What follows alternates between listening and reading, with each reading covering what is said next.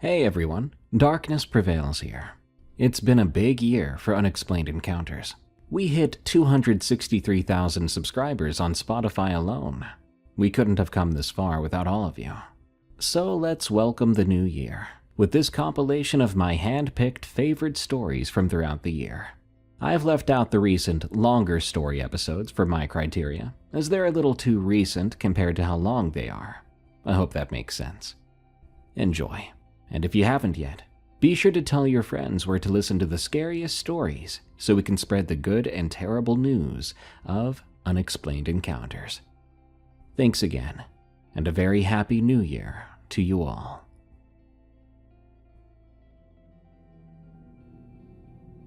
Reservation Memories from Cooley. I was born in the spring of 1989. To a family that carried a deep Navajo heritage. Though our home wasn't in the central area of the Navajo Nation, we lived in a smaller portion of reservation land in northern Arizona, where my father's side had resettled decades ago, for reasons they almost never discussed in detail. My father called it a family matter, and that was generally enough to end any questions. Growing up, I took the land for granted. The wide open fields that tapered into thick clusters of juniper and pinyon, the mild winters and the relentless summer heat, and especially the winding wash that carved a path through the reservation's southern edge. Everything felt like it had been there forever, and I assumed it always would be. In 1999, I turned 10, and that's where this story begins. My memories of the time are oddly crisp. Probably because those events marked me more than anything else in my childhood. My mother was a firm believer in traditional Navajo teachings. She'd grown up near the Four Corners region, though we rarely traveled away from our corner of northern Arizona. We still had relatives scattered across several states, but this was where we were settled. My father worked for the tribal council, organizing youth programs and cultural events, while my mother helped run a small convenience store attached to a gas station on the reservation. We weren't wealthy by any stretch, but we weren't desperate either. Life was simple. I had an older sister, Ava, who was 13 at the time, and a younger brother named Peter, who was 5. Our home was a modest, double-wide trailer surrounded by a chain-link fence. Beyond the fence stretched the reservation, a mixture of open fields and scraggly brush and clusters of trees that some people referred to as the woods, even though they weren't really that dense. There was also a wide arroyo about a quarter mile from our yard, which filled with water after heavy rains but stayed bone dry most of the year. Past that arroyo, the land dipped into a shallow valley. You could see for miles if you stood on a slight rise behind our trailer. It was around September 1999. When rumors started to circulate in our small community. People whispered about strange footprints and mutilated animal remains, mostly strays or wild critters found near the edges of the reservation. As rumors often go, it wasn't taken too seriously at first. Our land has coyotes, the occasional stray dog pack too. I've even heard of a mountain lion attack here and there on animals, though that would be considered very unusual. But the stories we heard didn't match normal predator behavior. Folks said these animals were ripped apart in ways that suggested something more deliberate, something that might point to human involvement. The tribal police had no answers. They wrote a few reports, but no culprit was ever found. I didn't worry about it, not until my father began to lock our gate at night. Something he had never bothered to do before. He also insisted we keep our curtains drawn after dark. My mother, for her part, started to light a small juniper bundle and walking around the house, muttering soft prayers in the Navajo language. Ava and I found it curious, but we didn't ask too many questions. Our mother's spiritual side was strong, and sometimes she did these little ceremonies, just because a family member had a bad dream, or because we'd heard a tragedy in the community. It wasn't entirely unusual, but still, there was a tension in the house that didn't really fade. I recall one night, maybe a week after the rumor started, when I heard what I can only describe as scratching sounds on the outside wall near my bedroom window. My window faced the backyard, which led to the fence and then that open stretch of field. The noise was faint but unmistakable, like nails on metal siding. I remember freezing up, feeling terrified, but listening very close. A few seconds passed by. The scratching repeated, slower this time, almost exploratory. I was much too scared to move. Eventually, it stopped, but I lay awake there for another hour afterward, waiting for something else to happen. It never did, so I convinced myself it was just a stray cat, maybe a branch brushing the trailer in the wind. However, my father's behavior the next morning suggested otherwise. I watched him walk the perimeter of our yard, searching the fence line with a flashlight even though the sun had already risen. He didn't say much, just kept scouring the dirt. When I asked him if something was wrong, he looked at me gravely. "Nothing you need to worry about. Just be sure to stay in after dark." In October of that year, the rumors intensified. 2 teenage boys from another family claimed they'd seen something stalking them while they walked home from the bus stop at dusk. They described it as a tall figure with uneven proportions, moving on all fours at one point, then standing upright the next. Their parents scolded them for telling wild stories, but the boys insisted on what they saw.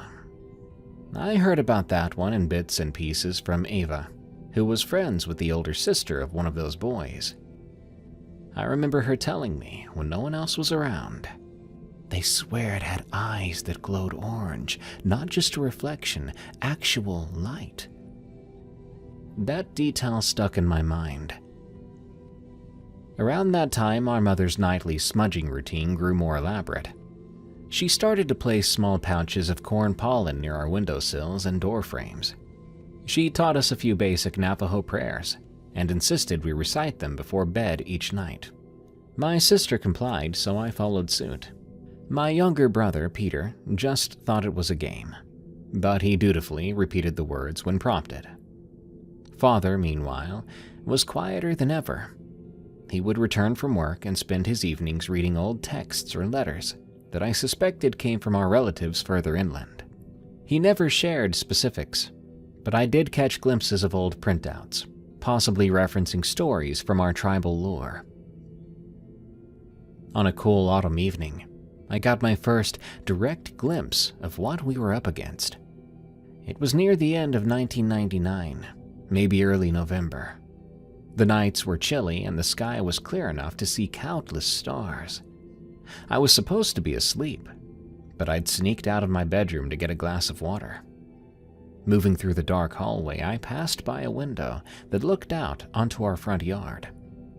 We kept the curtains partially closed, but I could still see outside if I peered through the gap. Something was standing by the fence near the gate.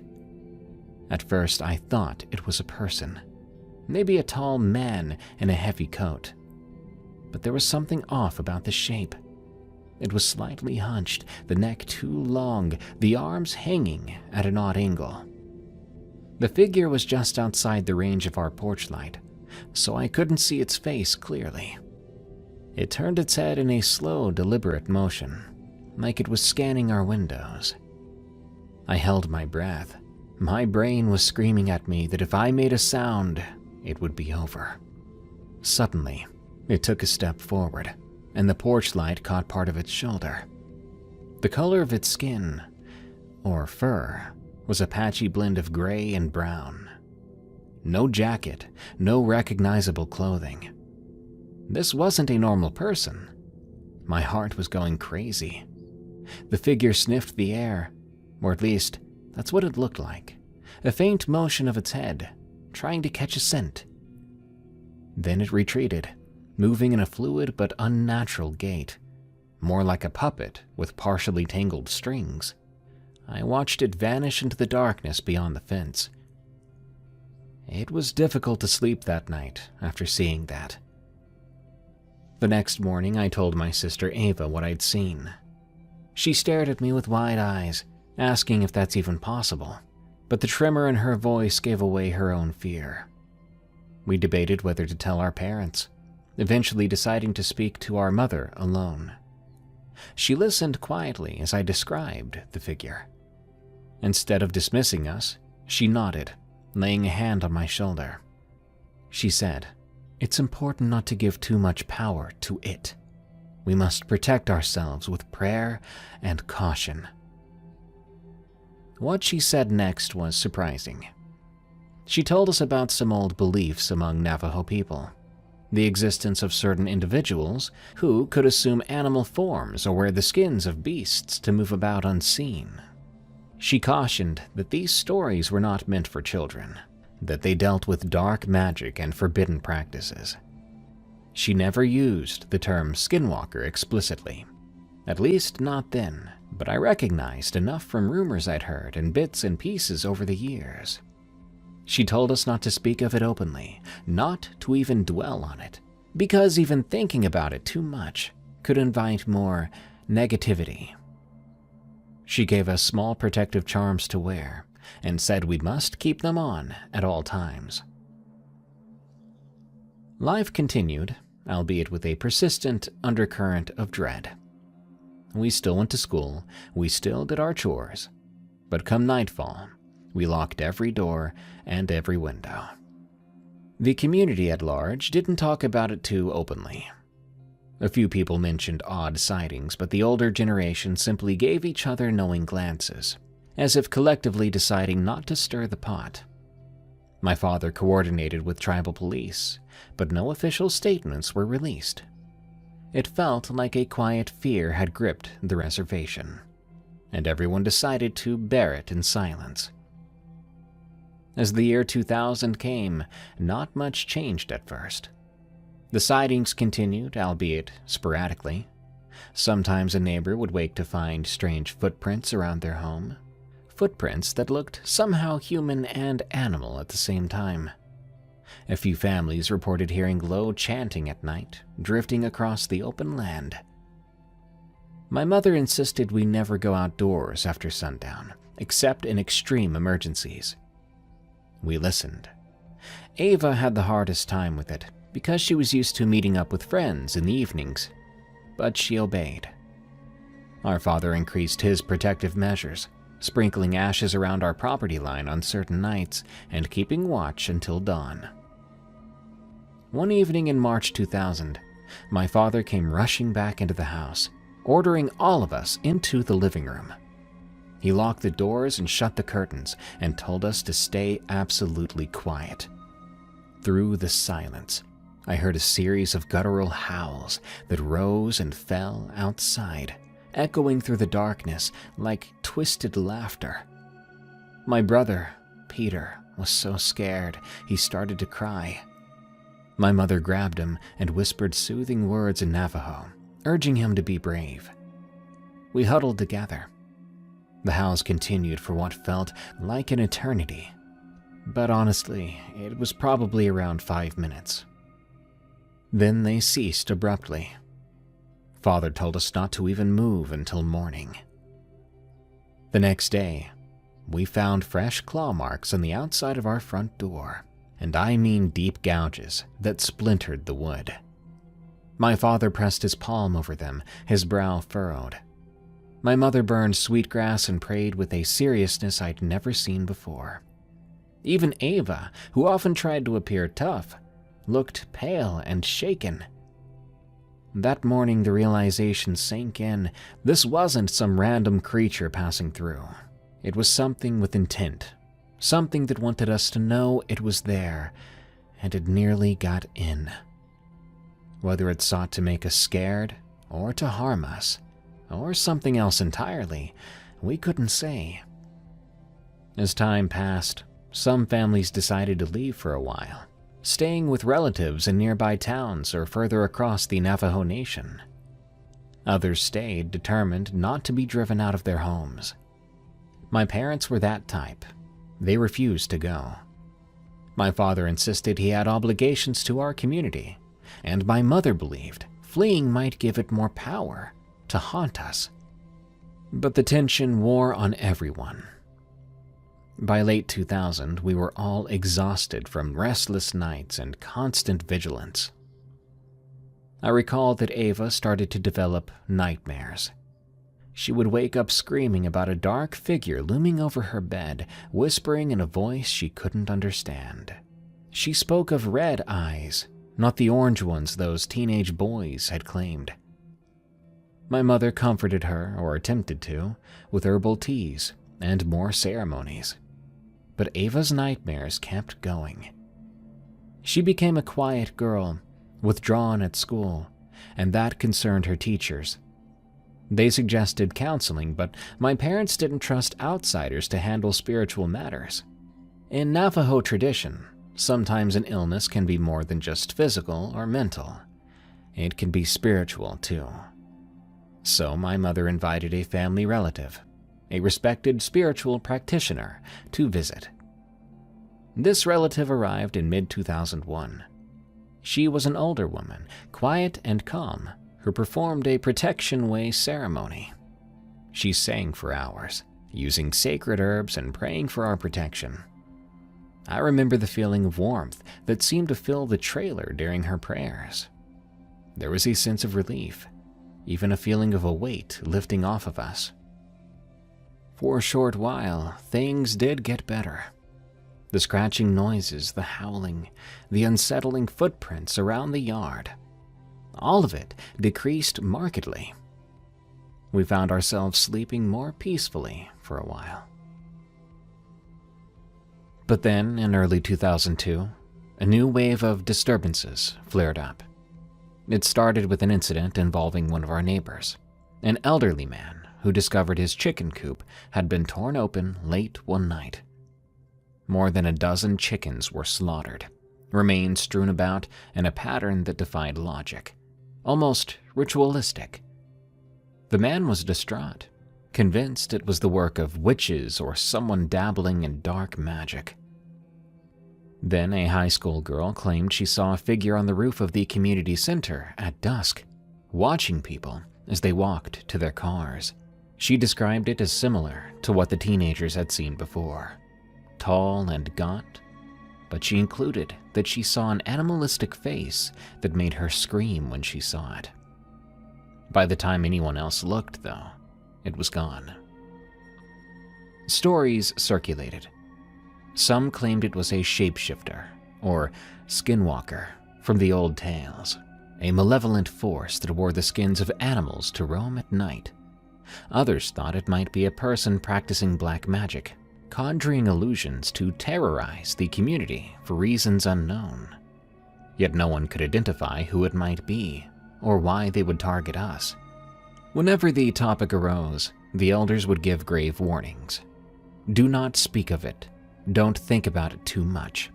Protect yourselves, follow the old ways, and be mindful of where you go at night. In the summer of 2002, we had a family gathering. Relatives from out of state visited, and for a brief time our home was filled with laughter and good food. I almost forgot about the fear that hovered in the background. One evening, my cousin Alec, who was around my age, suggested we go exploring near the arroyo. I hesitated, but decided it would be fine as long as we did so before nightfall. We took Peter with us, and we walked along the dry arroyo bed, searching for interesting rocks. It was nice to feel normal again, just some kids being kids.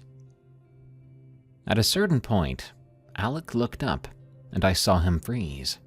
I followed his gaze to the crest of a small rise about 50 yards away. A figure stood there. In broad daylight, I could see it more clearly than ever before. Tall, lanky limbs, torso wrapped in ragged animal skins. The face was obscured by shadows from the shape of the head covering. Even so, I could sense its eyes on us, cold and unblinking. My stomach churned with terror. I grabbed Peter's hand, and we both retreated a step. Alex stood motionless, mouth wide open. Then the figure raised an arm, as if to point at us, or beckon, perhaps both. A sudden dread overcame me, stronger than anything I'd ever felt. We turned and ran, half pulling Peter along, stumbling over the uneven ground. We didn't stop until we made it to our yard, out of breath and trembling. My mother was outside at the time, hanging up some laundry. She saw our expressions and immediately ushered us into the house. We explained what happened, tears streaming down Peter's face. Without hesitation, my mother performed another prayer, burning sage and making sure we drank a special tea meant to calm our hearts. By 2003, the entire reservation was on edge. People had tried calling state authorities, but the official story was always that they found no evidence of a person or animal that matched our descriptions. No footprints that couldn't be attributed to normal wildlife or known footwear, and no suspicious individuals. It didn't help that many families were hesitant to discuss with outsiders about spiritual beliefs. So the cycle continued. Sightings, noises, eerie events, followed by periods of uneasy silence. One night in late 2003, I remember my father stepping out onto the porch around midnight. He had his rifle in his hand. He'd been hearing a low chanting sound drifting across the fields. After a few minutes, there boomed the firing of 2 shots in the air. The chanting stopped, and Mother was furious that he'd resorted to shooting, warning it might provoke something worse. Father, exhausted, just gripped the rifle tight. He told us, "We can't just let it roam freely doing this anymore. We have to show we can fight back, or it'll never back down." Whether that show of force helped or not, the chanting didn't return for several weeks. We savored a bit of calm, though we never let our guard down. School was a distraction, but even teachers seemed to know something heavy weighed on the community. Students continued to whisper about the shapeshifter during lunch breaks, daring each other to go out late at night. Some would joke about it, but those jokes always seemed to ring hollow. Beneath the jokes, there lurked genuine fear. When 2004 arrived, I was 14. My sister Ava was 17, preparing for her next steps in life. She wanted to attend a college out of state, far from northern Arizona and its constant dread. She had blossomed into a quiet but determined young woman, still bearing the psychic scars of her nightmares. Peter was 10 now, a happy child in daylight, but prone to anxious fits once darkness fell. My parents were wary. They'd done everything they could to protect us, but years of living under threat was taking its toll. Everyone hoped for a resolution soon, a sign that this presence would finally leave. In early spring of that year, my father received word from an elderly relative that there would be a significant ceremony held deeper in the Navajo Nation, a large gathering involving multiple spiritual leaders. It was meant to combat negative forces that had been plaguing several families. My father decided we should participate from afar, hoping a unified spiritual effort would help. Over a span of 3 days, we observed stricter prayers and avoidance rituals. We didn't let Peter watch TV at all. We abstained from certain foods. My mother sang old songs I'd never heard of before, and I often saw her cry when she did. On the second night of this period, I was awakened by clamoring outside. The dogs were barking and going mad, and I heard more than one voice shouting. I rushed to the window. In the distant field beyond our fence, flashlights bobbed. At least 3 beams of light swept across the grass. I couldn't see details, but it was clearly a group of men searching for something. A muffled gunshot rang out. My father burst into my room, telling me to stay put. He went outside to join them, carrying his rifle. Later I found out they'd seen the figure, a tall shape loping through the darkness, heading toward the tree line. One of the men fired, but it disappeared. They tracked footprints for 100 yards, footprints they swear changed shape halfway through, as if human feet gave way to large paw prints. The trail ended abruptly near a rocky outcrop. No blood, no body, nothing. But there was an overpowering stench that made the men recoil. Father came home looking grim, but with a hint of defiance in his eyes, as if telling me, we faced it, and we didn't run. That was the last major incident that I can remember. Over the next few months, sightings dwindled. Occasional odd noises or fleeting shapes, yes, but the full-scale terror that had dominated our community began to subside. By the end of 2004, many families breathed easier. Some credited the combined spiritual efforts. Others said it was just time for the malicious force to move on. And others believed the men that night might have wounded it enough to weaken its hold, even if no blood was found. Nobody knew for certain. For me, that entire stretch of years, from 1999 to 2004, felt like living in a prolonged nightmare that ebbed and flowed but never entirely released us from its grip. The day I turned 15, I remember my mother quietly saying, "We should be grateful it's calmer now, but never forget what has happened here." She wasn't just talking to me. She was talking to all of us, reminding us to never forget the power of old stories, the reality they hold, even in modern times. She wanted us to never forget that there are forces out there that defy logic, and that caution, respect, and spiritual fortitude might be the only defense to. Over the years that followed, my family's life stabilized. Ava left for college, returning only during holidays, and she seemed to reclaim some of the lighthearted spirit she lost. Peter grew into a curious teenager, always asking about those years but never quite remembering them fully. My mother and father never stopped performing small protective rites, though they scaled back the intensity once the reservation returned to relative peace. Our old chain-link fence around the yard remained, but my father replaced our wooden front door with a sturdier metal one when he could afford it, still bearing faint scars from the night of the claw marks. Even though we found a kind of normalcy, the memory of that creature and what it represented has never left me.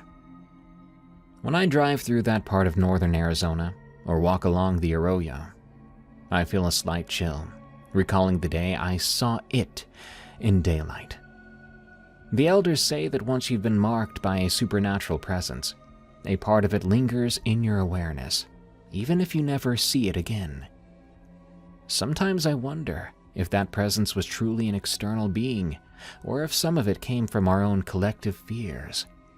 But then I remember those unexplainable footprints, the guttural howls, the claw marks on our door, and I know it was more than just imagination. I remember the summer of 1992 like it was last week, though so much has changed since then.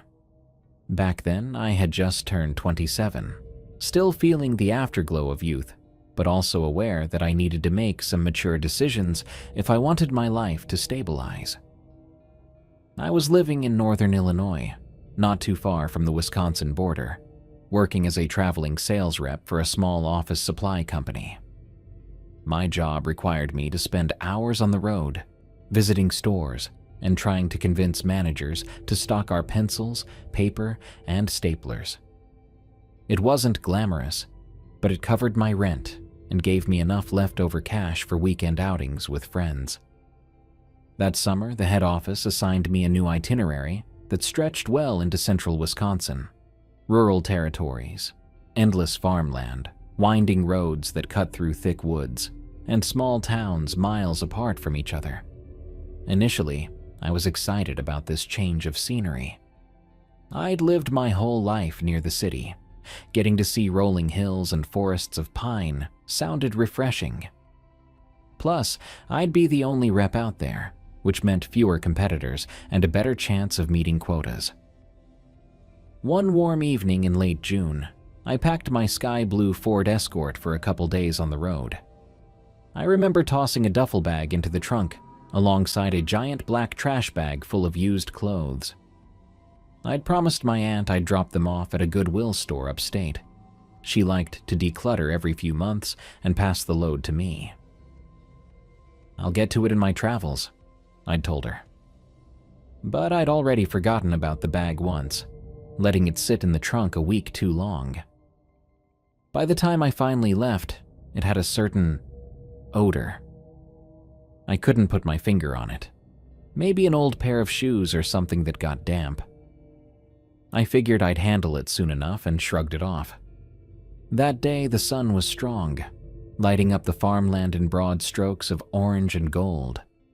The roads twisted and turned, so I kept my windows down to take in the breeze. My cassette player was on full blast, Madonna, if memory serves, when I spotted a small sign for a country diner. I decided to stop for a quick meal. The place was nearly empty, and I felt a friendly warmth as the waitress served me meatloaf with mashed potatoes. I chatted a bit with an older couple about how quiet the region was, how traffic seemed non-existent. The man told me, half jokingly, "We got more animals than people here. Just watch out for the big ones at night." I laughed politely and didn't think much of it. I left the diner around 7 p.m., hoping to reach my motel by nightfall. The route took me through an even lonelier stretch of highway. Trees loomed on both sides, casting long shadows as the sun dipped low. I was humming to myself, trying to keep calm because, despite the scenic view, I felt an undercurrent of unease. There was something about that dense forest that made me wonder how anyone could live so far removed from civilization. Not more than half an hour later, I saw movement in my peripheral vision. On the right side of the road, near the tree line, something big moved, an animal perhaps. I slowed a bit, eyes scanning the darkness under the branches. For a moment, I spotted a form that looked vaguely canine but upright. It was tall, disturbingly tall for an animal on hind legs. My brain struggled to process it. Did I see a bear? A stray dog on two legs? The thing's eyes flashed in the waning light, and a chill ran up my spine. I pressed the accelerator, wanting to get far away from that spot. But after a few minutes, I glanced in my rearview mirror and realized I wasn't alone on this road anymore. Another silhouette, or maybe the same one, darted across the pavement behind me. It moved with uncanny speed, crossing from one side to the other and then vanishing into the shadows. My heart thudded. I told myself, keep driving, ignore the weird feelings. It's probably just an animal scurrying at dusk. Twilight turned into full night. The moon was out, though clouds passed over it periodically, blanketing the road in darkness. That's when I saw a shape emerge again, only this time it ran alongside my car, deeper into the woods, but parallel to my vehicle. I pressed my foot harder on the gas. My Escort wasn't a muscle car, but I got it up to around 60 miles per hour. The shape kept pace, weaving between trees. I could hear branches snapping, as though it was crashing through brush with a raw power that sent my pulse into overdrive. There was no mistaking it. Something very large was racing me from inside the forest. I'm not sure how long it continued. Maybe a few terrifying minutes, though it felt like hours. Eventually, the forest thinned, and a clearing came into view. The shape fell behind, swallowed by darkness, and I released a shaky breath. My palms were slick with sweat, my mind overwhelmed by questions. I tried to rationalize, maybe a wolf or coyote with an odd gait, but deep in my gut, I knew it was bigger, more upright, and more deliberate in its pursuit. I managed to spot a small gas station near a crossroads, all lit up by a flickering neon sign. I decided to pull in and calm my nerves. Inside, a teenage cashier blinked at me while I wiped sweat from my forehead and asked for directions. He warned me that beyond that crossroads, the next rest area was nearly an hour away, and there wouldn't be much in the way of civilization. I asked if he'd ever heard of any large animals roaming the woods. He shrugged, explaining that they get bears sometimes, but nothing else that big. I didn't push the subject, worried he'd think I was a city girl losing my mind. Leaving the station, I got back on the highway, determined to reach that next rest stop. The road was emptier than ever, with only occasional headlights in the opposite lane. At some point, I noticed a rancid smell creeping into the car. Realizing it had to be the bag of clothes in the trunk, I decided I'd ditch it at the rest stop if they had a dumpster. Maybe something inside was rotting. It certainly smelled that way. Sure enough, just before 10 p.m., I pulled into a lonely rest stop with a few vending machines, some battered picnic tables, and one lone street lamp flickering over the parking lot. My plan was simple. Get out, toss the trash bag, and maybe splash some water on my face. But as soon as I stepped out of the car, I sensed movement. From the corner of my eye, I caught a glimpse of multiple shapes along the tree line, low to the ground, but unmistakably large. I froze, heart pounding. I hurried to the trunk, fumbling with my keys in the dark. As I opened it, the stench from the bag hit me in a wave of musty cloth, and who knows what else. That's when I heard them, heavy footfalls, one on each side, as if they were flanking me. I spun around, scanning the dimly lit area. For a second, I spotted two sets of eyes reflecting the orange glow of the street lamp. My throat went dry. I couldn't see them clearly, but the tall, dog-like figures crouched among the bushes had an unmistakable focus on me. A strangled gasp escaped my mouth. My entire body shook as I grabbed the black bag, hoisted it over my shoulder, and half stumbled toward the nearest trash bin. I could hear low growls, not like a typical dog's, but deeper and more resonant, almost echoing in my ears. My mind screamed at me to run, to throw the bag and get out of there, but my legs felt weighted down. Somehow, I managed to deposit the bag in the dumpster, slamming the lid shut. Almost instantly, the growling faded to a curious rumble, like they were sniffing the air. I realized with horror that the smell might have drawn them in. I sprinted back to my car, hands trembling. Before I could climb in, I heard scratching sounds on the pavement behind me. My eyes flicked around, spotting a tall outline under the street lamp. It had a canine snout, pointed ears, and muscular limbs that bent in an unnatural angle. Its fur shimmered dark, and I swear I saw sharp claws at the end of elongated fingers. I let out a scream, flung the driver's door open, and dove inside. My keys nearly slipped from my grip, but I managed to start the engine. As I reversed, my headlights swept across the parking lot. In that bright beam, I saw the creature lunge back into the shadows. It wasn't alone. Another one, nearly as large, retreated among the trees. Two dogmen, or whatever they were, clearly hunting in tandem. Adrenaline shot through me like fire. In seconds, I was speeding down the highway again, ignoring every traffic law. For the next half hour, my mirror played tricks on me.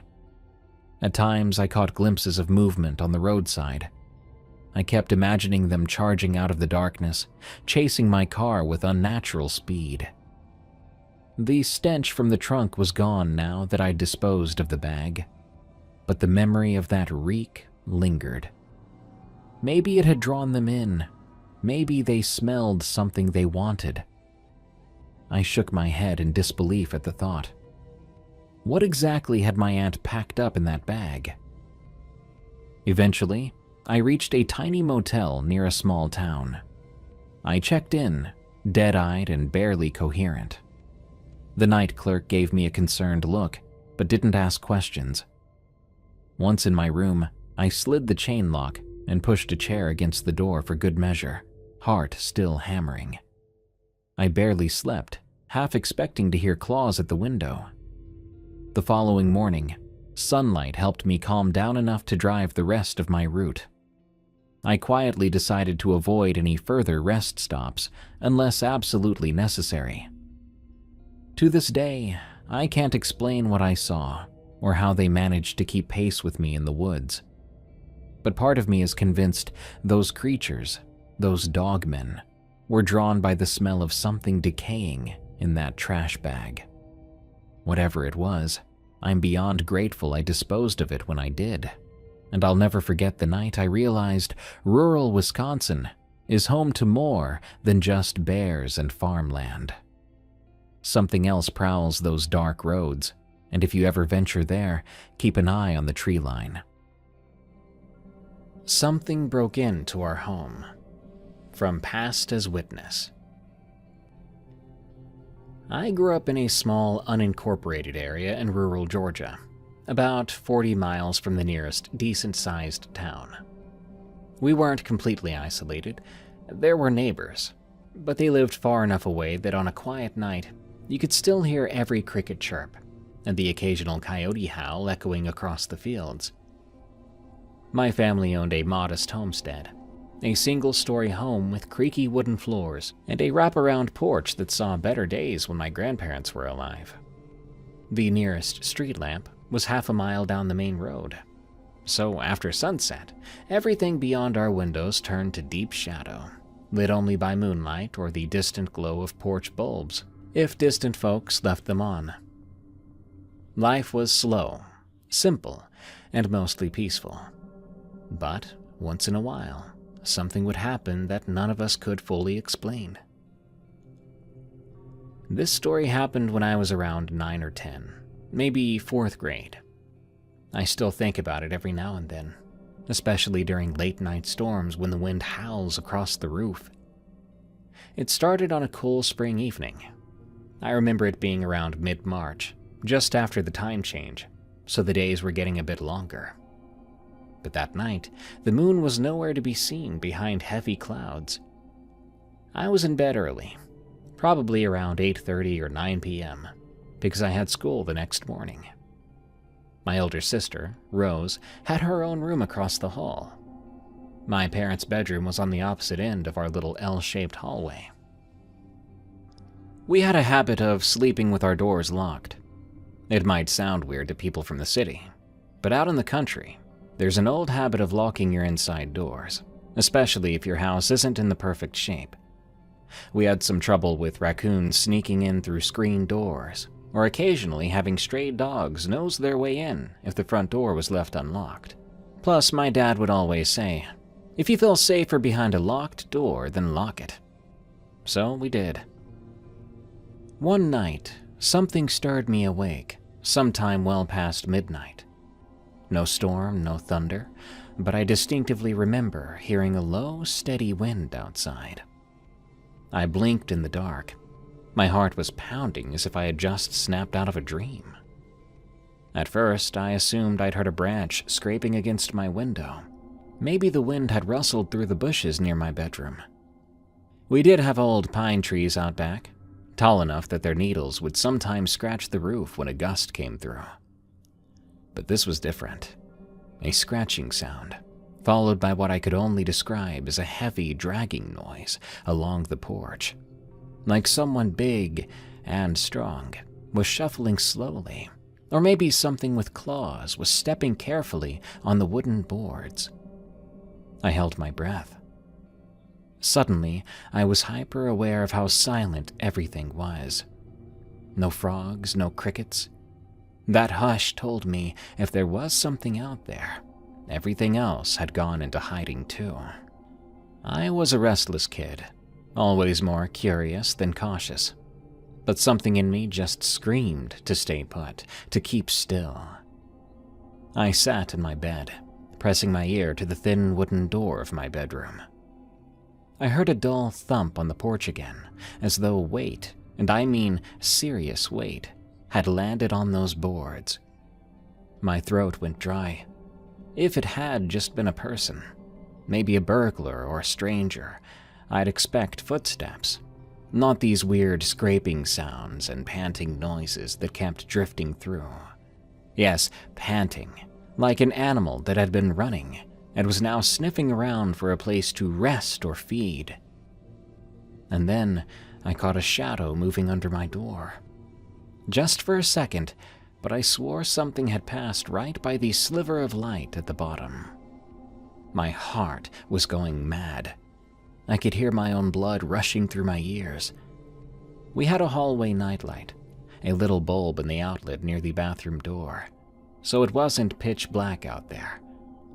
Even from behind the door, I could see faint outlines if something blocked that light. I scooted off the bed, tiptoeing closer. My bare feet pressed carefully against the cool wooden floor, avoiding the squeaky spots by memory. There was a soft creaking as weight pressed on a board right outside my door. It took everything in me not to call out for my parents or my sister. But fear gripped me. I did not want to draw attention if some sort of prowler was in the house. My dad kept a .22 by the door in his bedroom, but at the moment I didn't dare try to go get him or it.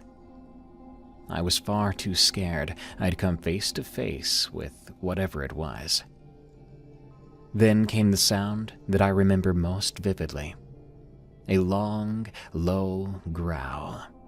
It was so low-pitched and gravelly, like a dog's snarl, but deeper, more primal. That one sound turned my legs to jelly. My little doorknob rattled slightly, as though tested by a large hand, or maybe claw, on the other side. My mind was reeling. If someone was messing around in our house, they were doing a disturbingly good job at sounding like a wild animal. I'm not sure how long I stood there, holding my breath, but it felt like ages. If a kid had never had a heart attack before throughout history, I was sure I was about to be the first. Gradually, the scraping footsteps moved away from my door. I heard something brush up against the wall in the hallway, and then, in the distance, a sharper sound, a crack, followed by the metallic grind of the front door's old hinges. Our front door was a big old wooden slab that had come with the house. Dad replaced the locks, but the frame itself had always been a bit worn out. If you slammed it just right, it would pop a hinge. But this noise sounded like the whole door had been smashed against its fittings. The frame squealed. I couldn't tell if it was an animal's growl or a man's grunt, or perhaps something in between. There was silence again, but only for a moment. Then the scratch-scrape of nails or claws across wood.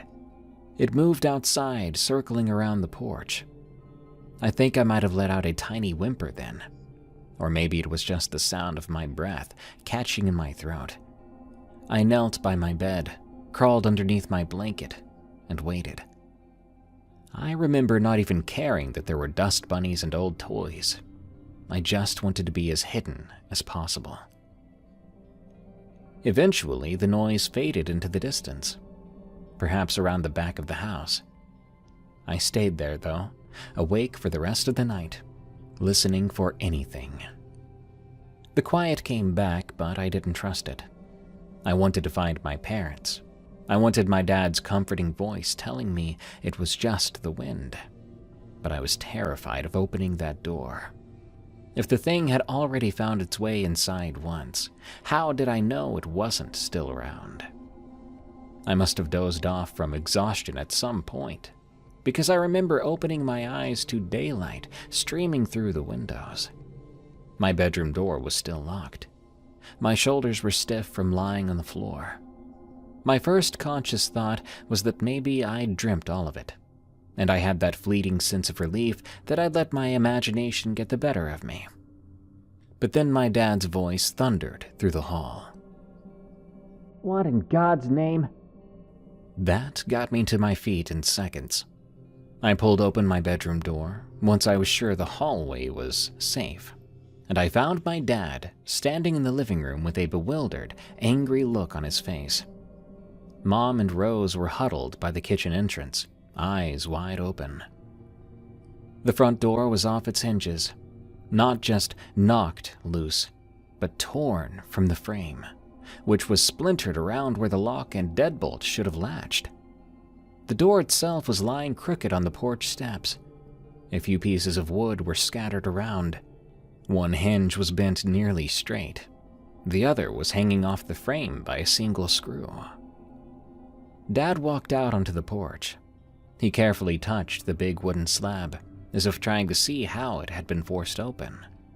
The porch itself had deep scratches, like claw marks, etched into the paint. Some of them looked like big arcs, almost parallel lines about an inch or two apart. There was hair too, dark brown or grayish, snagged on a nail that had been pulled loose from the railing. It didn't look like a dog or cat's hair. More like thick patches of fur you would see on a wild boar or something larger. But the color reminded me more of a wolf or coyote. Mom kept pressing Dad about what he thought could have done it. He was furious, thinking maybe it was some stray dog from up the road or some rabid coyote. Tell me if I'm wrong, but coyotes don't usually break doors off hinges, especially not old wooden doors that still had a functioning deadbolt. Yet, what else could do that kind of damage? A bear, maybe, but we rarely saw them that far south. And if a bear did break in, I doubt it would just leave after ripping off a door. Dad took his shotgun and walked the perimeter of the house, looking for footprints. I peeked out the doorway, staying close behind him, safe in his shadow. Sure enough, in the soft dirt near the porch steps, there were footprints. More like paw prints, but longer. They definitely weren't from a regular dog. I'd grown up around labs and hounds and plenty of random mutts. These tracks were huge, with a shape that hinted at something between a canine's paw and something almost human-like. Dad crouched down, took off his cap, and scratched his head. He was at a loss. We never found an exact explanation. Later that morning, when Dad tried to ask folks around if anyone saw strange animals or had livestock attacked, no one offered any real leads. Our neighbors gave us worried looks when we mentioned what happened. One of them muttered something about wild dogs gone mad, or wolves coming down from the mountains, but that didn't explain the sheer force needed to tear an entire door down. Another, more superstitious neighbor whispered that maybe it was some werewolf. Half joking, though. But I did notice he seemed half serious. You know the way someone might test the waters by saying something silly and playing it off as a joke? It reminded me of that. The next week, we replaced the door with a sturdier metal one. It even had a reinforced frame. Dad started staying up a bit later, too, just in case, keeping a shotgun close. He would scan the yard through the windows before bed. I don't think he ever saw anything after that night, but he did admit to hearing some heavy footsteps on side once or twice over the following months. My sister and I never heard it again. Or if we did, maybe we convinced ourselves it was our imagination. All these years later, we still lock our bedroom doors at night. My parents do too, even though we're all adults with homes of our own. I have told the story to a handful of friends over the years. Some do believe me, others take the story with a laugh. But my sister and our parents were there that morning. There's no disputing the broken door. If it wasn't something unnatural, then it had to be an animal that we aren't used to dealing with around here. And yet we've lived in Georgia all our lives, and none of us had ever come across claw marks quite like that.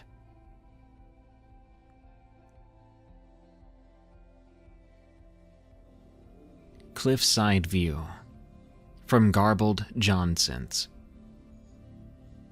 Look, I hate to be that kind of grandkid, but I never liked my grandparents' cottage.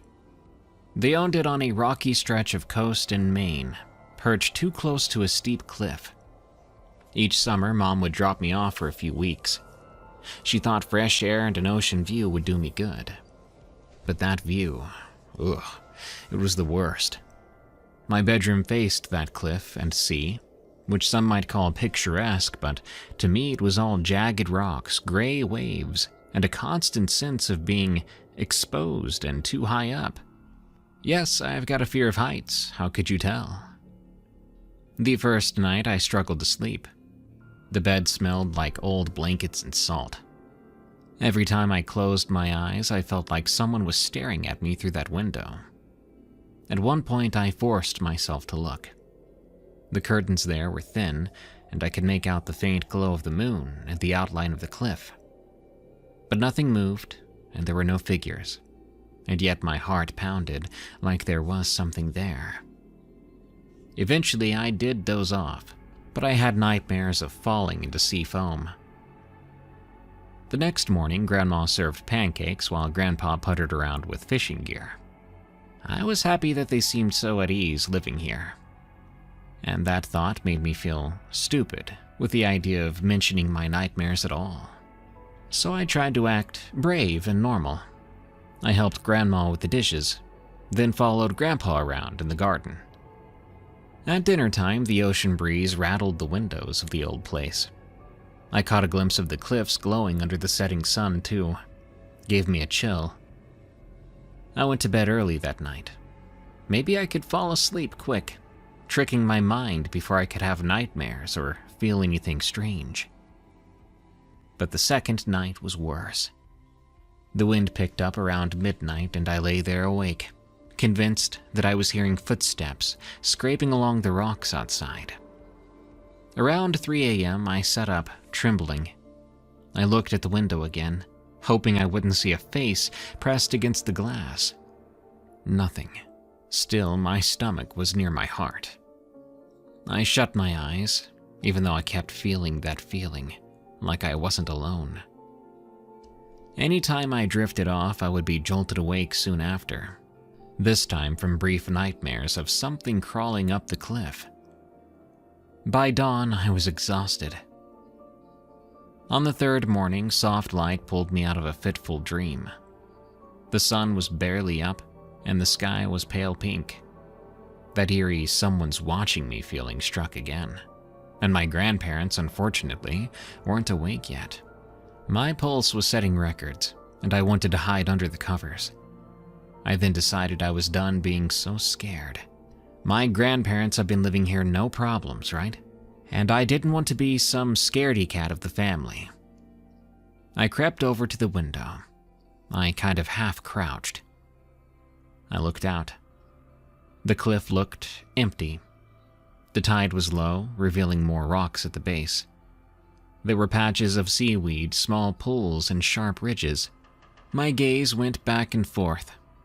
I told myself I wasn't going to see anything, that the odd feelings I had about the place didn't make sense, and I didn't need them to. But then I spotted movement near the very bottom, where the rocks met the water. A man sat hunched on the stones. His skin was shockingly pale, and he looked skinny, almost skeletal. His limbs were long and his flesh appeared wrinkled or pruned, like he'd been soaking in the ocean for days. Worse, he was wearing nothing at all. He just sat there, nude, staring at the sea. I was frozen to the spot. I couldn't make sense of what I was looking at. Was this some weird neighbor? Or something else? Who would be down there naked at sunrise? Maybe he needed some help, but fear pinned me in place. I felt like everything was going in slow motion then, especially when I saw him turn his head, and even from that distance, I saw him look right at me. I couldn't breathe for a moment. Then I swear he smiled, an unmistakable wide grin, but it didn't feel friendly. It felt wrong, like he was amused to have an audience.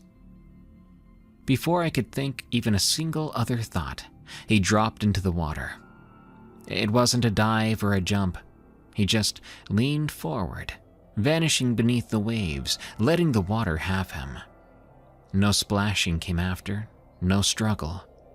One moment he was there and the next he was gone. My legs were shaking like there was an earthquake beneath me. I jumped away from the window. What if it was a normal man and he was hurt? I couldn't bring myself to go outside. I dashed back into bed, yanking the covers over my head, trying to breathe calmly. If I couldn't go back to sleep for another hour, I thought surely I was about to faint and sleep anyway. A few minutes later, I heard footsteps in the hallway. It was Grandpa, awake early to make coffee. I felt so relieved. At least I wasn't alone in that silent house anymore. I tossed on some clothes and hurried to the kitchen, pretending I just woke up. Grandpa smiled and asked if I wanted oatmeal or eggs. I mumbled something and kept looking over at the cliff through the window above the sink. From there, everything looked normal, like nothing strange had happened. And to this very day, I hope beyond hope that what I saw out of that window in that little room was just a very vivid dream, a sleepwalking nightmare. But I'm here sharing this story with you because I don't think it was.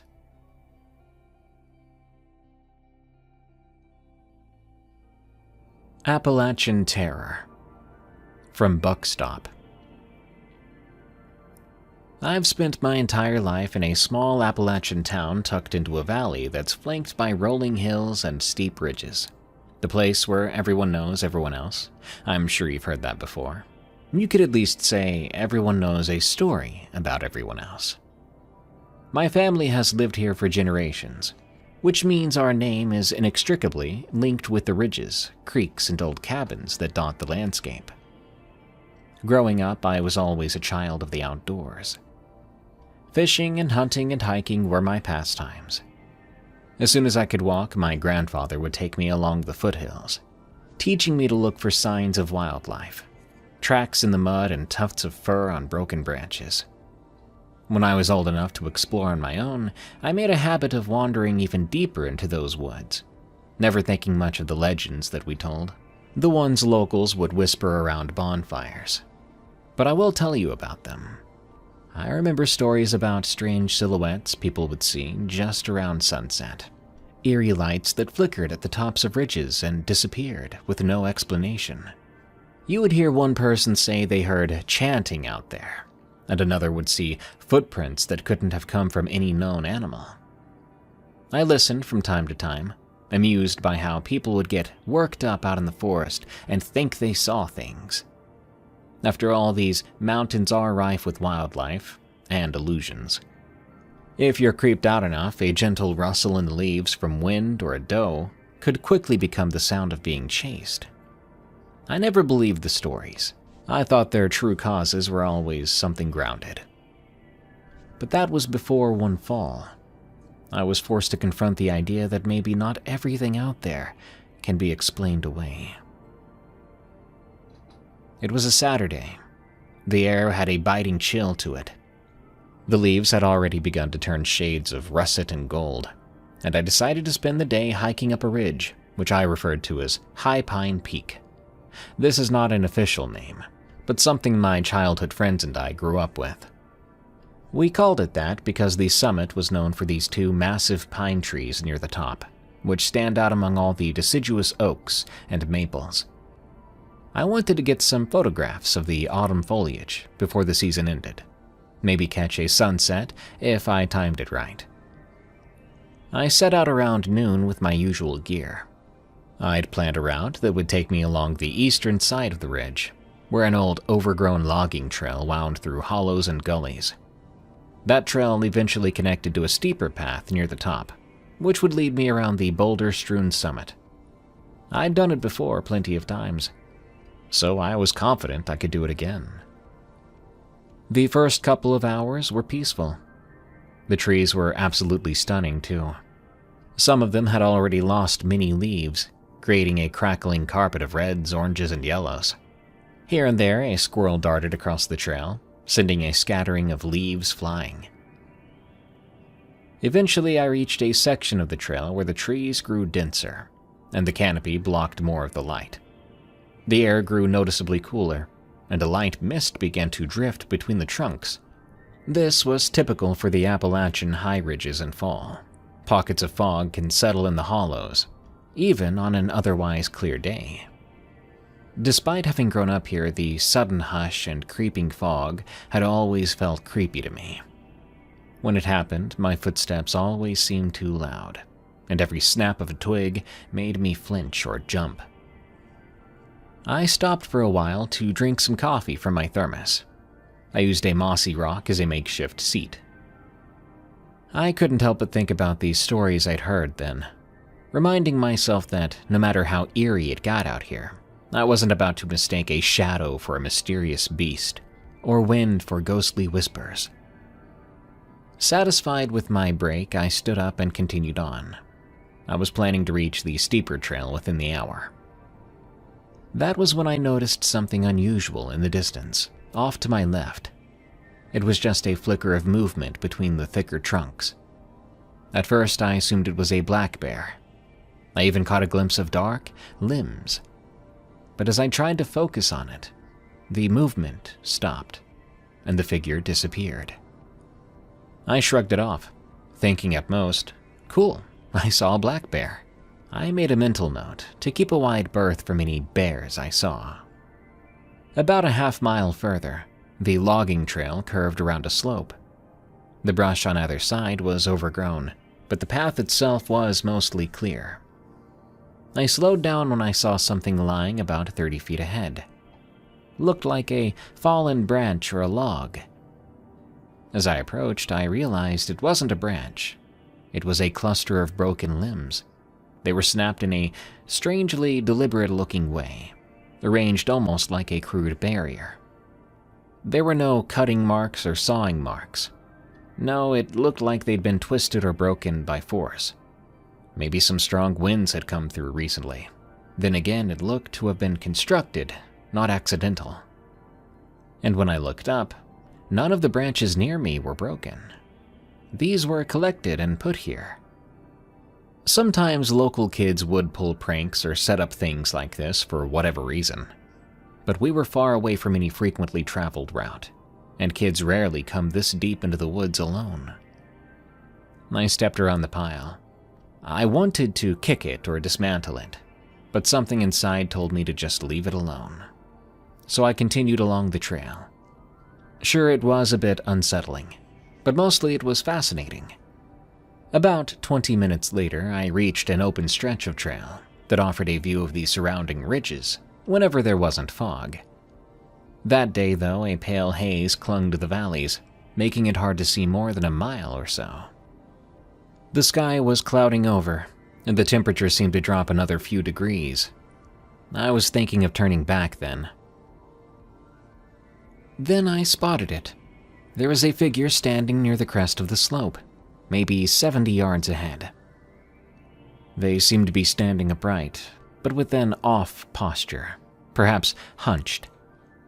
Whatever it was, or whoever they were, they looked unusually tall and thin.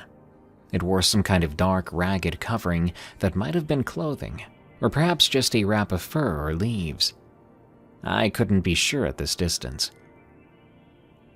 My mind scrambled to come up with an explanation. A hiker with a large backpack, a hunter wearing camouflage. But the figure didn't move like a person. It took a step sideways, then another, in a way that reminded me of how a heron might move along a riverbank. As I watched, the figure shifted and glided out of view behind a cluster of mountain laurel. I say glided here because that's truly what it looked like from there. No heavy footfalls, no bending of the knees like a typical walk.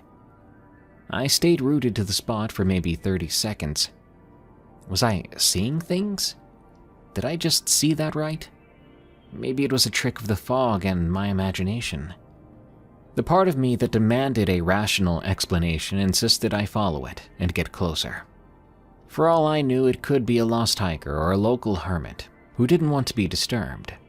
But if I saw it up close, I could rest easy. I've always been pragmatic, but also stubbornly curious. Against my better instincts, I shouldered my backpack. I took a deep breath and made my way up the slope, where I'd last seen the figure. But I didn't find any footprints, just damp leaves. The leaves, though, did look like they'd been disturbed in a path heading westward. I then followed the trail of scuffed foliage, watching carefully for any more movement. After about 5 minutes, I came to a large rocky outcrop where the mountain laurel grew thick. It was almost like a natural wall. I wondered how the figure could have possibly slipped through without me hearing branches crack, or at least me seeing them sway. The laurel was dense, and moving through it would have made a tremendous amount of noise. And yet I heard nothing. I pressed around the outcrop and found a narrow gap, barely wide enough for me to squeeze through. My jacket snagged on a branch, making a loud tearing sound. The gap led to a small clearing, a hidden hollow with a flat moss-covered rock at the center, and a ring of stunted oak trees around its perimeter. The air in that hollow was dead still. I heard no wind or bird calls. The ground felt oddly spongy, too, beneath my boots. I cautiously advanced, looking left and right, but there was no sign of anyone else or anything else. Before long, though, I did see it. It was crouched at the far edge of the clearing near the trunk of an oak. It was definitely tall, well over 6 feet, maybe closer to 7. Thin limbs with proportions that didn't seem quite human, and the covering it wore, or grew from its body, hung in dark tatters. As I stood there, it slowly turned its head toward me. I couldn't see a face exactly, more like an elongated shape with ridges where a skull should have been. Yet, I had the unmistakable impression that it was watching me with intense scrutiny. My blood pounded in my ears. I felt an overwhelming, instinctual urge to run, but also a strange pull to keep observing. I held my breath, and for a moment, I was thinking about saying something to it. But I decided against that. The creature, I struggled to call it a person, seemed wary of me, almost as if it was ready to sprint away if I made any sudden moves. The idea emboldened me a bit. Maybe it wasn't aggressive. Maybe I had the upper hand here. I took a half step forward. It instantly sprang upright. It made no sound that I could hear, but its movements were swift and smooth, reminding me of a deer spooked by a hunter's approach. It then darted along the edge of the clearing, weaving between trees so gracefully. I had to follow it, though, as quickly as I could. Branches scraped at my arms, and I stumbled over some roots. In seconds, however, it was gone, vanished into the thicker part of the woods on the far side of the clearing. I stood there, breathing hard, feeling like I'd lost my chance to figure out what I was dealing with, my chance for an explanation and comfort. Every rational thought in me was telling me that I'd just chased a figure that might be dangerous. But my dumb self felt compelled to keep going, telling myself it was just a person, definitely a weird-looking hermit, that was harmless, and if I just got close enough, I would see a human face and there would be no problem. After a few moments to catch my breath, I pressed on. The terrain grew steeper as I reached the upper ridges, and the ground was scattered with loose stones. The old-growth forest was much more dense here, with massive pines, oaks, and maples. It was near the crest of the hill, only about another 200 yards to the top, but the route had no clear trail. I had to pick my way around fallen logs and lichen-covered boulders. I started to notice small signs. Branches snapped off in ways that seemed intentional, scratch marks on tree trunks, and once a faint footprint in the wet soil. The footprint resembled a person's. Enough. Even so, something about it gave me shivers. I pushed on, convinced I was close to discovering something mundane. Eventually, I emerged on a narrow rocky ledge that offered a view of the next valley over. Normally, from there you could see farmland, a winding 2-lane road, the distant roofs of houses. But the fog had thickened, cloaking everything in milky gray. The wind was picking up, carrying the smell of damp earth and leafy decay. I reoriented myself, then saw movement near a stand of those massive pine trees that gave this peak its local name, High Pine Peak. There it was again. The figure stood among the pines, one thin limb resting against a trunk.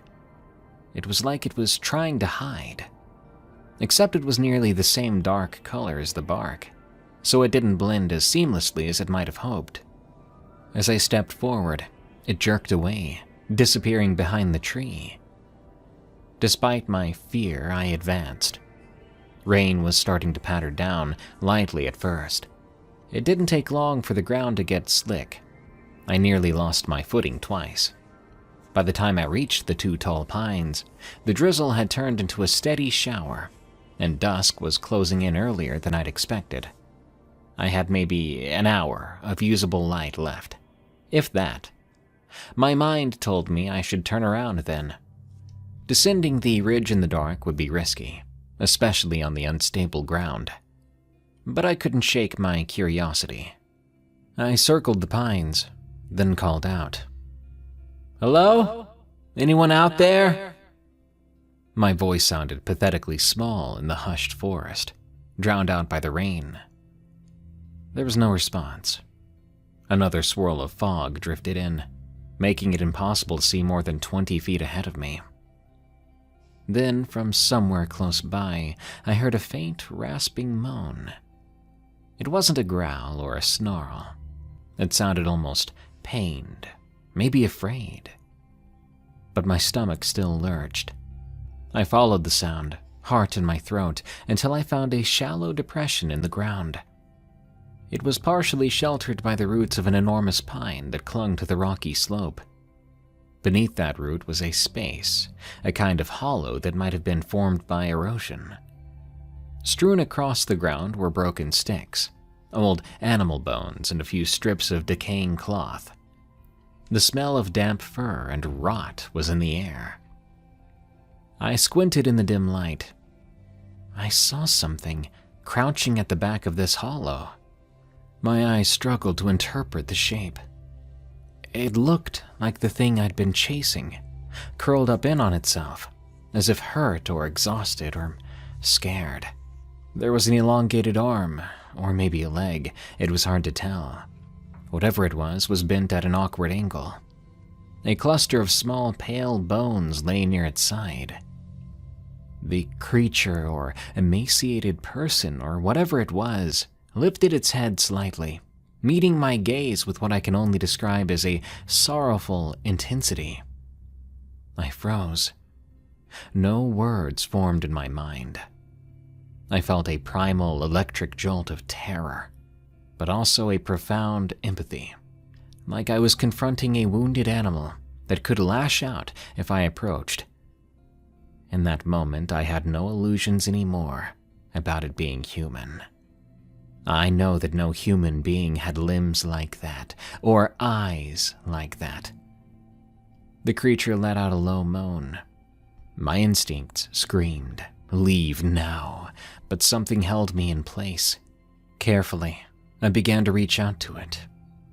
I was intent on touching it. I don't know what compelled me, but I felt I had to.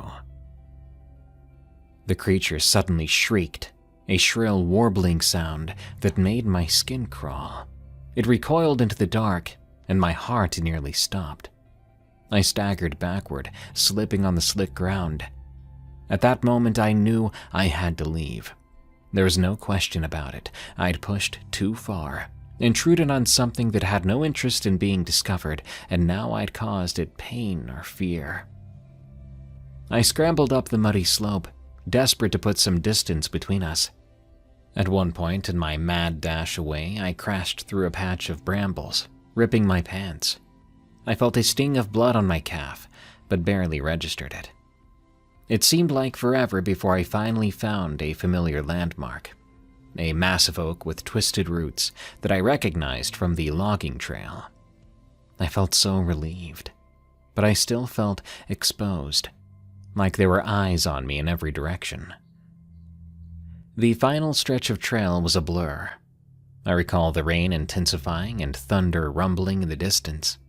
Of course, I nearly lost my footing a dozen more times. At long last, I emerged onto the country road that led back to town. My clothes were soaked and I was trembling. Couldn't tell if it was from the cold or from panic. I'd only been gone about 7 hours total, but it felt like I was gone a lifetime out there. When I got home, I locked myself in my bedroom and tried to sleep. And for a long time, I had nightmares about it. Nightmares where I'm standing at the edge of the hollow, shining my flashlight inside that hole, only to see two reflective eyes staring back. A few times, though, I've dreamed I was the wounded one in the hollow, and that elongated figure towers over me, deciding whether to help me or harm me. Many who live in Appalachia say these mountains hold secrets far older than our towns, older than the roads and the rail lines. At first, I always thought it was just poetic talk. Now I'm starting to rethink things. I suspect maybe I've glimpsed one of those secrets, a creature that moves quietly among the pines and laurel, shy, maybe even wounded. What its purpose is, I'm not sure. But I am sure that there's something unnatural and otherworldly about it. Don't go chasing the things that go bump, especially the ones that want to be left alone.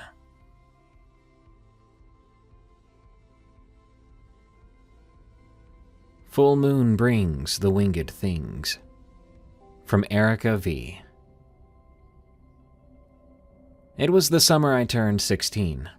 That's a fact I won't forget due to the freaky stuff that happened at our family's cabin in New Mexico.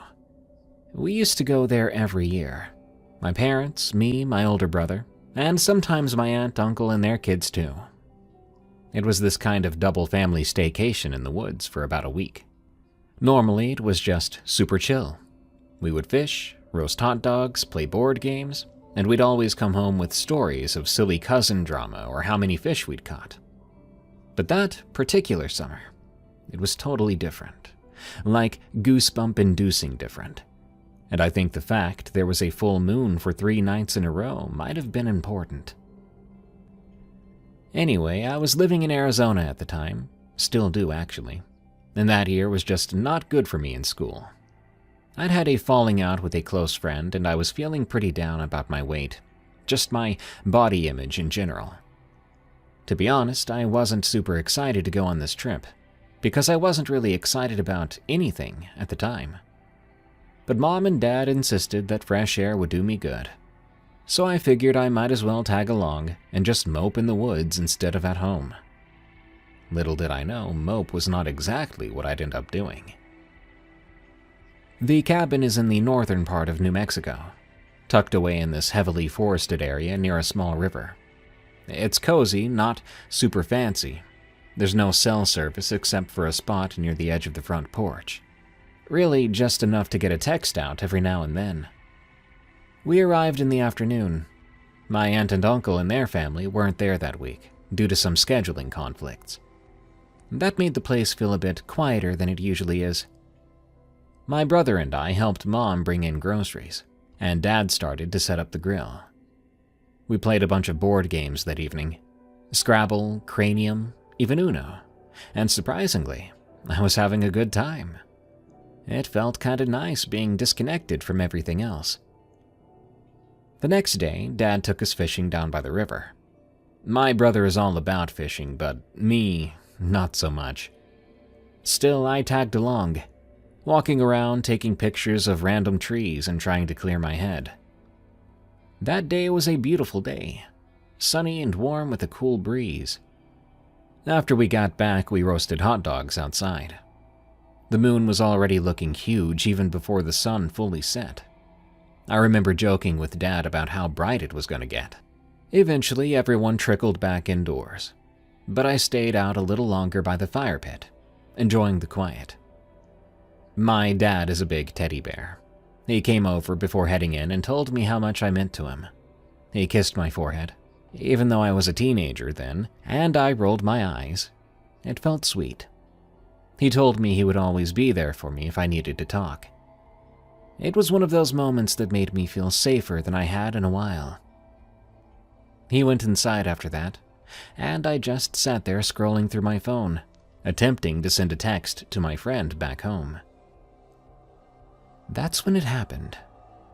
First, I felt this weird hush come over the forest, like all the nighttime insect sounds and owl hoots just died out. Then I heard this whoosh, but it was above me, not around me, so it didn't blow my hair or anything. It was like some huge gust of wind had cut through the treetops, which freaked me out because all the leaves and branches started rustling in a wave, almost like a wave of silence rolling across them. It gave me goosebumps. I sat there totally still, heart pounding in my ears. It sounded big, heavier than any bird or even some raccoon scampering about. And after the thud, there was this clicking sound, really loud clicking. I was so creeped out. The first thing that popped into my mind was that it sounded like echolocation. That clicking went on for a bit, echoing through the quiet forest. I couldn't see anything because it was so dark, though the moonlight helped a little. But the thick canopy overhead didn't let me see the actual shape. After a while, the clicking just stopped. Then, steadily, the normal forest sounds started creeping back. I was about to quietly step back toward the cabin when another whoosh came. This time it was followed by a heavy thud on the ground, maybe 20 yards away from me. Then there was this high-pitched squeal, like a rodent or something in agony. It freaked me out so bad that I stood up, ready to bolt away. But I looked up just in time to catch a glimpse of this huge bat-like thing flying away, and it was holding something in its claws, something that was squealing. I ran inside so fast, I nearly tripped over the porch steps. Dad was still in the kitchen getting some water, and my brother was sprawled out on the couch with some old VHS movie playing on the TV. I probably looked like I'd seen a ghost, because Dad's eyes went wide and he asked what was wrong. I told him that I'd heard something. I saw something out there. My heart was racing so quickly I could barely get the words out. My brother paused his movie, and the two of them stepped outside with a flashlight. They were out there for a good 15 minutes or so, but when they came back, they said they didn't see anything. Well, except they did find some blood on the grass near where I heard the thud. They came back in looking a little concerned, but also kind of like, well, maybe it was an owl that grabbed a rabbit or something. The next day, my dad, my brother, and my uncle, he came by just for the day, decided to go hunting. They were gone for hours, so the ladies, as they called us, just stayed around the cabin chatting, watching TV, and eventually, my aunt, who had also come along with my uncle just for the day, taught me how to make Grandma's old French silk pie recipe. It was fun, and I felt more relaxed. Sometimes being busy in the kitchen is the best distraction, and my aunt is the kind of person who's always full of funny stories and cooking tips. When the guys came back, they'd gotten a decent-sized buck. They were very, very proud. My dad and uncle took it behind the cabin to skin it, and I remember hearing them talk about burying the remains in a deep hole maybe 25 yards from the cabin to keep wild animals from sniffing around too close. They quartered it up and stuck the good meat in the freezer. Then they grabbed shovels and went off to do the burying. The rest of the evening passed without anything weird happening. We had a big family dinner, watched some random TV shows. Then, after my aunt and uncle left, we headed to bed.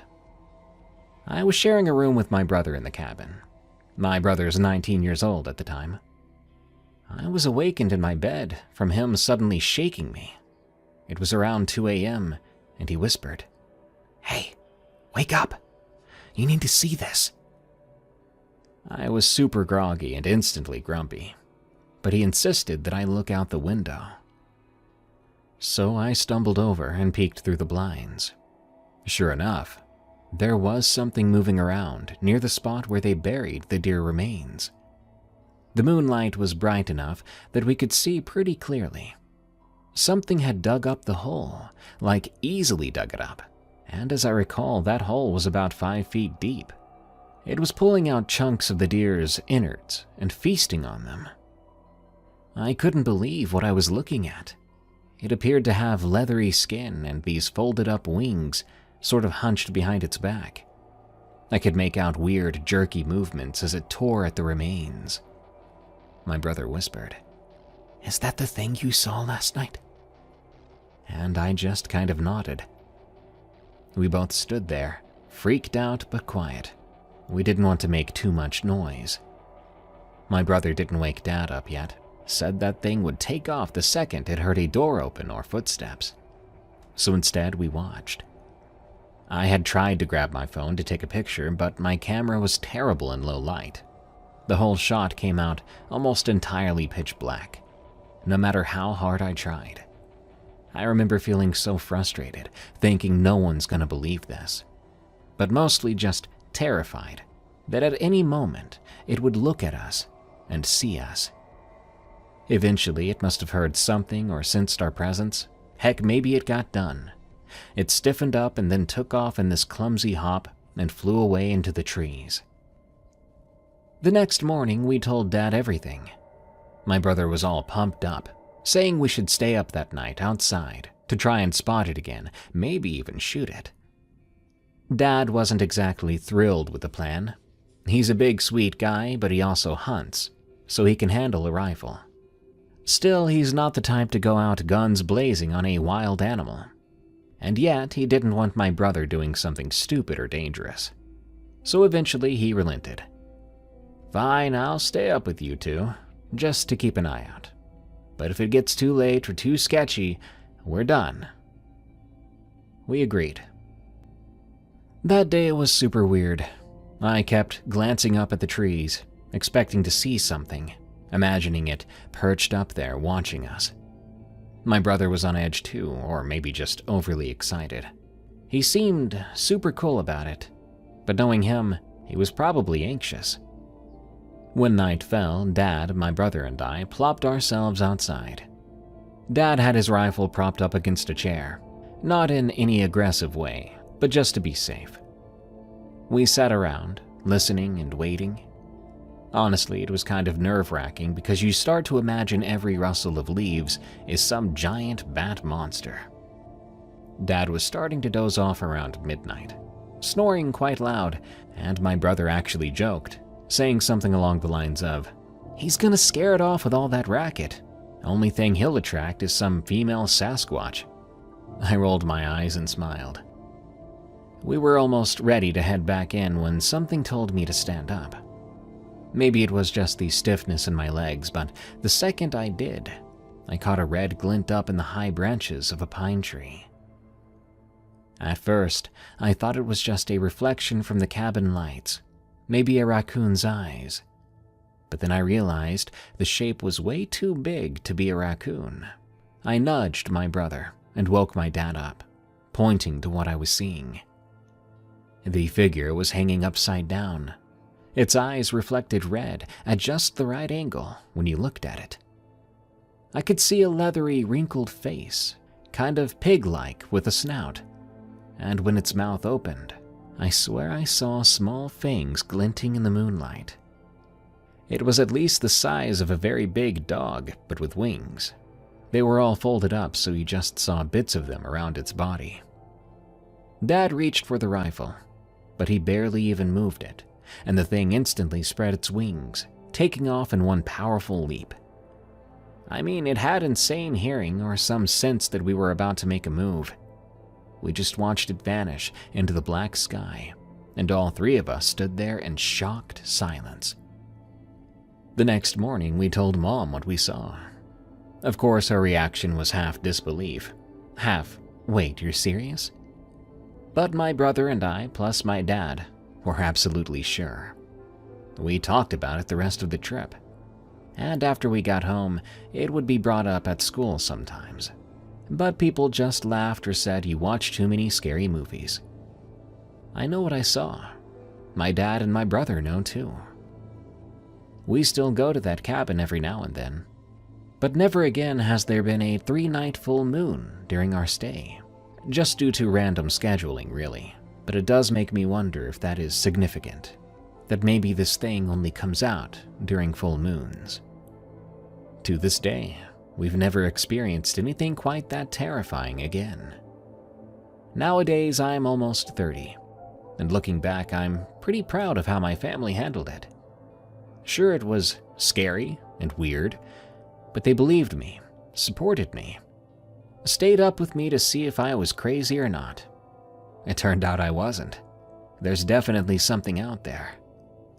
I think it's a giant predatory bat, but part of me wonders if it's some unknown creature that only shows up when the conditions are just right.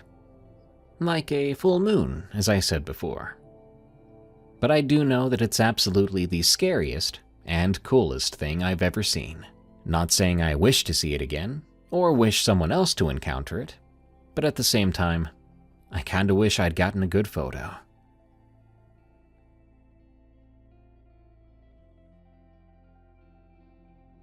The Sea Column, from Acre 90. I've been living on a 30-foot sailboat off Oahu for about a year. Some people see it as living rough, but it keeps me afloat, literally and financially. My boat's name isn't important. It's just home, a cramped cabin, a bunk, and a small propane stove. On a clear day, I can see Diamond Head in the distance. On a quiet night, the only sound is water lapping against the boat. I usually sleep well, but a few weeks ago, I had an experience I still can't explain. That night, I turned in early, around 9. I woke later feeling uneasy and checked my phone. 2:14 a.m. No storms, no boats passing nearby, just a strange vibe. I went on deck, expecting the usual star-filled sky and calm seas. Instead, I saw a giant black column on the horizon. It had to be at least 2 miles away, close enough for me to see it plainly, too far to make out details. The thing stretched from the ocean's surface beyond the cloud line, fading into darkness at the top. At first, I thought it might be a waterspout, but it wasn't rotating or swirling. It stood perfectly still. My phone camera was useless in the dark. The pictures showed only black smears. I tried adjusting settings, but none captured a real image. Meanwhile, the column seemed to shift slightly, although I couldn't tell if it was my eyes playing tricks. After a few minutes, it dropped. The top sank straight down, disappearing into the water in one smooth motion over about 10 seconds. No splash, no noise. Then the horizon was empty, as if the column had never been there. I stayed on deck until sunrise, too rattled to sleep. I scanned the ocean for any clue, debris, foam, lights, but saw nothing unusual. By morning, I tried convincing myself it might have been some bizarre weather formation. I sailed to the pier for groceries. Nobody at the dock mentioned seeing anything strange. A couple of days later, I moved to a calmer spot. Around noon, I spotted something floating a few hundred yards away. At first, I thought it was garbage or a log, but it turned out to be a school of small tuna, all belly up. Dozens of them, not a single bite taken. Normally, scavengers would flock to an easy meal, but the water was empty except for these dead fish. I fished one out with a net. Its body looked pristine, no signs of wounds or decay. I let them drift. That incident might have been a fluke, but it happened again a few days later, then a third time. Different fish species, all floating lifeless, none scavenged. I started mentioning these mass fish kills to anyone who would listen.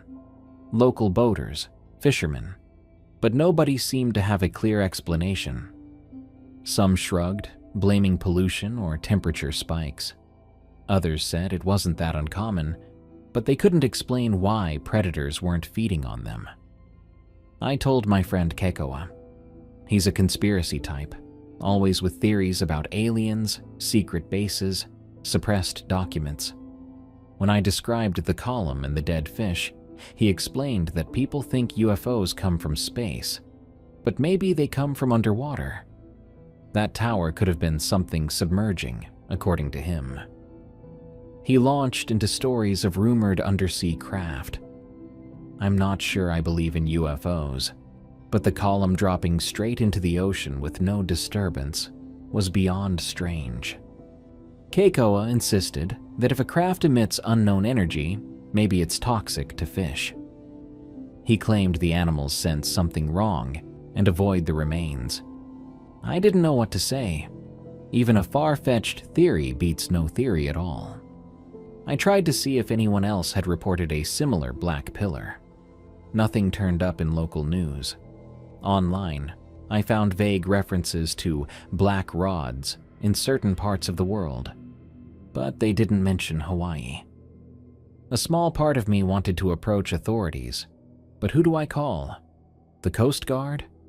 They'd probably think it was a prank or chalk it up to illusions. One night, I tried anchoring near the same spot where I'd first seen the column. The sky was clear, the moon half full. Nothing unusual appeared. I filmed the horizon for an hour. When I played it back, I saw only faint waves in the moonlight. I stayed out there a second night, scanning the darkness. Still nothing. Part of me was relieved. Another part felt weird, like I was missing a chance to understand. Now I believe in the sheep squatch. From Joanna. I want to set the record straight about what happened to me that summer. Mostly because when I told people, I've heard them throw around all kinds of theories about my mental state or accuse me of making up a story for attention. I know how ridiculous this is going to sound. I mean, just look at the title. But I also know what I saw.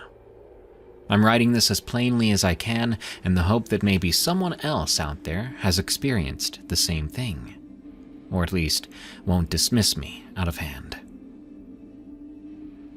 I spent June through early August in a secluded cabin overlooking the Kanawha River in West Virginia. It belonged to a professor, who, on the side, apparently had an interest in cryptozoology. I'm sure she wouldn't mind me naming her, but for now I'll call her Dr. Moss. She specialized in Appalachian folklore, and had dedicated a significant portion of her free time to investigating sightings of lesser-known cryptids. One of her interests happened to be the sheep squatch, which, to be honest, I always found more amusing than frightening. Sounded like a goofy local legend, a giant woolly creature wandering through the woods. Nothing more than a campfire stories or a joke. Dr. Moss hired me as a house sitter and caretaker while she traveled to a conference in Canada, followed by a few weeks of field research in Alaska. She was going to be gone for about 2 months. My responsibilities included keeping the cabin in good shape, watering her plants, feeding her cat, and this was the part that piqued my curiosity, cataloging some files on alleged sightings of local cryptids. She had an entire wall of old plaster casts, newspaper clippings, and interview transcripts. My job was to go through those documents, sort them by region and date, and type up a basic spreadsheet she could reference later. It sounded easy enough, and I'd get paid more than I ever would, waiting tables back in town. The cabin was cozy. It had 1 bedroom, a kitchen that doubled as a living room, and a little loft space where Dr. Moss stored her books and souvenirs. Outside, there was a thick belt of trees, mostly oaks and maples, leading downhill toward the river. On clear mornings, I could step onto the back deck and see the water glinting through gaps in the canopy. Most evenings, it was just me, some crickets, an old ceiling fan, and a laptop. The cat, an old ginger tabby, spent a lot of time napping under the couch or meowing for her food. Nothing felt ominous or off for the first couple of weeks. The first odd occurrence was the scratching. I heard it late one night when I was typing up a transcript. Sounded like claws running along the exterior wall near the base of the cabin. Any sane person would think it was a raccoon or possum or tree. The area is thick with wildlife, and the professor had a few metal trash cans near the side of the house. I made a mental note to invest in better securing the lids. Nothing else about it seemed remarkable until the following morning. I went outside, and I found deep gouges in the wood. 4 parallel lines, each one a good 2 or 3 feet long, etched into the side of the cabin. I'd seen animal scratches before, and these didn't look typical. They were too high off the ground for a raccoon, so my mind landed on black bear. I tried not to dwell on it anymore. I filled the scratches with putty, and I resolved to be more cautious, just in case a bear was prowling somewhere nearby. A few nights later, I was reading a 1970s-era newspaper article Dr. Moss had clipped about a farmer who claimed to see an enormous, sheep-faced monster on his property. I began to hear movement on the porch, a kind of slow, methodical pacing, like something stepping carefully across the wooden boards. I turned off the light in the living room, thinking maybe I could peer through the window without scaring it away. The porch light was off as well, so I couldn't see a thing. I stood there in the dark for a full minute, listening to this heavy stepping. Then it stopped. The next second, there was a sharp thump against the porch door, like a shoulder or large head butted against it. My heart leapt into my throat. I backed away, fumbling for my phone, and turned on the light. By the time I opened the door, there was nothing there, just rustling leaves. But on the porch, there were long, coarse strands of white hair caught on the edges of a rocking chair. It was thick and wiry, not at all like cat fur or the hair you'd find on a dog. I collected it in a small plastic bag. Suddenly, all those plaster casts of cloven footprints in the living room took on a new significance. I pushed the thought aside, telling myself it could be a stray sheep or goat from a nearby farm, although I wasn't sure if anyone kept livestock in that immediate area. The next morning, I drove into town to grab some supplies. I ran into a neighbor and told them about hearing an animal outside. She said that black bears sometimes passed through, but that I should watch out for feral dogs as well. I didn't mention the white fur or the scratch marks. I didn't want to sound paranoid, but I asked if anyone around here raised sheep or goats. She shook her head, said not in the last decade, and joked, "Unless you ran into the sheep squatch." A few days later, I had my next close call. I'd gone outside just before dusk to bring in a laundry rack from the back deck. As I rounded the corner, I caught sight of something big moving through the trees. It was white or maybe light gray, at least as tall as a person, maybe taller. My brain immediately jumped to, "Oh, that's a guy in a hoodie," or "Maybe that's one big stray dog." But the shape disappeared into the brush too quickly. I couldn't be sure. What struck me was how silently it moved, though. No snapping twigs or heavy footfalls from there. Just a blur of white fur, if it was fur, and then it was gone. That night, I locked the doors and windows, leaving a few extra lights on. The cat curled up on my lap while I tried to watch a movie, but every creak in that old cabin made me jump. Around midnight, I heard a low growling, or maybe something more like a bleating grunt. I muted the TV, holding my breath. When it came again, it sounded like a cross between a sheep's bleat and a bear's moan. I had never heard anything like it. Even the cat was scared, fur standing on end. She jumped up off my lap and ran under the couch. After a minute of digging around, I grabbed the professor's heavy flashlight and crept toward the door. But a voice in my head told me not to open it. Instead, I switched off the living room light and peered through a slit in the window's curtain. I only got a partial view, but what I saw was enough to make me doubt my own senses. At the edge of the tree line, about 20 feet from the cabin, stood a bulky figure. It was covered in thick white fur, and it seemed to be hunched over, like it was trying to sniff the ground. I saw large cloven hooves instead of feet. Definitely not a bear. The arms hung long at the sides, ending in claws or maybe nails. For a second, I saw its face tilt up toward the window. It had this elongated snout like a sheep or goat, but the eyes looked too far forward to be those of a typical grazing animal. They were dark, almost carnivorous. I must have gasped or moved, because the creature suddenly jerked its head right in my direction. God, I could have died then, just from the panic. We locked eyes. I froze. The thing opened its mouth, and I swear there were teeth in there that looked sharp. Not the flat teeth of a normal herbivore. Then came this throaty snarl that quickly turned into another bleating, guttural sound. And when it happened, a column of misty breath shot from its mouth. Reminded me of an exhaling bull in the middle of winter. I nearly fell backward, but I did drop the flashlight.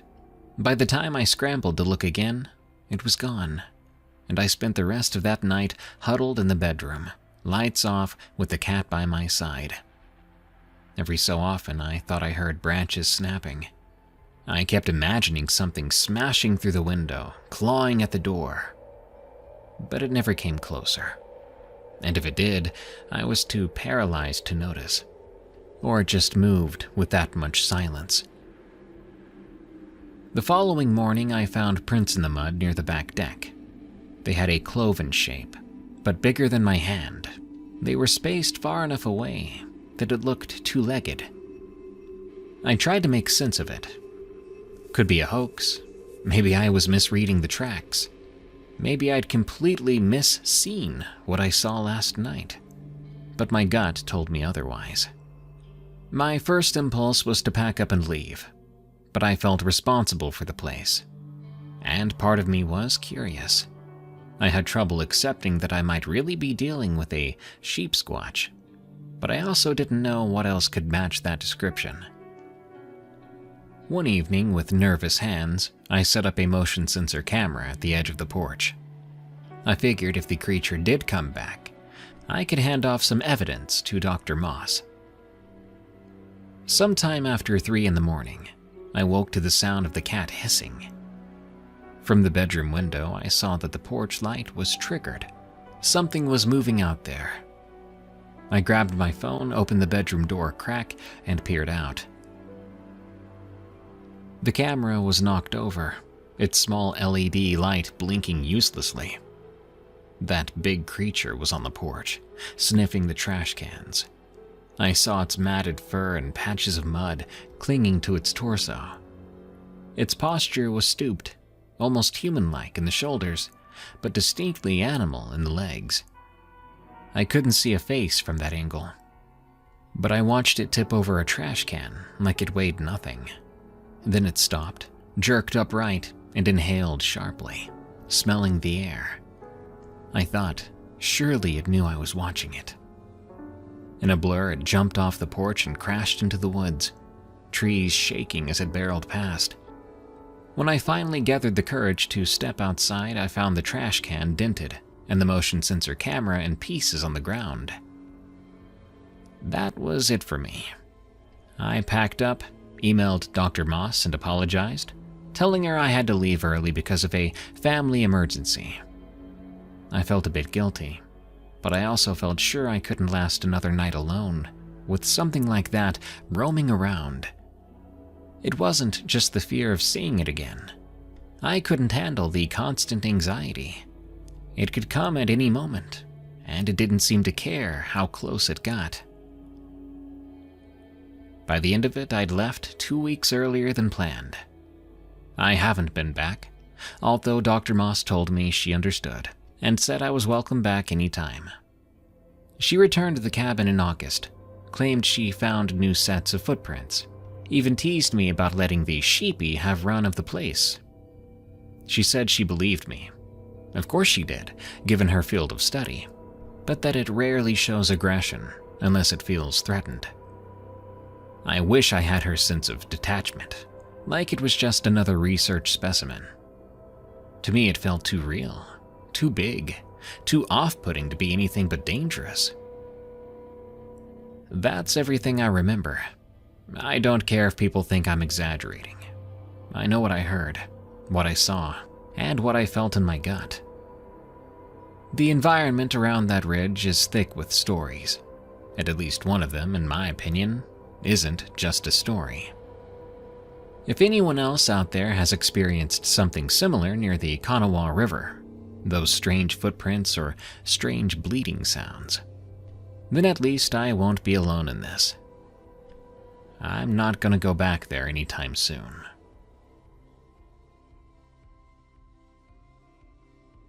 Something in the woods tried to take me.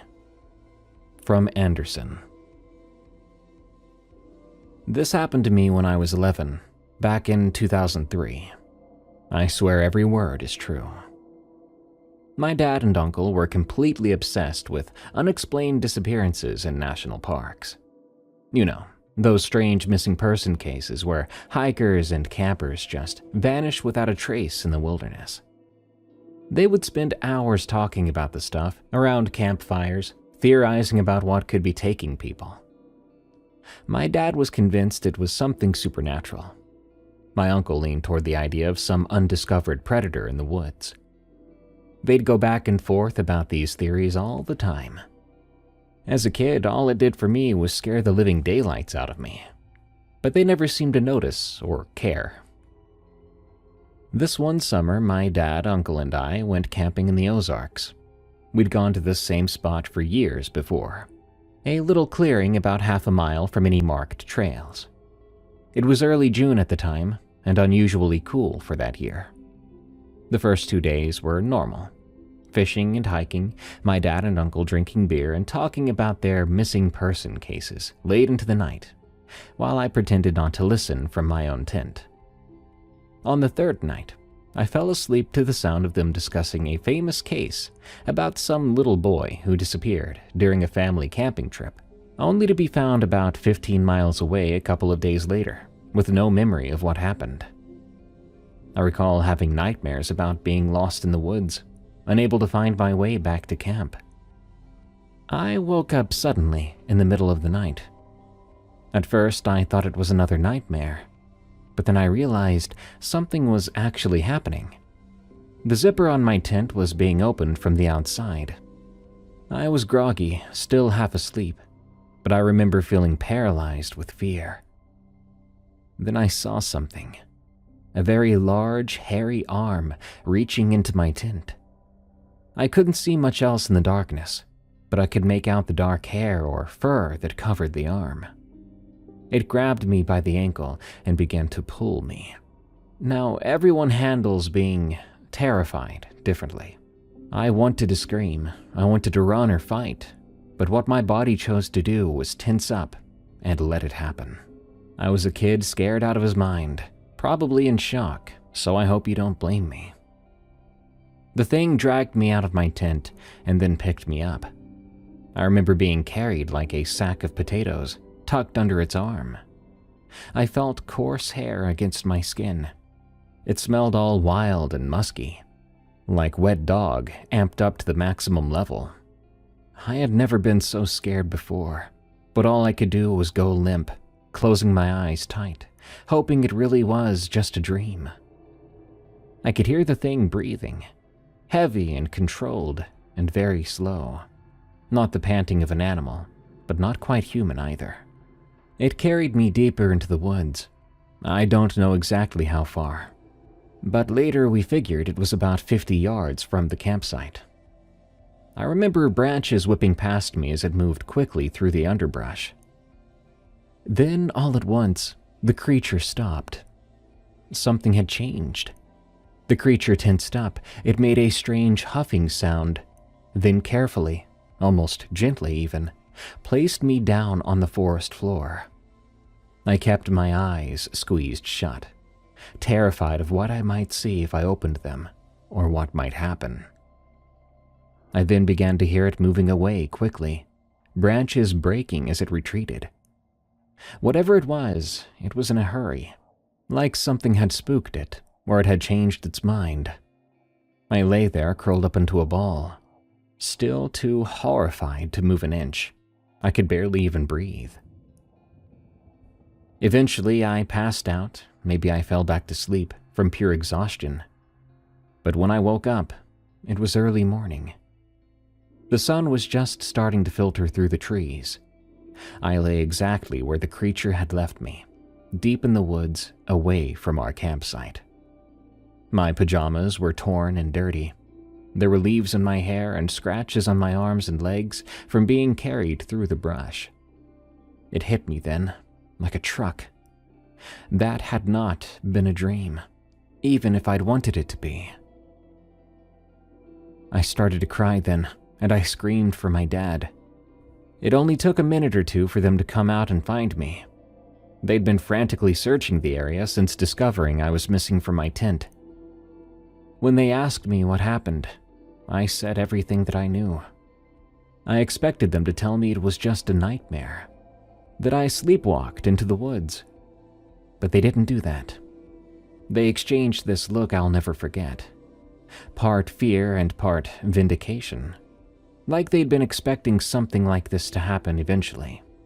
Kinda messed up that it happened to me. We packed up and left immediately. On the drive home, they made me promise never to tell my mom what happened. They said she would not understand, that it would only scare her. So I kept quiet. Years later, when I was in college, I asked my dad about that night. He admitted they chose that exact camping spot because there had been reports of strange encounters in the area. It clicked for me then. I think they were using me as bait, a way to test their theories. Ever since that conversation, I haven't spoken to my dad. Sometimes I wonder what would have happened to me if that thing had not been spooked by something. Where was it taking me? Would I still be alive? The way I see it now, my name would probably be a headline on multiple YouTube videos about unsolved missing person cases. I have no idea what carried me away that night, but I just don't like to think about it. We saw the monster bird. From Anonymous. Every year since my boys turned 18, the three of us have made a tradition of duck hunting together. One of them is 32 now, and the other is 29, and I can proudly say that both of them have families of their own now. But come October, we still carve out a few weekends to wade into the marshes of eastern Iowa with our waders, shotguns, and the chocolate lab of ours, Duke. Last season, we hit our usual spot at a lake that I'll keep unnamed for the sake of privacy, but I will say it's nearish to Cedar Rapids. It's a secluded place that backs up against state forest land. Not exactly a secret spot, but enough off the beaten path that we rarely run into other hunters. It was a good morning too, sky clear and perfect for duck hunting. We set up in our favorite patch of reeds around 5:30 a.m., arranging the decoys in the shallow water, and we settled in to wait. Duke was rearing to go at my older boy's side, occasionally whining, just begging to chase something down. By 7 a.m., we'd spotted several groups of mallards circling the area. Everything seemed to be shaping up for a good hunt. A flock of about 15 mallards approached from the north, flying in that typical V formation. We got our shotguns ready, waiting for them to come within range. But instead of continuing their descent toward our decoys, the entire flock suddenly dropped. Not in the controlled way ducks usually land, but more like they'd been yanked downward by invisible strings. They splashed into the water about 60 yards out. And then, nothing. "What the heck was that about?"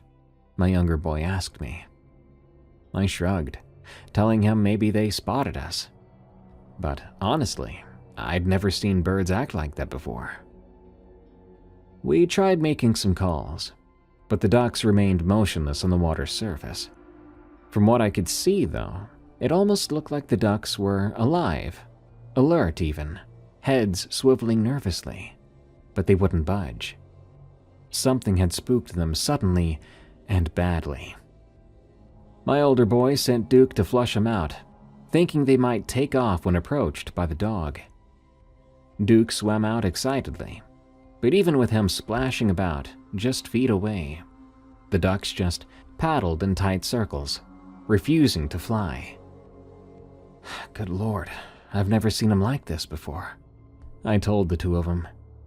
I'd been duck hunting for 30 years. I'd seen birds get spooked. I've seen birds get too comfortable. Even some birds that seem to mock us for our poor decoy arrangements. But never have I ever seen ducks too terrified to fly. It just sounded like opposite day. But that's the word we were seeing here. Terror. These birds were too afraid to even leave the water. To them, they'd rather be eaten by a dog than go back in the air. My younger boy stood up, waving his arms around and shouting to flush them out, and even that didn't work.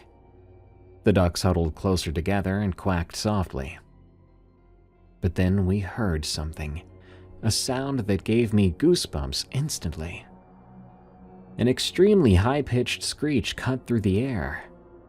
If it was a bird, it was unlike anything I'd ever heard, and it sounded big. It started as something similar to a hawk's cry but rose in pitch and volume until it felt like it was vibrating inside my skull. Duke whimpered now. He was scared too. He swam in a panic back to shore and shook violently as my older boy pulled him in. "Dad, what is that?" my younger boy asked. I'd never seen him scared like that either, not since he believed the boogeyman was in his closet. The sound came again, much louder than before, from somewhere behind us over the tree line. All three of us turned toward the sound, and that's when the shadow fell over us. Something massive was moving above the pine trees at the edge of the marsh. My brain struggled to make sense of it. Was this a low-flying plane of some sort? Maybe a small passenger jet that had strayed off course from the Cedar Rapids airport. But planes don't have wings that flap. As it cleared the tree line and soared directly overhead, I felt my heart nearly stop. This bird, because it was definitely a living thing that could fly, was the size of a regional airliner, a wingspan that must have stretched 70 feet, if not more. Its body was long and serpentine, covered in what looked like scales or maybe just really leathery skin. Whatever it was, it caught in the early morning light. The head was all wrong for a bird, sort of elongated like a crocodile's, with a ridge of spines running down its neck and back. It was flying pretty low too, about twice the height of the tallest pines. Close enough I could see the leathery texture of its wings and the way its long tail whipped behind it for balance. For a split second, I swear it looked down at us, with eyes that seemed like a reptile's. Without thinking, instinct compelled me to shout, "Run!" Maybe it wasn't the best idea, but I feared for our lives. Realistically, where exactly could we run that this thing couldn't just follow us and catch us? But the most vivid fear I've ever felt took over me. We were making a mad dash through the marsh, clutching the shotgun so close to our chests we thought they were lifelines. And they might have been if the worst happened. Duke was ahead of us, making a beeline for the truck. The creature screeched again as it passed overhead. It was so loud I even saw it vibrate the water around our legs. It continued on its path, flying east over the marsh and eventually disappearing. We made it to the truck in record time, piling in with Duke still dripping wet in the back seat. We sat there for a moment, breathing hard, and eventually my older boy broke the silence. "Did we all just see the same thing? Tell me what you saw." My younger one answered first. "That was a freaking dinosaur. Dad, that looked like a god-dang pterodactyl." I wasn't gonna argue. I just didn't have a better explanation than that. I mean, come on. It looked reptilian. It really did look like something from Jurassic Park. But that's not something you're supposed to see over eastern freaking Iowa. After some debate, we worked up the courage to go back for our gear. The ducks that had been paralyzed with fear were gone now, so if they were brave enough to go back up in the air, maybe we were okay. Everything in the marsh seemed to have returned to normal. That was our favorite spot, and we didn't go back after that. Found some new and good places, and we've become a bit friendlier whenever we see other hunters about, because feeling alone out there doesn't quite feel as good as it used to. The Fire Tower, from Obvious One. I've always been a bit of a loner when it comes to hiking. I enjoy the companies of others on the trail, sure, especially my friends, but there's something about being alone out there that's just better. I'm not about to sound humble. I'm an experienced hiker. Been doing it since I was a kid with my dad, who taught me everything about wilderness survival and hiking. I've done multi-day treks through the Appalachians, explored parts of the PCT, and even did a solo trip through Glacier National Park once. But what happened last summer in the Allegheny National Forest still keeps me up at night sometimes. It was a trip I'd been planning for weeks. The Perseid meteor shower was supposed to be exceptional that year, and I wanted an unobstructed view away from any light pollution. There was an abandoned fire tower on a ridge. It seemed perfect too. About 60 feet tall, no longer in service, but still structurally sound according to the forums I'd checked out. Locals used it occasionally, though it was technically off-limits. The Forest Service just didn't have the budget or staff to deal with it anymore. I made it to the tower around 4 p.m., after a 6-mile hike from the nearest road. I wanted plenty of time to set up before dark. The tower looked exactly as described. Old but sturdy, with a small cabin at the top and metal stairs spiraling around the outside. I climbed up, testing each step carefully, and found the cabin unlocked. Inside was basic. There was a small desk bolted to the floor and a couple of old chairs. There were also 360-degree windows offering spectacular views of the endless forest. I laid out my sleeping bag and set up my small camp stove, checking my maps one last time before settling in to wait for darkness. That sunset I will never forget. It was gorgeous. As the light faded, I could see maybe 30 miles in each direction. Just trees and hills with no signs of civilization. This was exactly what I'd hoped for. I ate my dehydrated meal, drank some hot tea, and prepared for the show above. By 10 p.m., the stars were out in full force, and I'd already spotted several meteors. The cabin was cold, but my sleeping bag and extra layers kept me comfortable. And then, I noticed the first light. My first thought was it was a campfire in the distance. It was a small orange glow maybe 5 miles to the northeast. Not itself unusual. Probably other hikers, But then I noticed another light, and another. There wasn't the flickering of campfires, though. They were steady, almost artificial, and they moved in a way that bothered me, a sort of grid pattern. It was like they were looking for something. I pulled out my topographic map and tried to match the lights to known trails or camping areas. Nothing lined up.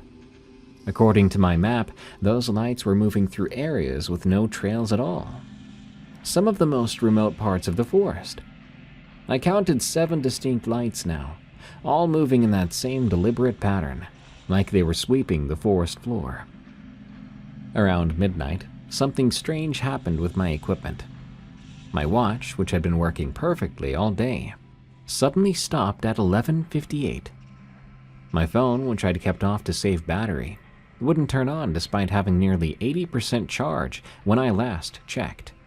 Even my compass started acting weird, the needle spinning erratically instead of pointing north. I told myself it must be some kind of strange magnetic anomaly. Maybe it even had something to do with the meteors. That happens, right?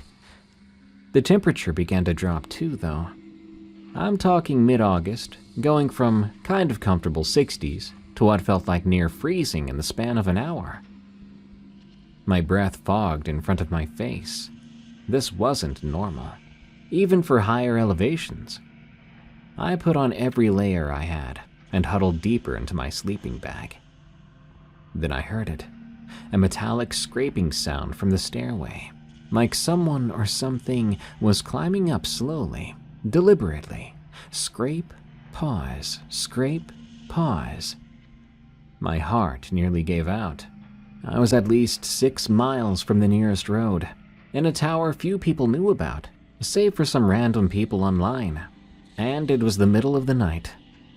Who could be climbing up? I switched off my headlamp and sat perfectly still, listening. The scraping continued, getting closer. Through the windows, I could see the lights in the forest had changed direction. They were all moving toward the tower now, converging on my location. I'm not ashamed to admit I was terrified. I considered my options, but they were limited. The only way down was the stairs, where the scraping sounds were coming from. I was trapped. So I did the only thing I could. I waited, holding my knife, my back against the farthest wall from the hatch that led to the stairs. The scraping stopped just below that hatch. And then, nothing. I sat there, barely breathing, and I waited. Sunrise could not come fast enough. Outside, I could see that the lights were forming a perfect circle around the base of the tower, and I could hear what sounded like whispered conversations. But if it was in English, I couldn't tell what they were saying. It was jarring. It almost sounded like voices that humans couldn't even produce. But maybe I was just scared at the time.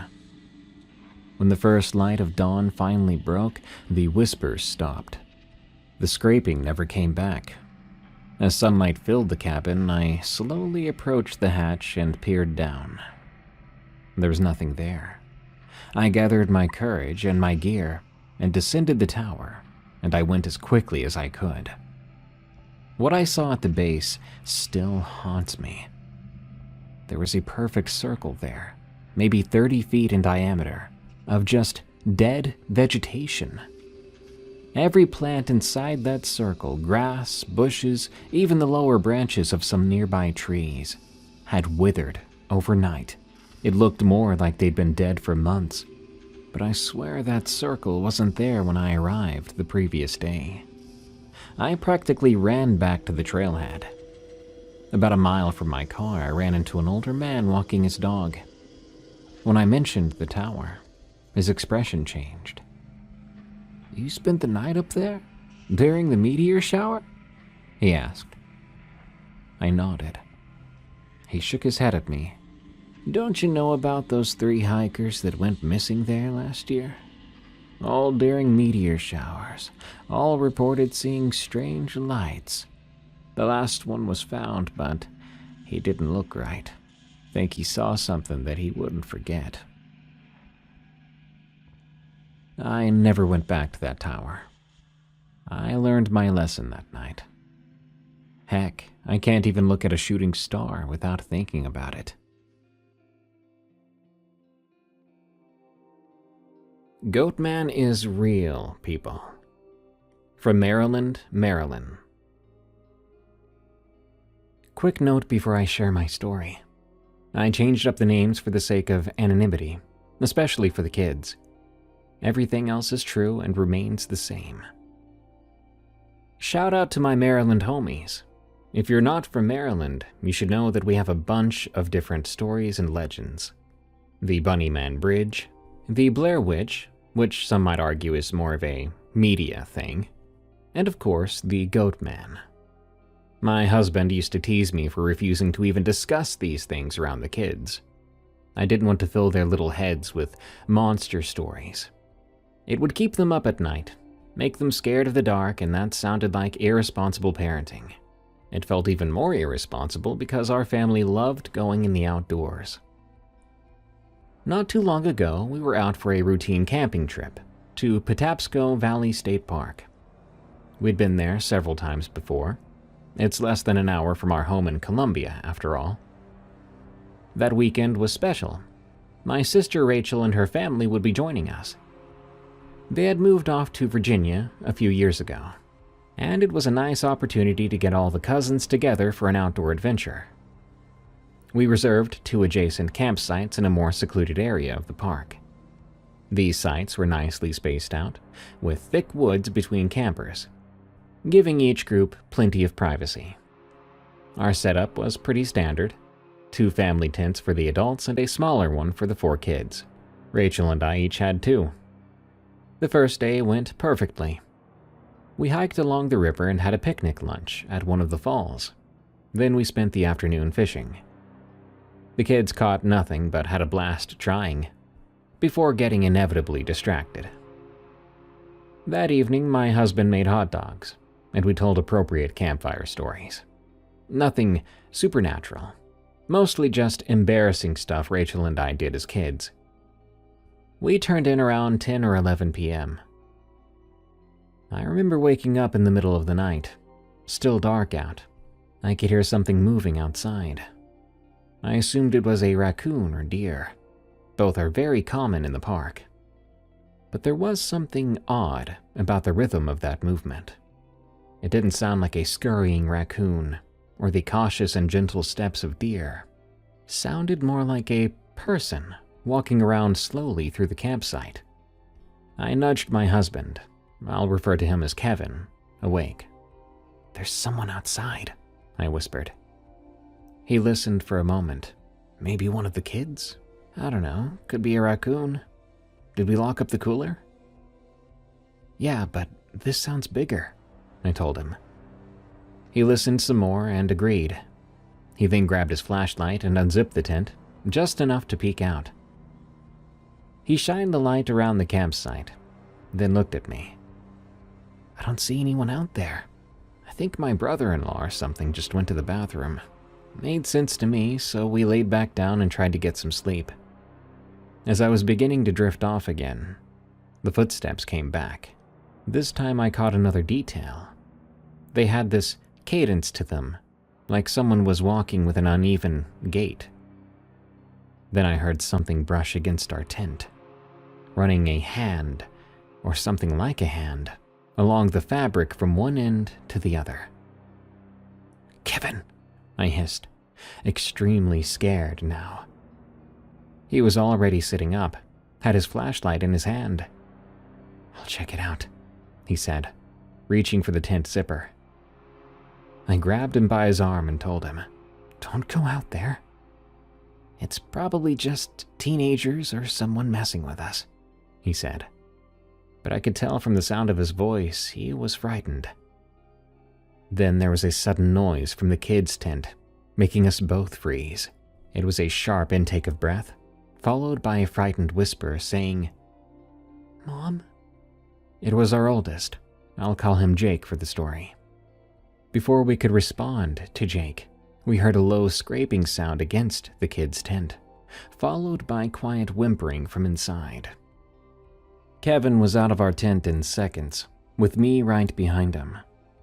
The campsite was lit only dimly because we'd put the fire out earlier, so all we had was some dying embers.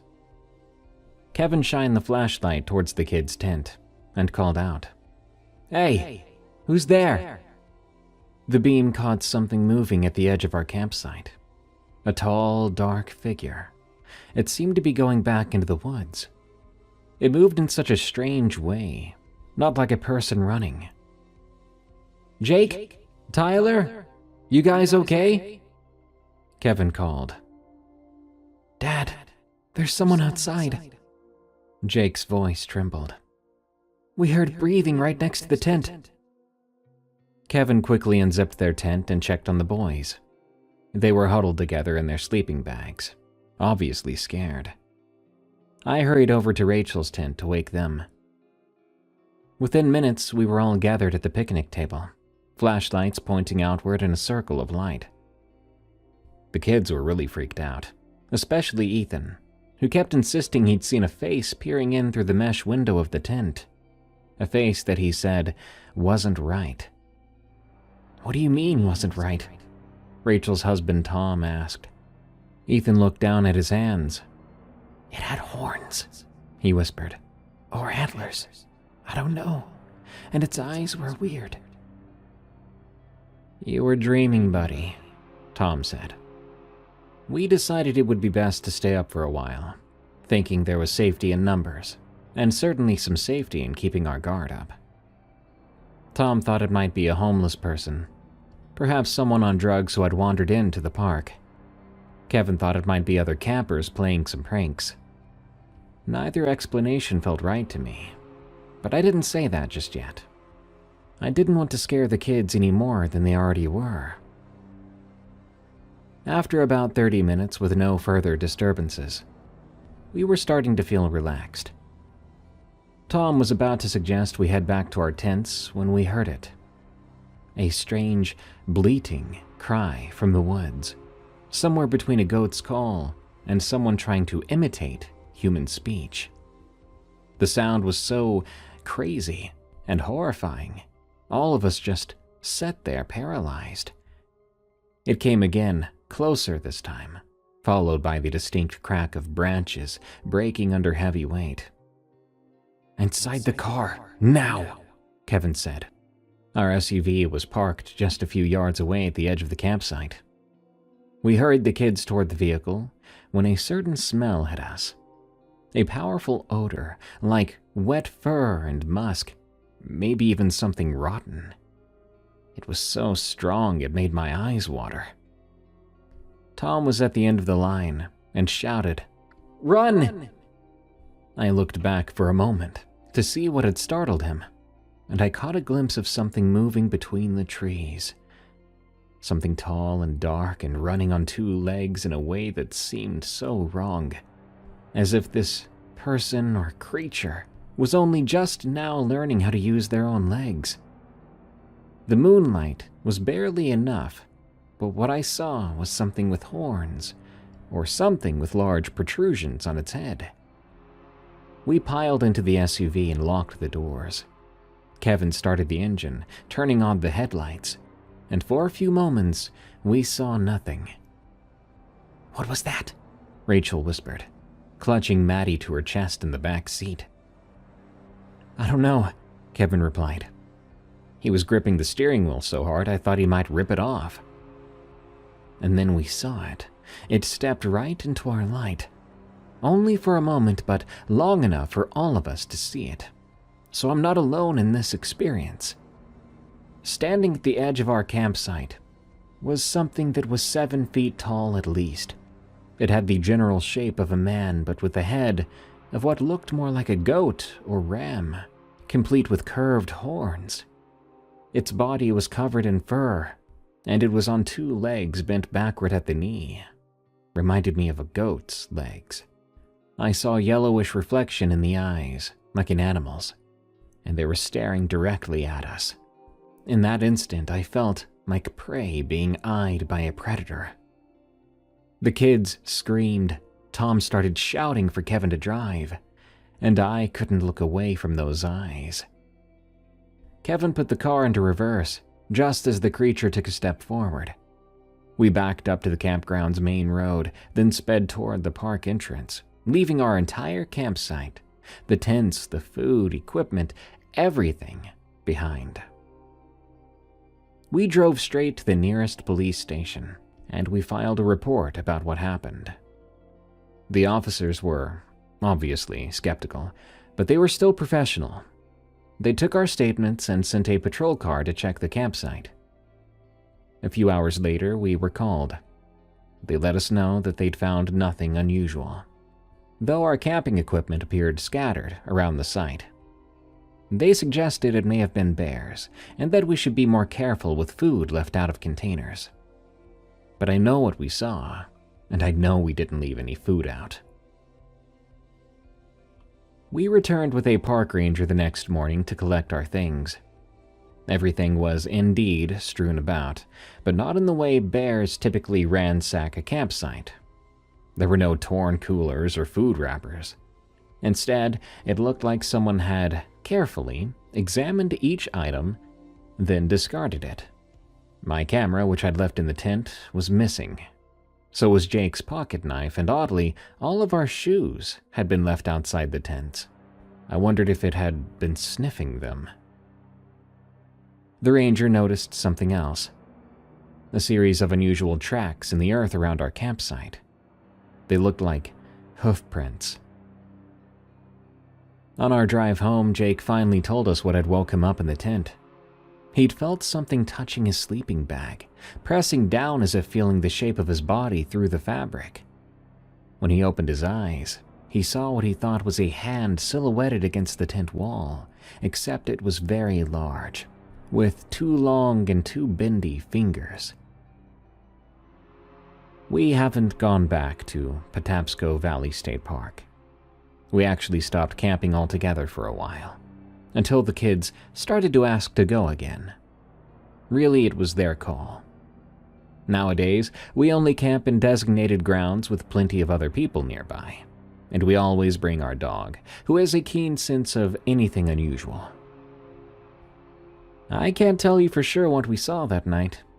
I don't know if it's the same creature from those Goatman stories or something else entirely. Maybe it's a deformed, psychotic man. But I do know it was real, and that this experience really happened. If it was Goatman, they say that he is curious about humans. But I highly doubt it would be in an innocent way.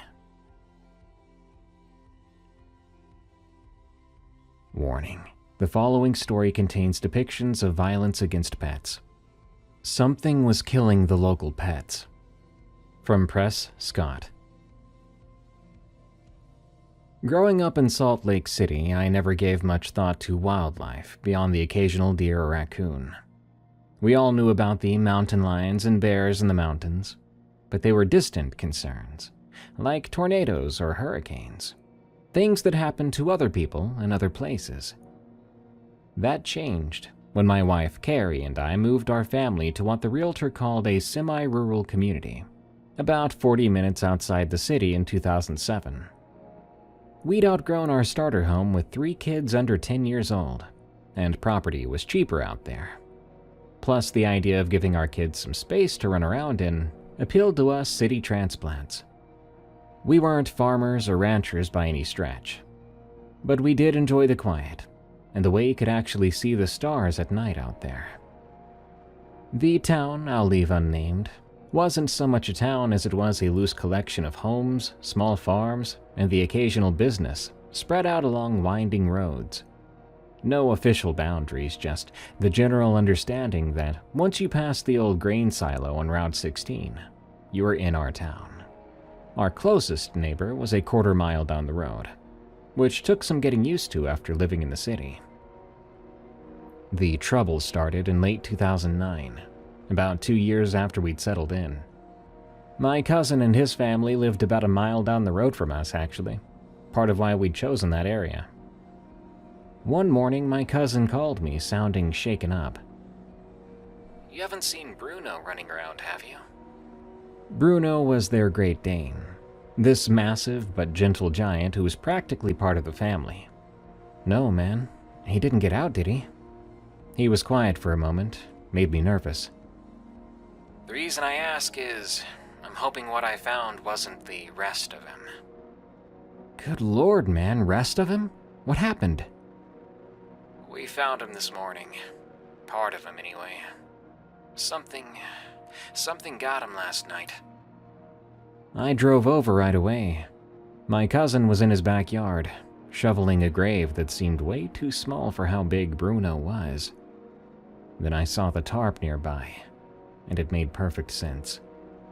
There wasn't much left to even bury.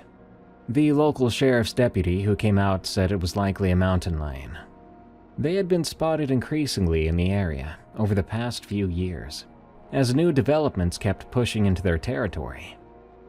Made sense, I thought, though I remember thinking it was odd that a mountain lion would take on a dog Bruno's size. Those cats are ambush predators. There are much easier meals out there than a 150-pound dog. Life went on. We kept our labs, Max and Cooper, in the fenced backyard to keep them safe during the day when we weren't home or after dark. The kids were instructed not to wander into the woods behind our property alone. A couple months later, in January, the Sewells lost one of their cats. The Sewells were an older couple who lived up the hill from us, early 60s salt-of-the-earth types who'd been farming these hills their whole lives. Their cat, an orange tabby, was found torn apart in their front yard. Awful business, but not that unusual given the wildlife in the area. What was strange was that less than a week later, they lost a second cat the same way, almost identical circumstances. Remains found scattered across their front yard in the morning. 2 cats in 1 week seemed like terrible luck, but nobody thought too much about it. I mean, sure, it was dreadful and heart-wrenching, but again, we thought it was mountain lions, maybe bears or something. The interesting thing so far was, at least something I thought at the time, whatever was killing these pets seemed to have no interest in the livestock. The Sewells had goats and chickens. Some neighbors down the way had a small herd of cattle.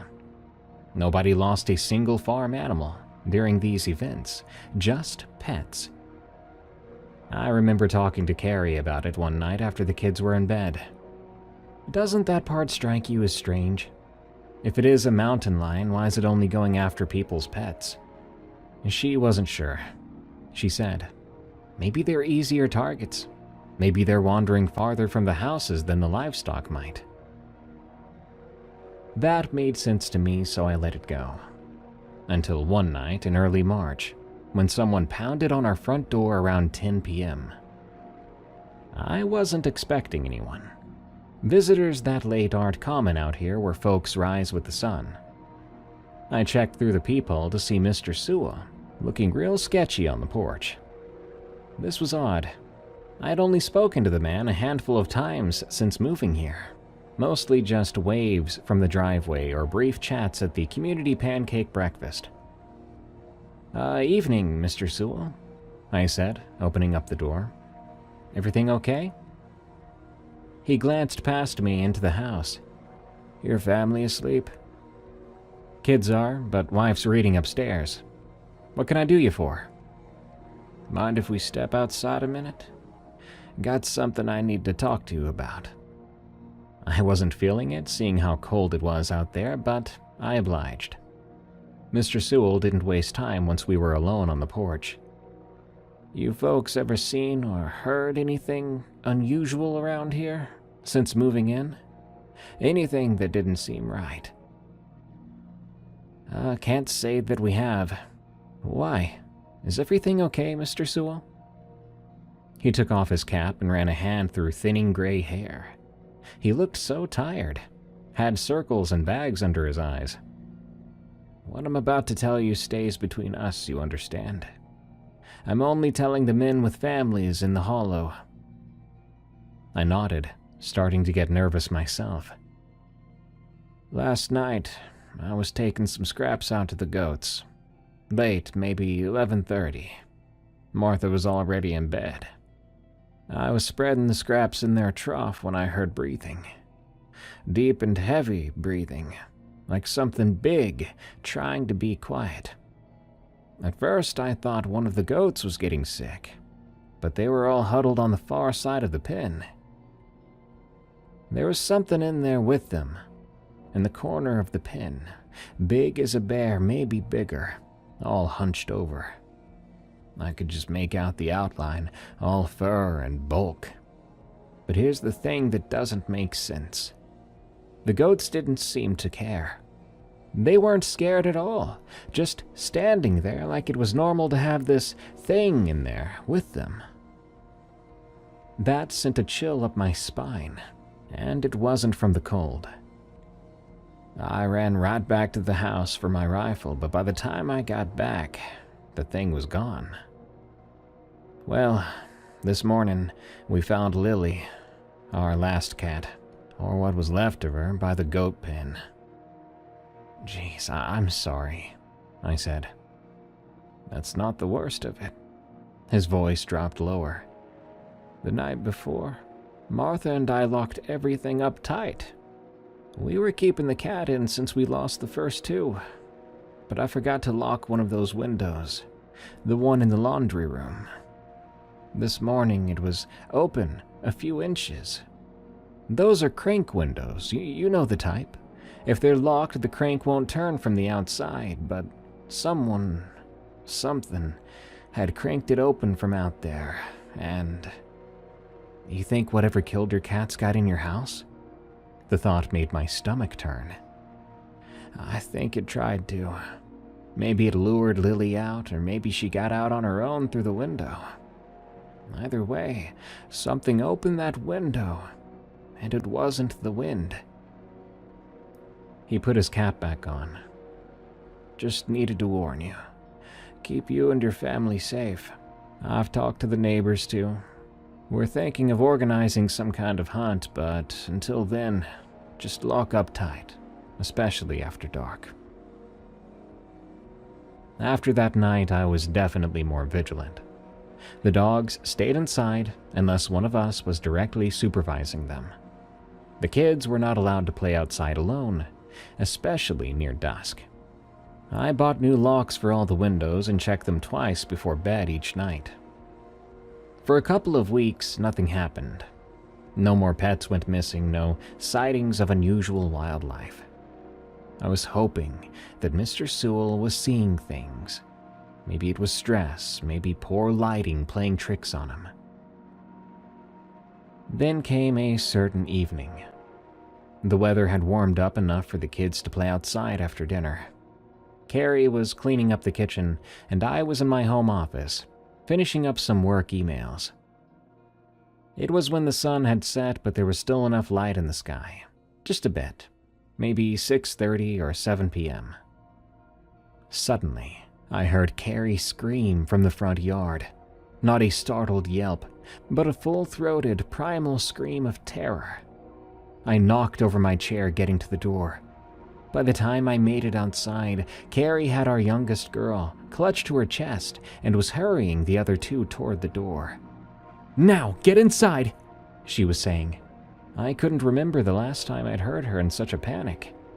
"What is it? What happened?" I asked, scanning the yard for threats. My entire run out here, I was hoping that my kids were alive and well, and luckily they were. She pointed beyond our lawn, to where our property met the tree line. I squinted, struggling to see it, and then I did. I thought it was a very large coyote. We get coyotes from time to time, but they usually keep their distance from houses. But as my eyes adjusted, I realized this was much bigger than any coyote I'd ever seen. And it was standing up. It was on 2 legs. The thing was about 50 yards away from us, just at the edge of where our yard light reached. It had the general shape of a wolf or a very, very large dog, with a canine head and thick fur covering its body. But it stood upright on 2 strangely bent legs, like someone had taken the back legs of a dog and forced them to support a more human-like posture. Its front limbs hung down past where its knees would be, ending in what looked like elongated paws. And it was just watching us, head slightly tilted, completely still except for what might have been the rise and fall of its chest as it breathed. It took me a moment to get my voice back. Then I said, "Inside, now." I backed toward the door, unwilling to turn my back on the thing. Once we were all inside, I slammed the door shut and locked it. Then I ran like a madman throughout the house, making sure every window and door was locked and secured. What Mr. Sewell had told me kept echoing in my head about something opening his window, so I had to be sure that nothing could get inside. "What was that?" my wife kept asking me. "What the heck was that?" "I don't know," was all I could say. "I don't know." I called the sheriff's office. They sent a deputy out about an hour later, but by then, whatever it was had long gone. The deputy took some statements but didn't seem particularly concerned. And he said, just a coyote, that they can look strange in poor light conditions. Maybe it had mange, which would explain the unusual appearance. I wanted to say something back, but I caught myself, realizing if I'd argued it was something beyond normal, that I would sound crazy. And the idea of sounding crazy to a cop didn't seem like a good idea. But I knew from the look in Mr. Sewell's eyes that night on my porch that he had seen it too. The next day I drove around to the neighbors who had kids, repeating Mr. Sewell's warning, but with more urgency. No kids alone outside, and be extra cautious near dawn or dusk. No pets left outside overnight. Lock everything up. The community pulled together. Some of the men did organize hunting parties, going out in groups of 4 or 5 with rifles and spotlights. Nothing was ever found, but one of the neighbor's oldest boys claimed he did see eyes reflecting their flashlights one night. Eyes that were a bit too high off the ground for a normal animal. As suddenly as it had started, the killings stopped. Spring turned to summer. No more pets went missing. No more sightings of strange creatures at the edges of our yards. Life slowly returned to normal, though I noticed most families were still more cautious than before. Kids played in groups and pets came in before dark. It's been 13 years now since those events. My oldest is in college, the other 2 in high school. We live in the same house too, though many of our neighbors have moved on. Mr. Sewell passed away in 2015, and Mrs. Sewell moved to be closer to their daughter in Oregon. Sometimes I think maybe we all overreacted to some natural predator passing through. Maybe it really was just a mountain lion or a bear with unusual behavior patterns. Maybe what Carrie and I saw that evening was some coyote with a disease that affected its posture or appearance. But then I remember the look in its eyes as it watched my kids play. It wasn't the vacant stare of a wild animal. It was something calculating, something patient. I still check all the windows before bed, every single night. And when I hear coyotes howling in the distance, I find myself listening for anything that might sound just a little bit different, a little bit wrong. Because whatever it was that passed through our town in 2009, I can't shake the feeling that it wasn't hunting for food. It was hunting for something else, and I'm scared that one day it might come back.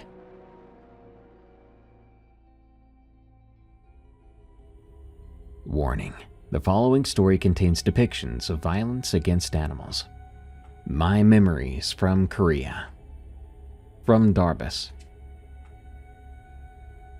People ask why I never joined the hiking trips here in America.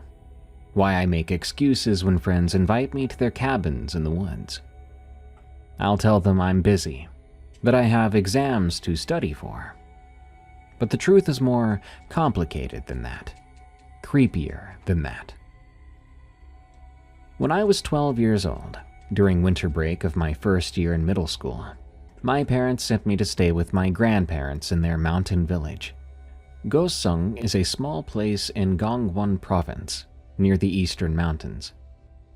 The village was dying even then. Most young people had left for cities, leaving only the elderly. My grandmother had been sick, and my parents thought I could help my grandfather around the house for a couple of weeks. I'd only ever visited there once before, when I was too young to remember it clearly. The village was nothing like Seoul, just 20 or so houses scattered along a narrow road that wound up the mountainside. No PC rooms, no convenience stores, not even reliable cell service. Just mountains and forest and silence. My grandfather's house was traditional. It had wooden floors and sliding paper doors, and a courtyard with persimmon trees. At night it would be absolutely dark, in a way that city people can't understand unless they experience it themselves. Without streetlights or neon signs, there's just the moon and stars when the sky was clear.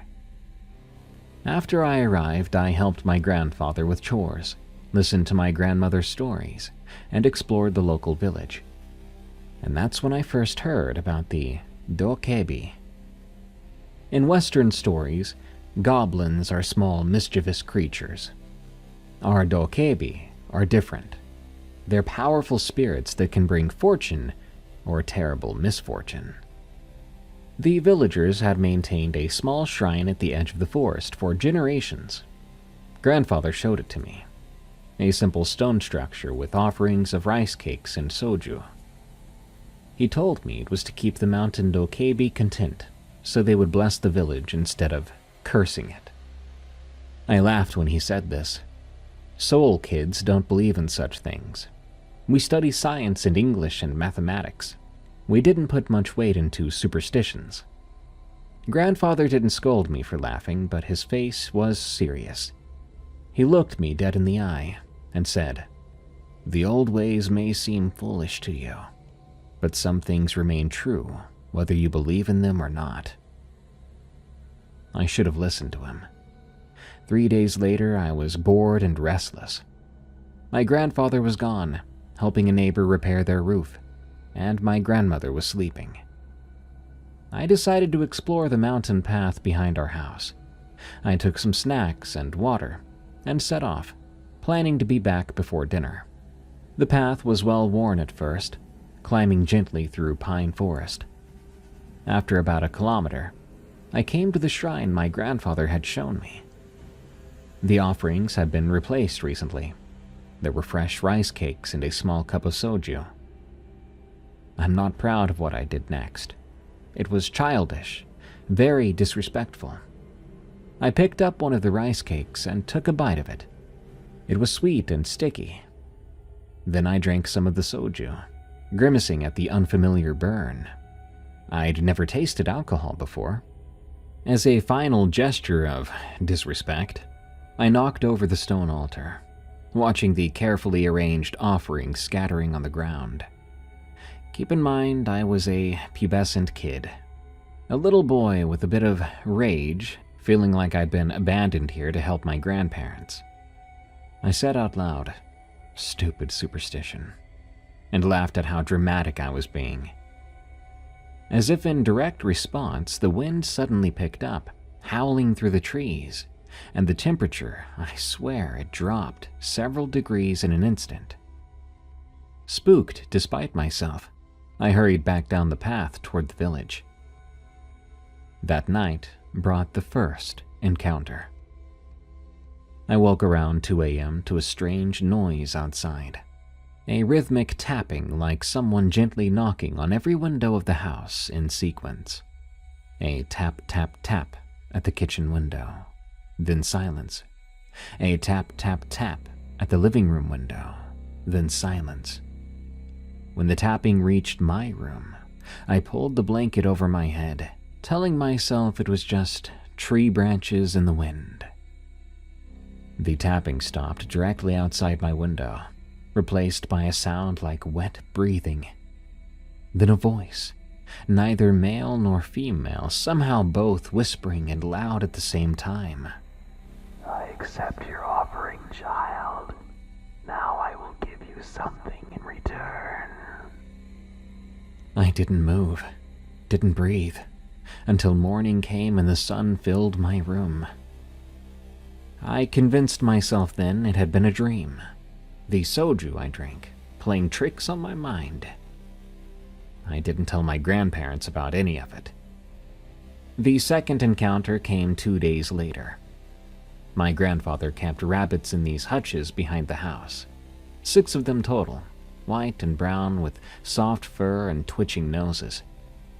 I enjoyed feeding them each morning, watching them hop around their enclosure. That morning I went out to find the hutches open and empty. At first I thought the rabbits had simply escaped, but I found what remained of them.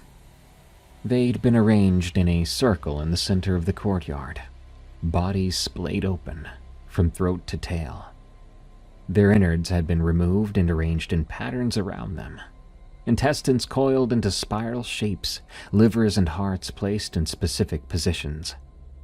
It was like a grotesque art installation. What disturbed me most was the precision of it. No splattered blood or signs of a struggle. Each cut was so clean and precise. My grandfather found me standing there staring. He pulled me away, his face pale. He said nothing as he cleaned up the scene, burying the remains in the woods. That evening, he went to the shrine with new offerings, higher quality rice cakes, more expensive soju, and something wrapped in red cloth that he would not let me see. "What did you do at the shrine?" he asked me that night. Feeling guilty and scared, I confessed to everything. I expected anger, but instead grandfather looked afraid. "The dokebi has noticed you," he said. "We must be respectful until you go." I believed him this time. For 3 days, nothing happened. I began to relax, thinking that whatever killed the rabbits, which must have been a fox or wild dog, not some mythical goblin, had moved on. My parents called to say they would pick me up in 2 days, and I was eager to return to the normality of Seoul. The third and final encounter came on my last night in the village. I was packing my bag when the electricity went out. This wasn't unusual in the village. Winter storms here would often knock out the power. My grandfather lit oil lamps. My grandmother went to bed early, while my grandfather and I played Watu card games by lamplight. Around 10 p.m., he yawned and told me he was going to bed. He said, "Don't stay up too late. Your parents will be here early." I promised I wouldn't, but I wasn't as tired as him. After he left, I continued playing solitaire with the cards, enjoying the quiet. Suddenly, there was a thud on the roof, like someone walking with a limp. A thud and then a dragging sound, going from one end of the house to the other, then back again. I let myself believe it was snow falling from the tree branches, maybe a raccoon dog. Anything but what I feared it might be. The walking stopped directly above me. Then came a scraping noise, like someone trying to dig through the roof tiles. I blew out the lamp and sat there in the dark, barely able to breathe. After a minute of silence, I began to think it was over, until I heard a voice coming from directly behind me. "Why did you extinguish the light? Don't you want to see my face?" I screamed and leapt away, spinning around. In the dark, I could just make out a figure standing where no one had been moments before. It was tall, taller than any man, and with proportions that didn't match any man either. I backed toward the door, fumbling behind me for the handle. The figure took a step forward into a patch of moonlight coming through the window. What I saw will never leave me. Its skin was the deep red of congealed blood, wrinkled like an old person's, but stretched tight over an inhuman skull. A single horn protruded from its head, not like a rhinoceros, but more like a twisted branch of black wood. Its mouth was wide, splitting its face nearly ear to ear, filled with teeth that resembled broken pieces of pottery. And its eyes were entirely black, reflecting the moonlight. In one hand, it held what looked like a club or a hammer, but the shape of it seemed to shift when I tried to focus on it. I remember what it said next. "You took from me. Now I will take from you." It reached for me with its free hand, with too many fingers, all too long. I don't remember opening the door. I don't remember running into the forest in my socks, with no coat despite the winter cold. I remember only fragments, my lungs burning, falling multiple times. Somehow I found myself at the village shrine, collapsed before the stone altar I desecrated days earlier. I was crying and praying, promising anything, if only the thing would leave me alone. I felt a hand on my shoulder and screamed again, but it was only my grandfather. He had followed my tracks in the snow. His face was grim, and he helped me up. "Did it touch you?" he asked. In sobs, I shook my head. "Then you can still leave." He would not let me return to their house. We walked over to the neighbor's house instead. I spent the night huddled under blankets, jumping at every noise. My grandfather returned to our house alone to pack my things. When my parents arrived the next morning, I was frantic to leave. My grandfather spoke to them privately while I waited in the car. As I sat there, I stared at the tree line, waiting for any sign of movement. I never told my parents the full story, thinking they would call it a child's nightmare or homesickness. I never went back to that village. My grandparents passed away years ago. The house sold off to strangers. I've dreamt of that night, of the dokebi and its twisted smile, but in my dreams I never get away. So you ask me why I don't go hiking, why forests make me nervous. Well, now you know. Some things follow you, not in body perhaps, but in your memory. And memories can be the most terrifying monsters of all.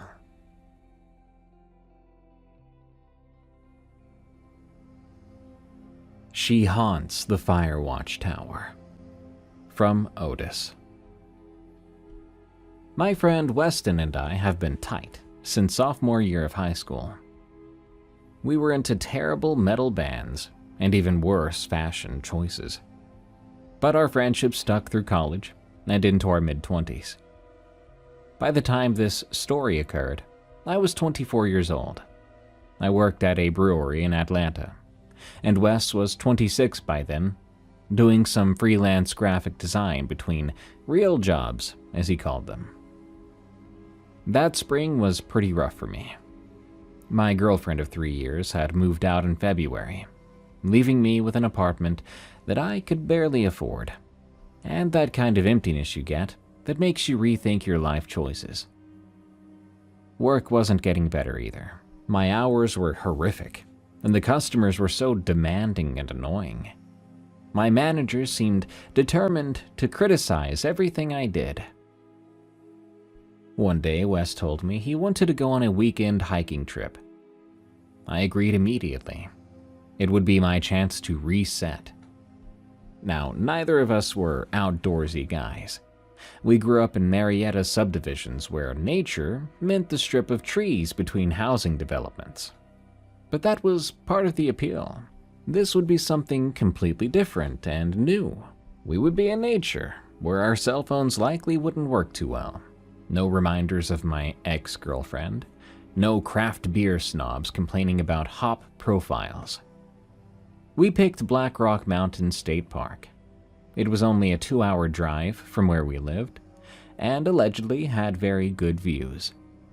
We packed our cars with whatever camping gear we could borrow or afford, and headed out early on a Saturday morning in April 2018. The main trails were decent, well-marked, moderate difficulty kind of stuff. But by mid-afternoon, Wes was getting bored with what he called the tourist experience. "Check out this game trail," he said, pointing to a barely visible path veering off into denser forest. "Want to see where it goes?" I know I should have told him no, but the whole point was to do something different, right? After about 40 minutes of pushing through brush and climbing over fallen trees, we made it to a small clearing. And in that clearing, we found this old fire tower, probably from the 50s or 60s from the look of it. It stood about 60 feet tall. It was a mix of metal and wood, listing slightly to one side. The thing was practically screaming, "Do not climb me." There was even a faded sign that said something along those lines. "Holy crap, it's perfect," Wes said. "We have to camp in there tonight." "Is that even safe?" I asked. "Probably not, but imagine the sunrise view. And I haven't seen anyone post this one on Instagram yet. It's authentic." It took us about 20 minutes to climb those switchback stairs, testing each step before putting our full weight on it. The whole building swayed slightly in the wind. At the top was an observation platform, maybe 15 feet square, with a small enclosed cabin that was missing its door and half its windows. We set up our sleeping bags on the open platform, rather than in the cabin, which was filled with beer cans and graffiti. Clearly, we weren't the first to ignore the warning sign. But Wes was right about one thing. The view was perfect. Miles of blue-green mountains rolling away in every direction. We broke out the whiskey we'd brought and talked about things as the sun went down. Just cozy conversation about nothing important, stuff I don't recall at the moment. It felt good to be away from everything. Then we got to some conversation that I do recall. "You know, there are stories about this tower," Wes said. He then explained that some guy at the gear store had mentioned it, said that's why they closed this building off. "What kind of stories exactly?" I asked. "Ghost stories, about some park worker who killed himself up here in the 70s, and a little girl that got lost in the woods and died out here. It's different apparently, depending on who tells it." I told him there's always ghost stories about places like this. And he said, yeah, it's probably all bullcrap. He took a swig of the whiskey and said, "If we get murdered by ghosts tonight, at least we'll die with a good view." By midnight, we were both properly drunk and exhausted from the hike. We crawled into our sleeping bags under a sky packed with more stars than I'd ever seen. The tower creaked and shifted a bit in the wind, but I was too tired to care. Actually, it was kind of peaceful, to be honest. I woke up suddenly sometime later. I have no idea what time it was then. And instantly, I had that unmistakable feeling of being watched. When I opened my eyes, I nearly peed myself right then. A small girl was standing over me, maybe only 2 feet from my face. She looked to be 7 or 8 years old, and she wore an old-fashioned dress with a pattern I couldn't make out from the dark. Her hair was wet, clinging to her pale face in clumps. She was just staring, not moving, not making any noise. I blinked hard, telling myself in my head, I'm either dreaming or I'm drunk. When I opened my eyes again, she was gone. My heart was pounding still, but I had successfully convinced myself it was a nightmare mixed with all my drinking, with no help from Wes's ghost story thing. I rolled over and went back to sleep.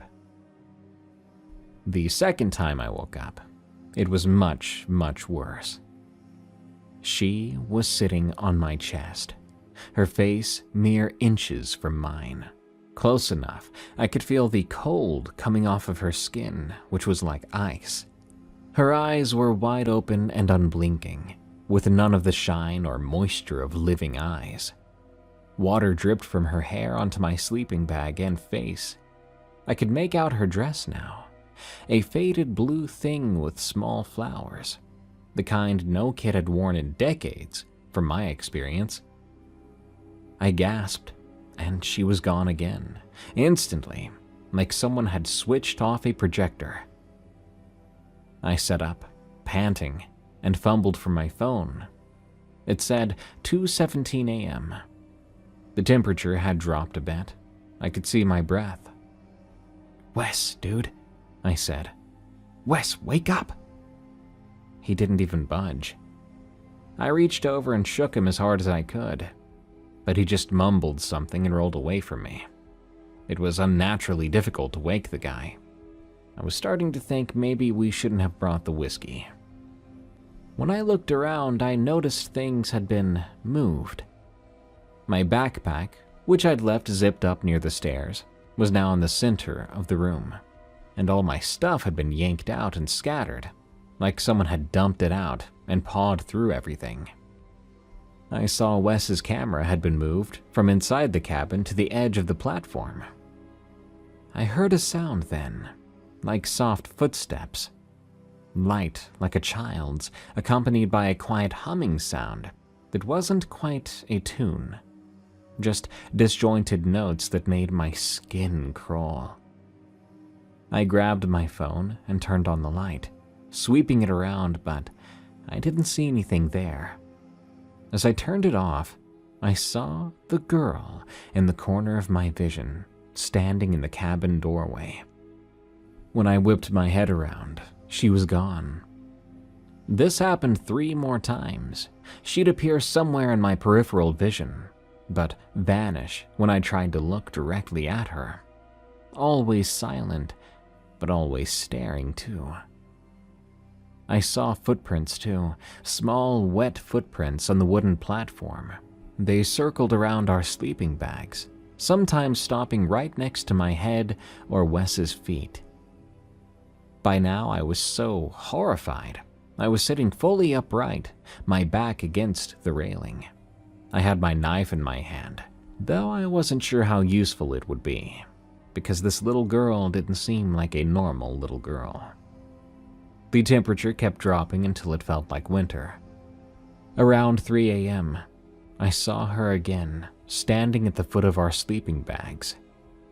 There was a puddle of water around her bare feet, and her dress appeared even more wet than before. She stared at me with dead eyes, and then slowly raised her arm, pointing down through the platform. I didn't move. She kept pointing, insisting on something, but didn't make a sound. She then tilted her head at an angle that wasn't physically possible, nearly sideways on her shoulders. Her expression never changed. What happened next really broke me. She dropped down to all fours and began to crawl towards us. When she crawled, the joints in her arms and legs seemed to bend all wrong, and her head was twisted. She moved like something studying human movement, but unable to truly get it right. She made it to the edge of the sleeping bag, then impossibly began to crawl up the cabin wall. Wes finally woke up. He sat up, disoriented. "What the heck, man?" he mumbled, then saw where I was staring. The girl was now on the ceiling, looking down at us, her wet hair hanging toward the floor, defying gravity. She opened her mouth, impossibly wide, and no sound came out. I screamed at Wes to run. I was already scrambling for the stairs when I said it. We left most of our gear behind, grabbing just our phones and car keys. The stairs felt endless when we ran, but I think I'd rather fall off the platform than stay there any longer. We spent the night hiking back through the woods, getting lost repeatedly and jumping at noises. By dawn, we made it back to the car. We drove away, laughing like maniacs after about 10 minutes, when we realized we were safe, and we realized what had happened. Beside a funeral home. From Rural Mythos. I've lived in my house for decades, and for as long as I can remember, the building next door was an abandoned funeral home. I say was because about a year ago, that changed. It started with vans pulling up at all hours, renovations, and fresh coats of paint. Within months, the decaying structure, once a splintered, broken place with shattered windows, was transformed, restored to its former glory, ready for business once again. Then came the ornate new sign on the lawn, Lucian Funeral Home. At first, I wasn't thrilled about living next to a functioning funeral home, but I told myself it was better than the alternative. At least it was no longer a crumbling, haunted-looking husk. And for a while, it seemed normal, almost pleasant in a way. But I never could have imagined that the beautiful, polished version of that building would terrify me more than the abandoned one ever did. And yet, here I am, praying every night that it shuts down again, that the people running it pack up and leave, that the building is left to rot until it finally collapses into an empty lot. At first, the only unsettling thing was watching them bring in the bodies. My back porch faces the side of the funeral home where they unload them. There's no proper loading bay, just an elevated double door, and they only bring the bodies in at night. Sometimes when I go outside for a smoke, I see them pull the hearse around, backing it up to the building. As it gets close, the double doors swing open. A man inside reaches for the stretcher, pulling it smoothly into the building. There's some kind of rail system on the floor that it slides into. It's morbid, I know, but how can you not take a peek? That's how it started. Just the occasional guilty glance while I smoked. One night, I had a rough day. Stressful enough that I stepped outside for a second smoke, much later than usual. It was brutally cold, but I bundled up and took my usual spot on the porch. I wasn't looking at the funeral home this time. Instead, I was scanning the tree line, searching for the little rabbit that sometimes nibbles on the lawn at night. I took a slow drag from my cigarette. Everything else was dark. Then, in an instant, the entire backyard exploded with light. The floodlights from the funeral home, ones I'd only seen used a handful of times, blazed to life, as bright as midday. Squinting, I turned toward the building. A figure emerged from the back door, the same man who usually unloaded the bodies. But this time, he wasn't pushing a stretcher. He was dragging something wrapped in a white sheet. I watched, frozen, as he trudged across the lawn, tugging the sheet-covered bundle behind him. He stopped halfway between the building and the tree line, then simply left it there. Without hesitation, he turned and walked back inside. What the heck had I just seen? The obvious questions flooded my mind. Why is he out so late? What's under that sheet? And more importantly, why did he just leave it there? I stood and stepped toward the edge of the porch, squinting and trying to make out any details. The sheet flapped in the breeze, revealing nothing. Whatever was inside, it was small but heavy. The way he dragged it made that much clear. Then, without warning, the lights cut off. Darkness swallowed everything. A long moment passed. Then I flicked my cigarette into the grass and turned toward my door. Whoosh, the floodlights roared back to life. I whipped around. The yard was empty, and the sheet-covered bundle was gone. From that night on, it became a pattern.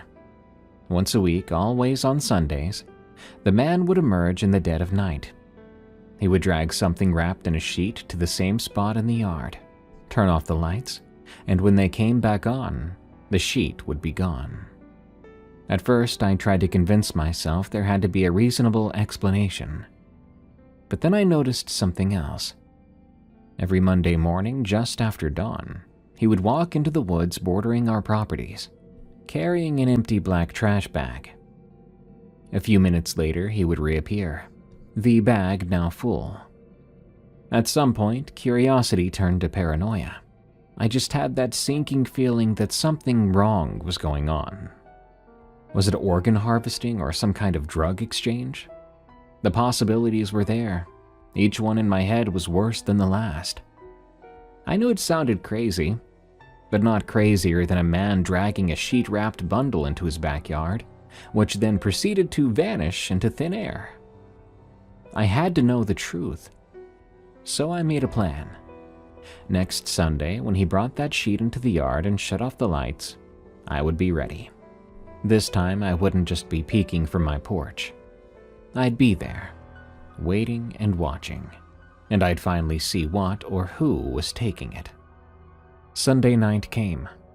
I waited in my shed, hidden in the shadows of my backyard. The cold was brutal, making my fingers numb even with my gloves on. I must have smoked half a pack too, my nerves rattling. I'd been out there for hours. The later it got, the more I doubted myself. Maybe it wasn't going to happen tonight, I thought. Maybe I should just go back inside before I froze to death. But just as I started to rise, slivers of light sliced through the cracks in the shed's walls. My breath stopped. It was happening. I pressed my face to the wooden slats and peered through the gaps. There he was, the man, dragging that same sheet-wrapped shape. Excitement and dread twisted in my gut. I was really doing this, and soon I'd find out the truth. As he disappeared back inside, the floodlights cut out, plunging the yard into darkness. This is it, now or never. My mind screamed at my body to move and to sprint, but for a split second, I hesitated. Then my courage took over. I burst from my shed, feet pounding against the ground as I raced across the lawn. Reaching the side of the funeral home, I pressed my back against the wall. I peered out into the backyard. There was no moon tonight. My eyes were still adjusting, but I could just make out the pale outline of the sheet-wrapped object lying in the grass. No movement, no sound. I expected it to simply vanish before my eyes, to dissolve into nothing. But then something shifted near it. Then another and another. Dark shapes low to the ground, barely taller than the thing wrapped in the sheet. They had no distinct features, just shifting silhouettes in the dark, circling the bundle like vultures. For a few long seconds they moved, silent and methodical, and then they blurred together, merging into a single writhing shadow. And then, nothing. The movement stopped. The shapes disappeared.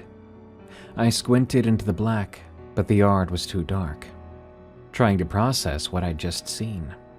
I was then blinded when the floodlights roared back to life. I flinched.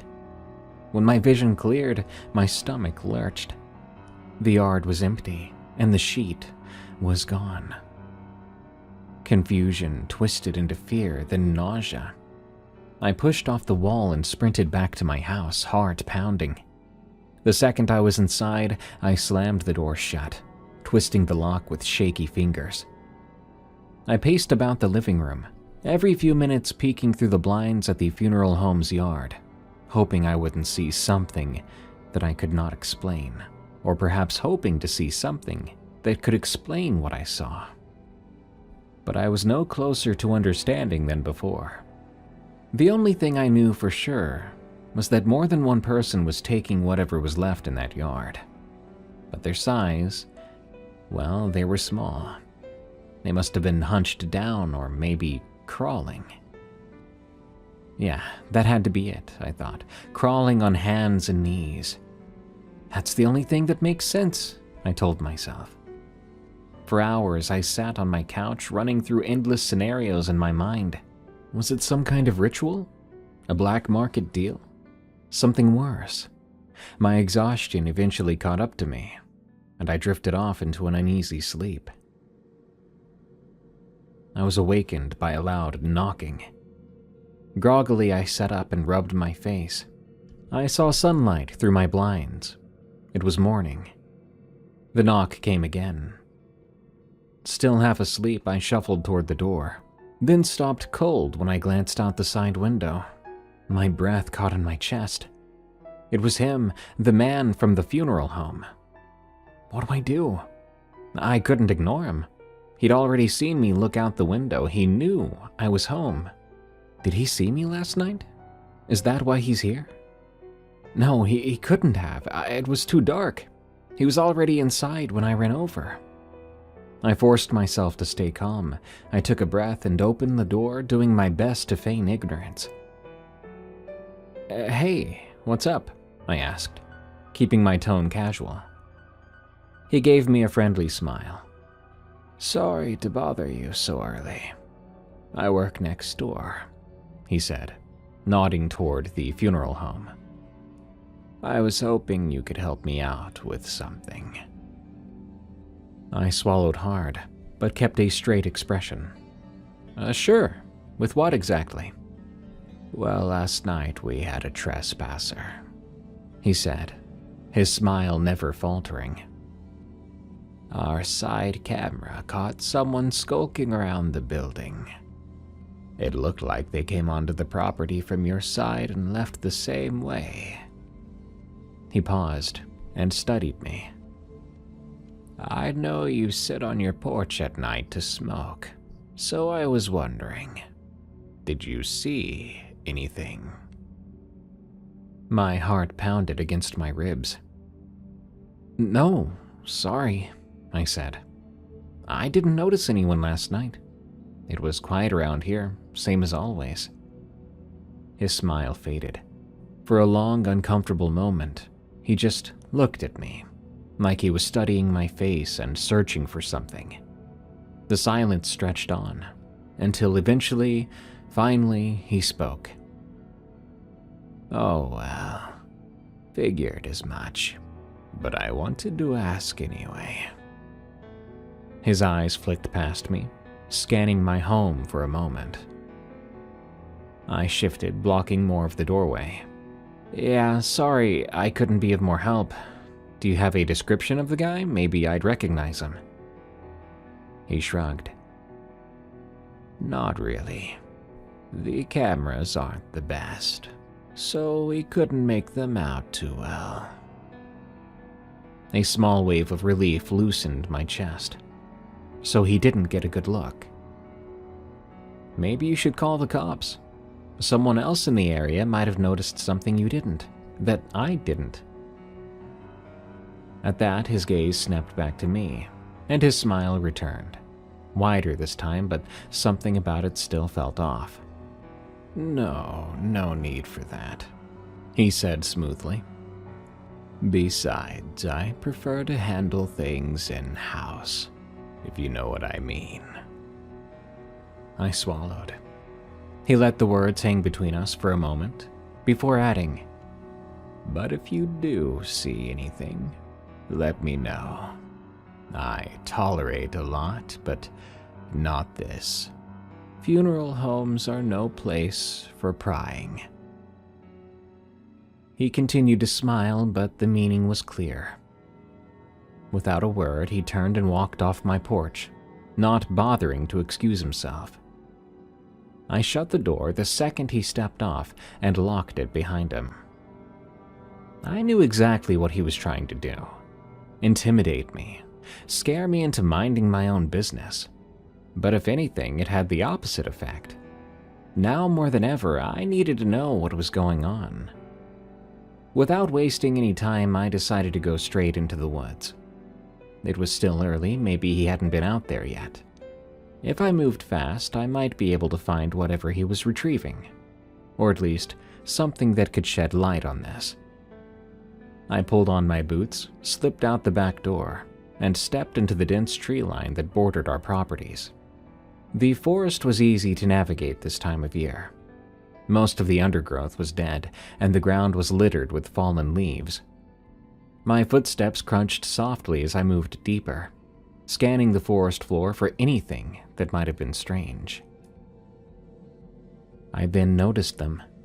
Faint drag marks. Here and there, the leaves had been disturbed, pushed aside, like something heavy had been pulled through. The trail wasn't perfectly clear, but it had a direction.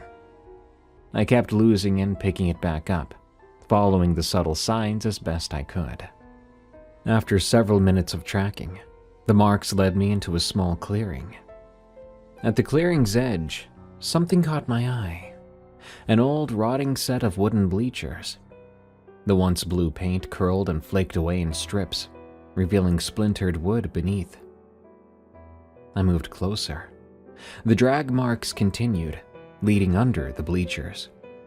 I crouched down and peered into the shadows beneath the wooden seats. There it was, a white sheet torn to shreds and soaked in what appeared to be blood. Tangled within the fabric were ripped pieces of plastic, also stained red. The ground beneath was dark, damp, and disturbed, like something had been violently ripped apart there. My mind racked in my skull looking at it. It looked like something from a scary movie. Then I noticed something else. Tiny bloody handprints smeared across the fabric, and surrounding the sheet, imprinted in the blood-soaked earth, were small footprints. Dozens of them, no bigger than a toddler's. My brain struggled to perceive the horrifying scene before me, but before I could think too much, I heard it. The sound of leaves and twigs crunching underfoot. Someone was coming. The noise came from the direction I had just come from. Panic surged through me. I could not be seen here. I bolted out of the clearing, ducking behind a tree just as the footsteps grew closer. Pressing my back against the rough bark, I held my breath and I listened. The footsteps stopped briefly, then resumed. Slow, deliberate, I risked a glance around the trunk, just enough to see. It was him, the man from the funeral home. He walked into the clearing, heading straight for the bleachers, a black trash bag clutched in his hand. I snapped my head back behind cover, heart pounding. For a few agonizing moments, I listened as he rustled around beneath the bleachers. Then his footsteps started up again, retreating back the way he came.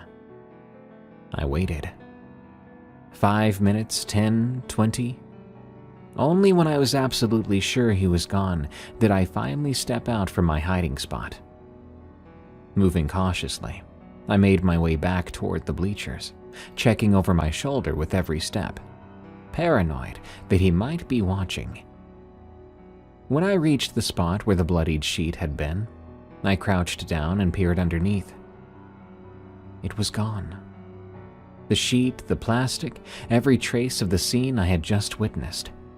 Even the dirt had been disturbed, kicked around and brushed over, hiding the blood and erasing the tiny footprints. It was like nothing had been there at all. I made my way out of the woods and back to my house. My mind was a storm, and I was freaked out. That was 3, maybe 4 months ago now. Since then, I don't go outside much anymore, especially not at night. I avoid my porch, my backyard. I do everything I can to pretend that cursed place next door does not exist. But it's getting harder to ignore, harder to push it all to the back of my mind. Because ever since I stepped into those woods, I think I've started to hear things now. Things at night. And it's getting worse. On occasion I've heard knocks at my walls or scratches at the windows.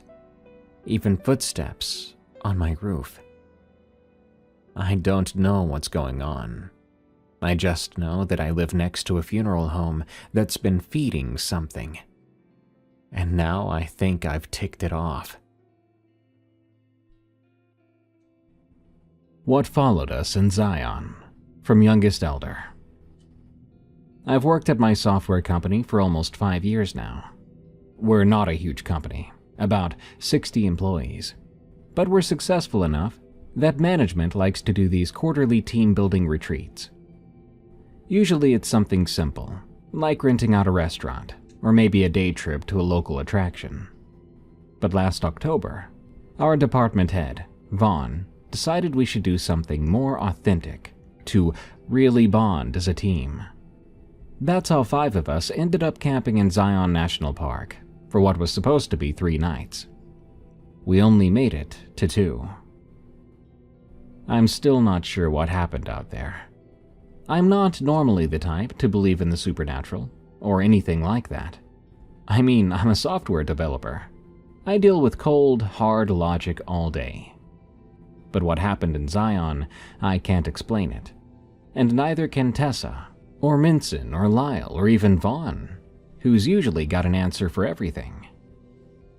Our department had been under a lot of pressure to deliver on this new client portal.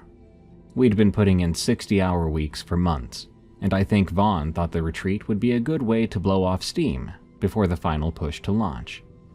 He'd been talking up Zion for weeks, how beautiful it was, how the disconnect from technology would reset our brains. I was skeptical, but whatever.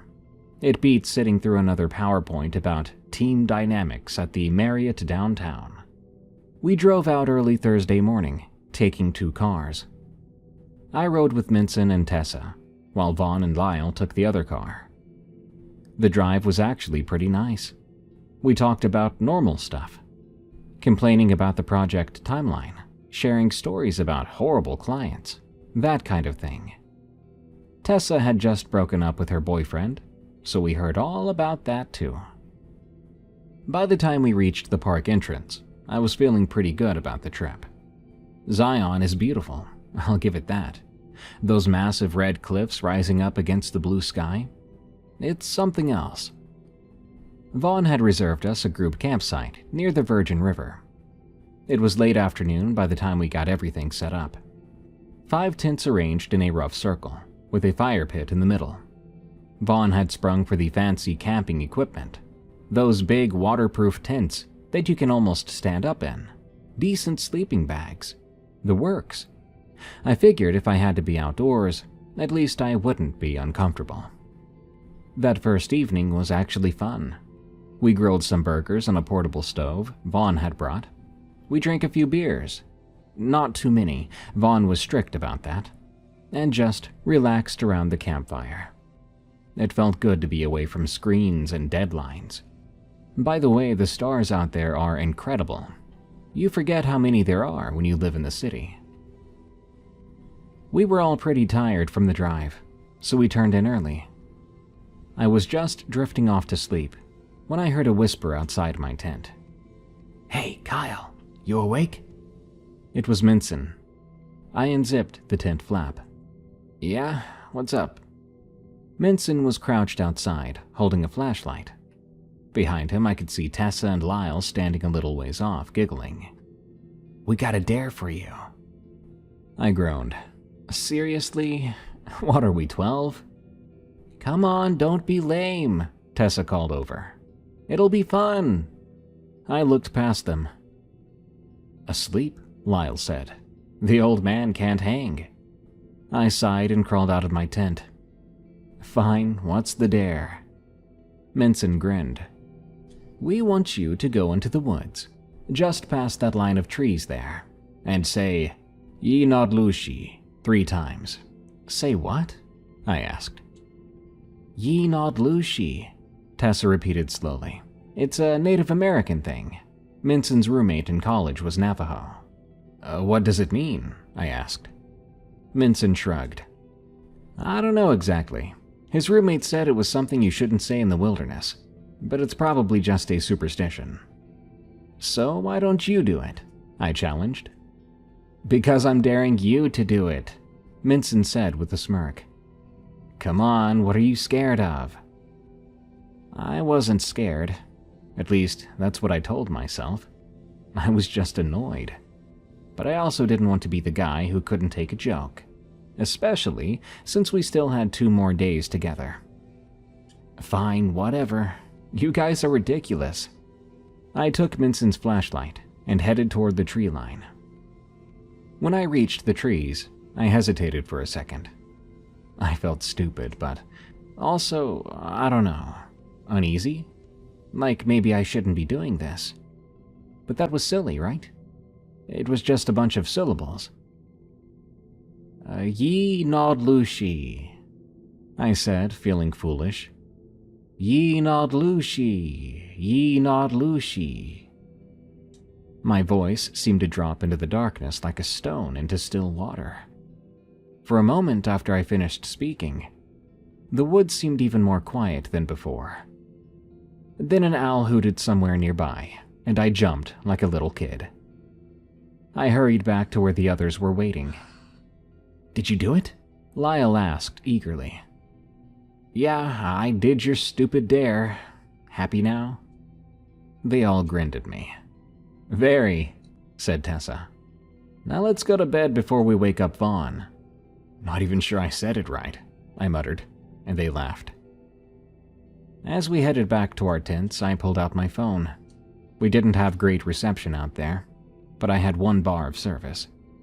I tried to Google the phrase, but I didn't know how to spell it properly. I tried several variations I could think of, but nothing seemed to match. After a few failed attempts, I gave up, and I went back to my tent. It took me a while to fall asleep. I kept thinking I heard something moving around outside, but I told myself it was just the wind in the trees, or maybe some small animal. Eventually, I drifted off. I woke up suddenly in the middle of the night to a scratching sound on the side of my tent. Not like an animal trying to get in. More purposeful, like someone dragging their nails across the fabric. Scratch, scratch, scratch. Then silence. Then again, scratch, scratch, scratch. It was as if someone wanted my attention. Hello? I called out, my voice embarrassingly shaky. Who's there? No answer. Just another set of scratches, this time on the other side of the tent. I fumbled for my flashlight and phone. It was 3:17 a.m. The scratching came again, and I aimed my flashlight at the tent wall. I could see the fabric depress slightly with each scratch, like something was applying pressure. Yo, this isn't funny, I said, louder this time. Minson? Tessa? Cut it out. The scratching stopped. I listened hard but couldn't hear anything moving outside. After a few minutes of sitting tensely in my sleeping bag, I convinced myself it must have been one of the others, playing a prank. I made a mental note to get them back the next day, and eventually I fell into an uneasy sleep. The next morning I unzipped my tent, and I nearly stepped on something lying right outside the entrance. For a brief second I thought someone had left a small red washcloth there. Then I realized what I was looking at, and stumbled backward with a yell. It was a squirrel, or half of one. The animal had been cut cleanly in two, right across the middle. The front half, head, front paws, and part of the torso, was placed neatly at my tent door, the fur still glossy, the small black eyes staring at nothing. There was surprisingly little blood. What the heck? Lyle had emerged from his tent and was staring at the grisly discovery. Is that a squirrel? Soon everyone was crowded around, looking at the half-animal with expressions ranging from disgust to fascination. Had to have been a coyote, I guess, Vaughn said, though he looked a tad bit worried. They do leave behind kills sometimes. Do coyotes cut squirrels in half? I said, then leave them at people's doors? Maybe some weirdo hikers played a prank, Tessa suggested, but she didn't sound convinced. I looked at Minson. Did you guys do this? Is this part of the dare? Minson held up his hands.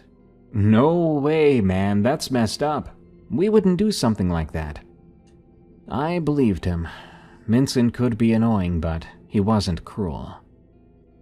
Vaughn took charge, using a stick to move the squirrel remains away from our campsite. We all watched as he buried it under some rocks a good distance away. When he came back, he tried to act like everything was normal. All right, guys, let's get some breakfast going. We've got a big hike planned today. I pulled him aside. Hey, you sure we shouldn't just pack up and head back early? He frowned at me. Because of a dead squirrel? Come on.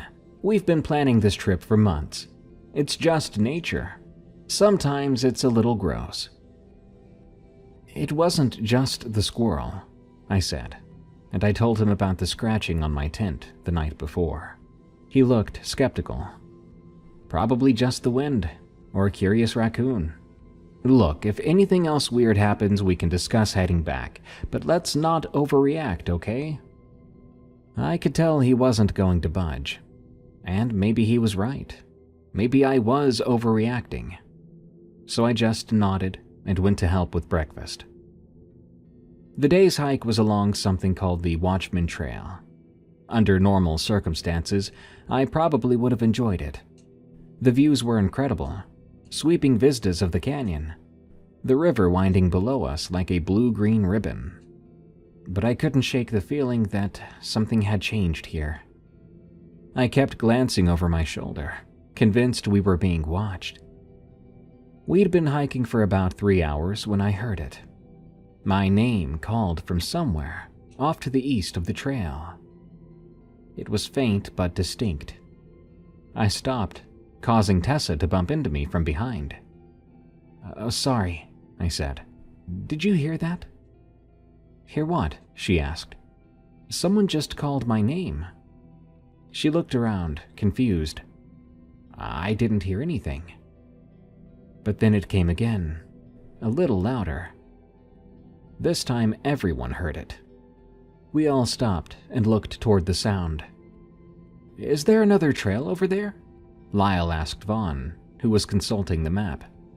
Oh, not according to this, Vaughn said. Just some steep terrain leading up to those cliffs. The voice came again, somehow both distant and clear at the same time. Maybe someone needs help, Tessa suggested. Minson squinted in the direction of the voice. I don't see anyone. We should check it out, I said. Though every instinct was telling me to do the opposite. What if someone's hurt? Vaughn nodded reluctantly. Okay, but we stick together. The terrain gets rough over there. We left the trail and headed east, toward the voice that kept calling my name every minute or so. The well-maintained path quickly gave way to loose rocks and scrubby vegetation. We had to help each other across some difficult sections. My name came again, this time followed by, "This way." The voice seemed to be coming from just up ahead now, beyond a rise in the terrain. I sped up, pulling slightly ahead of the others. Hey, wait up! Be careful! Vaughn called from behind me. I crested the rise and stopped abruptly. In front of me, the ground dropped away suddenly, a sheer cliff face plunging down at least 100 feet to jagged rocks below. The voice seemed to be coming from the empty air just beyond the edge, but that's not possible. I took an instinctive step back when the voice called my name again, just as Minson caught up to me. He grabbed my arm. Whoa, holy crap, that's a drop. The others joined us, all staring at the cliff edge with wide eyes. I don't get it, Tessa said.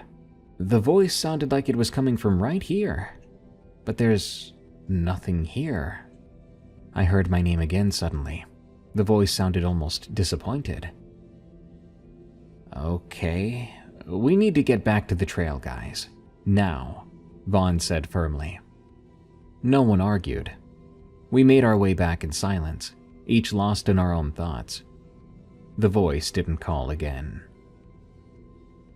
When we made it to the main trail, Vaughn suggested we head back to camp. No one objected. The almost carefree mood of the morning was gone. We were all so tense. We hiked back mostly quiet. That evening around the campfire, we tried to rationalize what had happened. Must have been some kind of weird echo. Lyle scratched his chin. Sound does strange things in canyons, right? But why would it be saying Kyle's name? Tessa asked. Maybe it wasn't saying his name at all. Maybe it was saying something else that just sounded like Kyle, Minson said. I didn't buy any of that, but I didn't have a better explanation.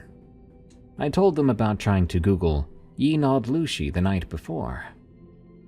Wait, you actually did that dare? Vaughn asked, looking between all of us. I heard you mentioning it, but what was the dare exactly? The others explained somewhat sheepishly about the dare they'd given me.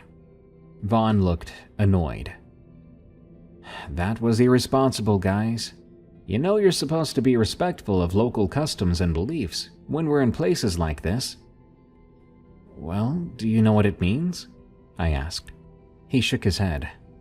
No, but... He was cut off by a sudden whooshing sound from above.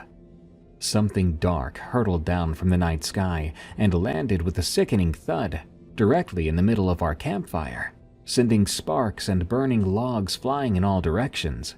We all leapt up, screaming and backing away. In the firelight, I could see what had fallen. It was a coyote. A dead coyote, and I don't think it had been killed by the fall. The animal had already been horrifically mutilated. Its fur was covered in blood. There were long gashes running across its body, like it had been raked by something much larger than itself. The smell of burning fur filled the air as the carcass began to smolder. Tessa was the first to recover her voice. What the heck? What the actual heck? Vaughn was frantically stomping out the small fires that had started in the surrounding grass from the scattered embers. Everyone grab your essential gear now. We're heading back to the cars. In the dark? Minson sounded scared. Yes, in the dark, Vaughn snapped. Unless you want to stay here with that. He pointed at the coyote carcass, still smoking in the remains of our fire. No one argued after that. We rushed to our tents, grabbing only what we absolutely needed. Within 10 minutes, we were ready to go. Stay close together, Vaughn instructed, his usually calm voice, now demanding and stressed. No one wanders off for any reason. We stick to the main trail all the way back to the parking lot. It's about 5 miles. We can make it in a couple of hours if we keep a good pace. The hike back was the most terrifying experience of my life. Our headlamps were pretty much useless in that kind of darkness. I swear I kept seeing things in the shadows. Even still, we walked pretty quickly, sometimes breaking into a jog whenever our nerves got the better of us. About halfway back, we all heard it at the same time.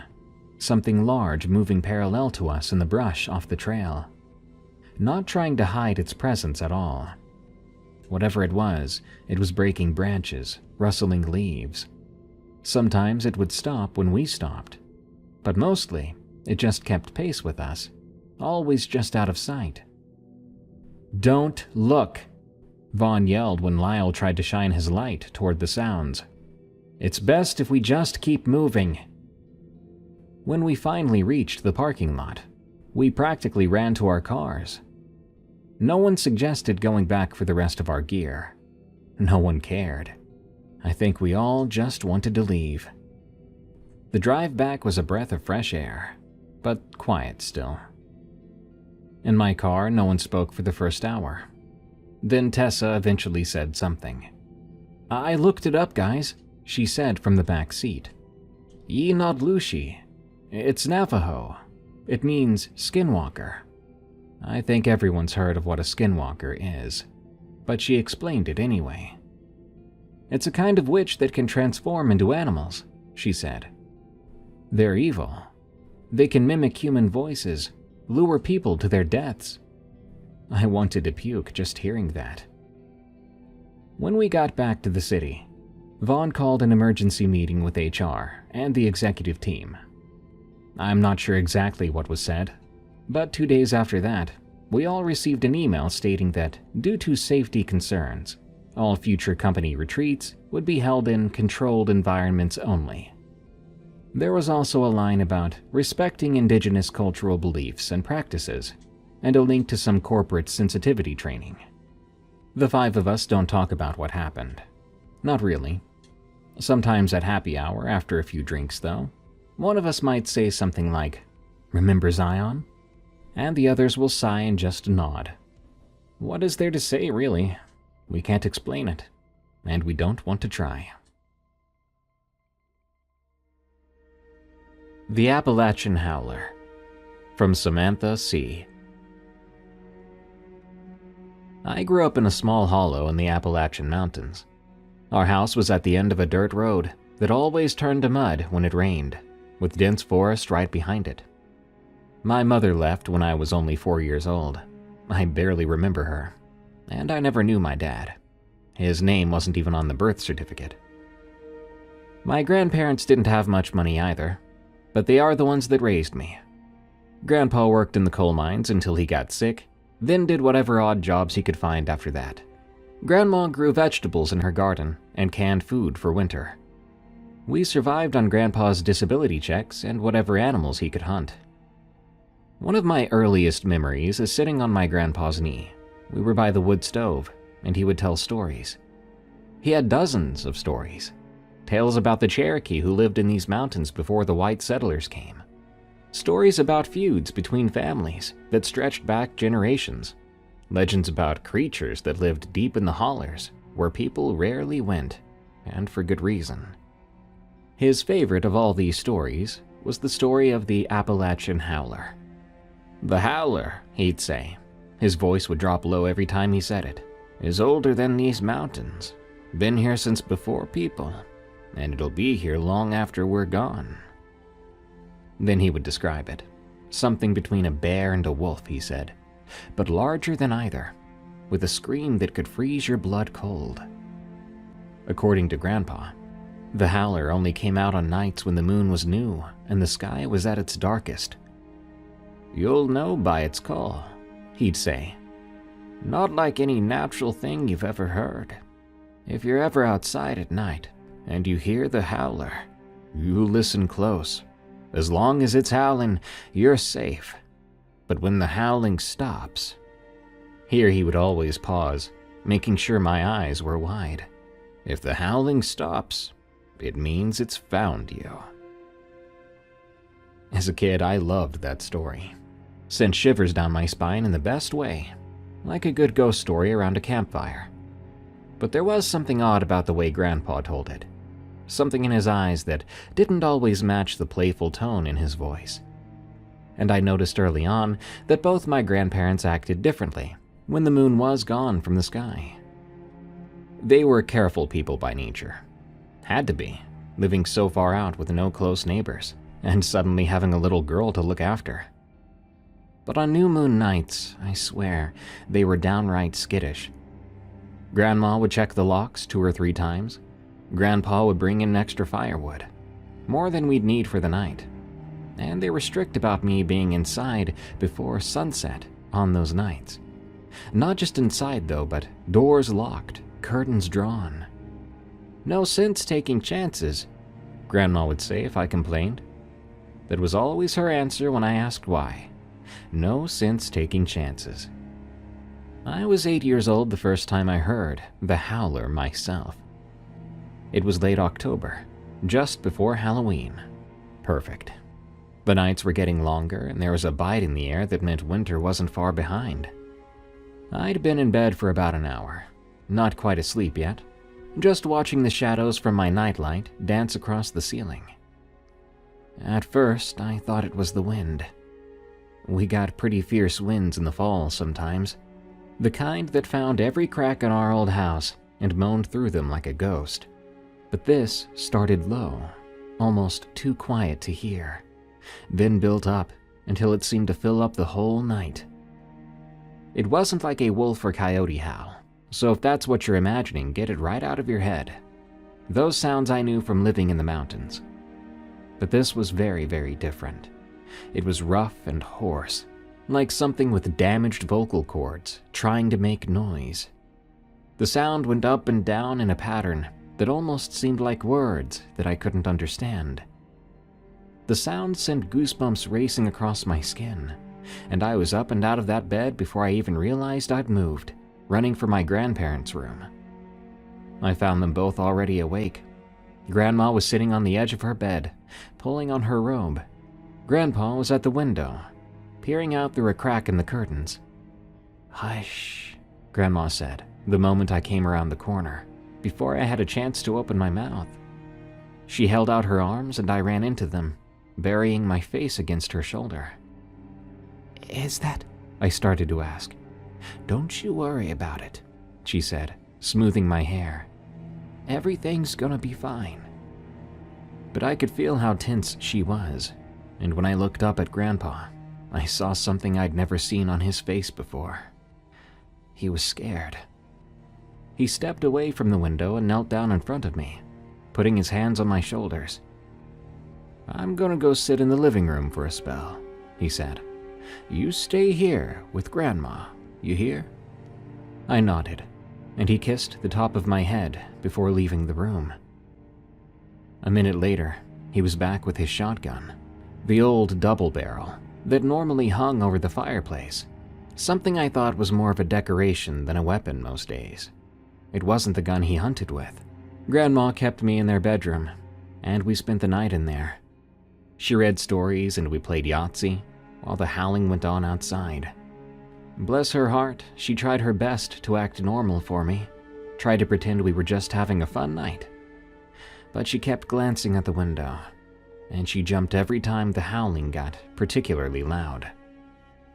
I remember thinking that it didn't sound like it was coming from any one place. Sometimes it sounded close, right outside the walls even. Other times it sounded distant, far up on the ridge. But it never fully stopped, not until the sky began to lighten up with the first hint of dawn. The next morning, Grandpa was asleep in his armchair, shotgun across his lap. Grandma made pancakes for breakfast like it was a special occasion, and neither of them mentioned the sounds from the night before.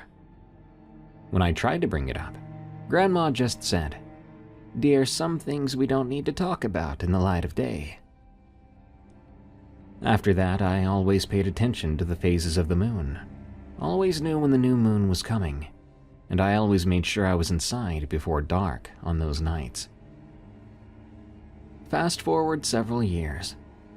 I was 13 years old, awkwardly between child and teenager. Grandpa had passed away 2 years earlier. A stroke took him. Sorry if I get this wrong, but I think some sort of insurance claim or life insurance thing from the old mining job gave Grandma just enough money to pay off the house. And from there on, she was getting Social Security and using what little savings she had to live on. Since Grandpa's passing, we didn't hear the howler. Hadn't even talked about it. Part of me was starting to think it was just a story after all, something to keep me from wandering too far into the woods at night. The rational part of my brain said those howls had probably been some animal. A mountain lion, maybe. Could have been a bear. And Grandpa's stories had just made them seem more mysterious than they were. It was spring break, mid-April.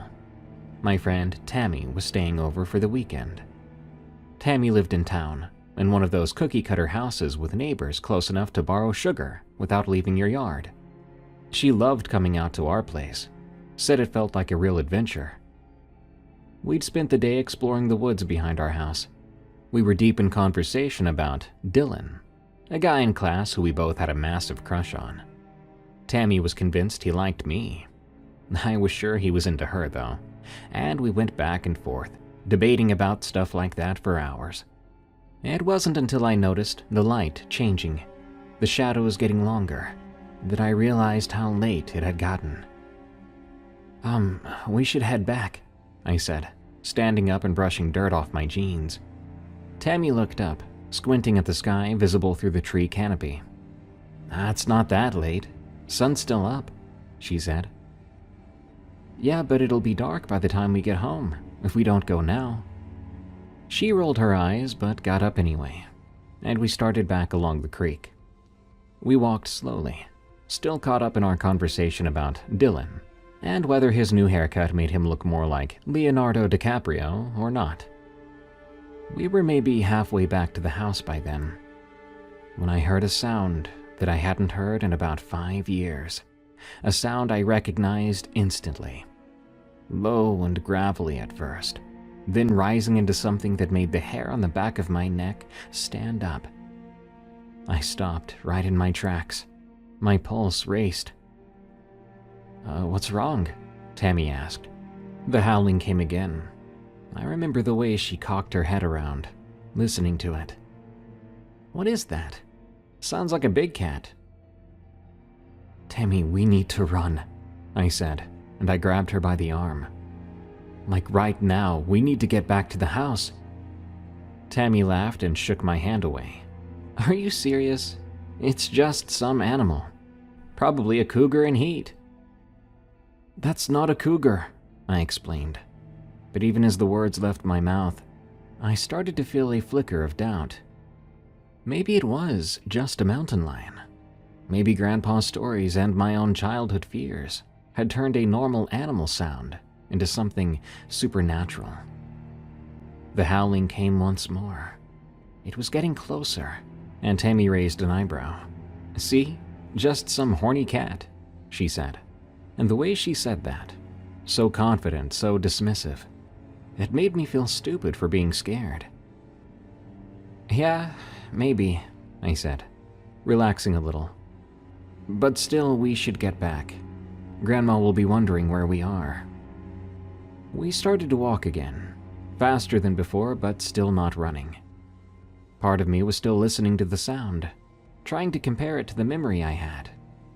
Was it really the same? Or had I just built it up in my mind over years? We were nearing the edge of the woods, maybe a quarter mile from home, when the howling stopped.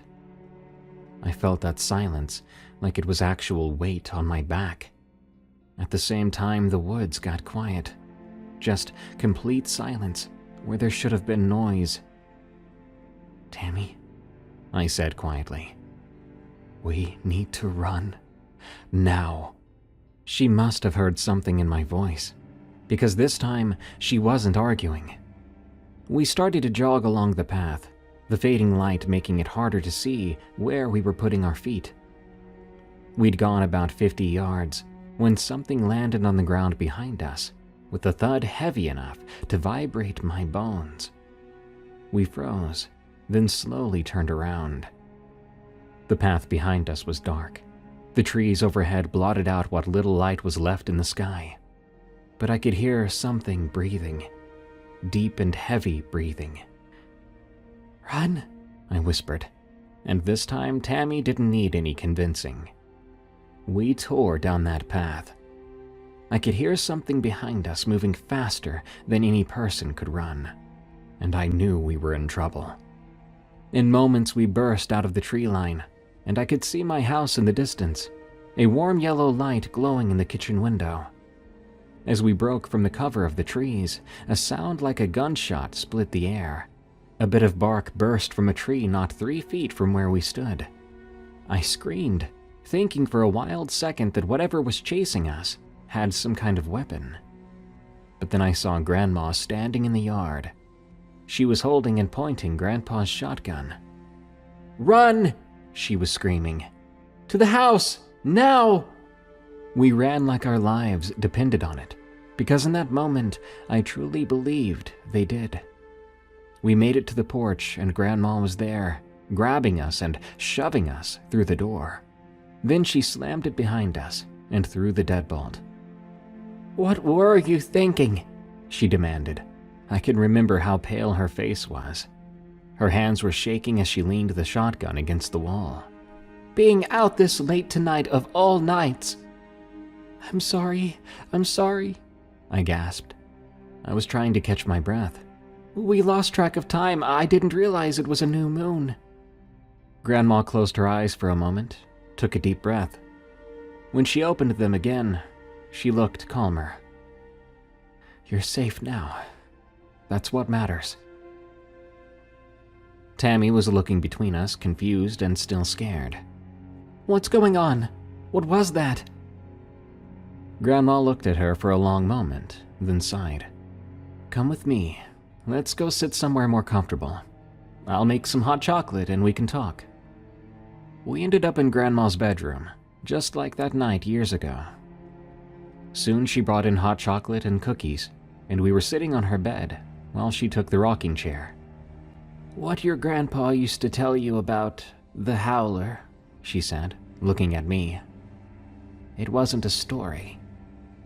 I know, I said quietly. What howler? Tammy asked. So I told her the story from memory, the way Grandpa had told it to me all those years ago, about how it only came out on the darkest nights, how its howl was a warning, and how silence meant danger. That's what was out there? Tammy asked when I finished. That's what was chasing us? Grandma nodded. I've lived in these mountains my whole life, and I've only seen it twice. Once when I was about your age, and again tonight. You saw it tonight? I asked. Just a glimpse, she said. When you girls came out of the trees, I saw something right behind you. It was big, covered in hair, moving in a way that no natural critter moves. She shook her head, explaining that she'd fired a shot at it, but missed, and how she was so panicked and worried for a split moment that she may have shot us, but luckily hadn't. But it did seem to scare the thing off. Within the hour, the howling had started up again, distant at first, then moving around the perimeter of our property, like it was pacing.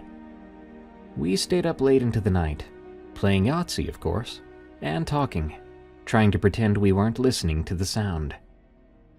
The next morning, Tammy's parents came to pick her up as planned. I was afraid she wouldn't want to come back after that, but as she was leaving, she leaned in and whispered, "That was the most exciting sleepover ever. Wait till I tell everyone at school." "Don't, they'll think we're crazy," I told her. She grinned. "It'll be our secret then. Besides, I definitely want to come back. Maybe not on a new moon, but I'll come back." After that night, Grandma established a new rule. No going outside after 4 p.m. on new moon days. No exceptions. I didn't question it. Even now, I find myself checking the moon phase before I make plans. Old habits die hard, I guess, but better than dying in the woods, you know? I got a job in the city after high school, and never found my way home for more than short visits. Whenever I do go back, I drive up that winding road to the house where I grew up, and I keep a good eye on the trees, whether it's day or night. The Boy Scouts Incident. From Anonymous. This happened in 2009 when I was 13. I was in the Boy Scouts. We were coming back from a regional jamboree in Wisconsin, one of those big weekend things with troops from 3 states. We had fun camping competitions, knot tying and fire building and all that stuff. Our troop had done pretty well, I think. Got second place in orienteering, which was pretty big for us. There were 17 of us on that bus, plus Mr. H, who was driving, and Assistant Scoutmaster J riding shotgun. It was one of those short yellow school buses, the kind churches and scout troops buy secondhand. Ours was a 1994 piece of junk that smelled like old vinyl and diesel exhaust, but it was ours. The drive back was supposed to take about 4 hours. We'd left the jamboree grounds around 6 in the evening, planning to get home by 10. Most of the younger kids had already crashed out, exhausted from the long weekend. I was in the back with my buddy T and a few other guys, playing cards by the dome light. Around 8:30, Mr. H pulled off at a rest stop. It wasn't a big interstate one. It was on Highway 53, I think, just a little parking area with picnic tables and outhouses. He said he needed to stretch his legs and we could use the facilities if we needed. About half of us piled out to use the bathrooms, move around, or act up. It was getting dark. The rest stop was surrounded by woods on 3 sides, with just the highway on the 4th. There was a street light by the bathrooms, one of those orange sodium lights that make everything look weird. A few moths were already circling it. I remember one of the younger kids, I'll just call him Tyler, don't want to call 2 people T in this story. He was maybe 11 years old. He was pointing at the woods and saying something was moving around in there. We older scouts gave him heck about it. "Oh, scary woods, Tyler, maybe it's a squirrel," that kind of thing. Just poking fun. We all loaded back up after about 10 minutes. Mr. H did a head count. Jay double-checked, then we pulled out. Made it maybe 2 miles down the road when the engine started to cough. Then it died completely. Mr. H was able to coast us onto the shoulder, thankfully. He tried to start it a few times then. We heard this grinding sound where it wants to turn over, but just won't. Jay got out with a flashlight to look under the hood, while Mr. H called the Scout Council's emergency number on his flip phone. This was 2009, remember. A lot of folks didn't have smartphones yet. We were stuck there for maybe 20 minutes. The kids were starting to get restless. T and I had given up on cards as it was getting too dark, even with the dome lights on. That's when Tyler, the same kid from the rest stop, pressed his face against the window and goes, "There's somebody out there." At first, nobody paid attention to him. But then M, sitting across from Tyler, looked out too. Holy crap, there is somebody. That got everybody looking. The bus was parked with the woods on the right side, about 15 feet from the trees. And sure enough, just inside that first row, something pale was moving around. Jay was still up front with the hood open. Mr. H was on the phone, pacing around. They couldn't see what we were looking at from their angle. "It's just deer," someone said. But it looked like it was sneaking. Deer don't sneak, do they? I mean, they move real slow, but they're not trying to sneak up on you. That's a different kind of movement altogether. And this thing was so pale it was white. Even in the dim light, you could see it was white. And not white fur, but skin white. It then began to come out of the trees a little. Just enough for us to see it was human-shaped, but nude. Completely naked, crawling on hands and feet, back arched up high and head hanging down. It was like when you see those circus performers who bend backwards and walk on their hands and feet. But this was forward, not backward. Sorry, I don't know if I'm explaining this right, but it was god-dang terrifying. "What the heck?" T whispered. It stopped maybe 10 feet from the bus. Just froze there. We could see it better now in the spillover from the bus's parking lights. It looked like a dude, but something was wrong with him, like he hadn't eaten in years. I could see every detail of his spine and shoulder blades, enough to gross me out. The guy lifted his head at us and looked at the bus. And I think it was then that I realized the term guy did not describe this. I don't think it was human. It had super deep eyes and a very narrow jaw, with an expression that was completely blank, like not a thought was going through its head, or maybe every thought. Like it was calculating, but never feeling. Half the bus started screaming at once. Mr. H came running back in, Jay right behind him. "What's going on in here? What's the problem?" "There's a naked guy outside," someone shouted. Mr. H looked where we were pointing. The thing, the person, quote-unquote, whatever, had lowered its head again, but hadn't moved otherwise. Just stayed there in that weird crouch position. "Oh, Christ," Mr. H muttered. Then he got loud again. "Okay, everyone, calm down, stay in your seats. Jay, call 911. Jay was already way ahead of him. He had the phone out, and I heard him telling dispatch there was a naked individual acting erratically near our broken-down bus. I remember him saying something about looking like the dude was on drugs. The thing started to move again, not towards us. It crawled parallel to the bus, heading towards the front.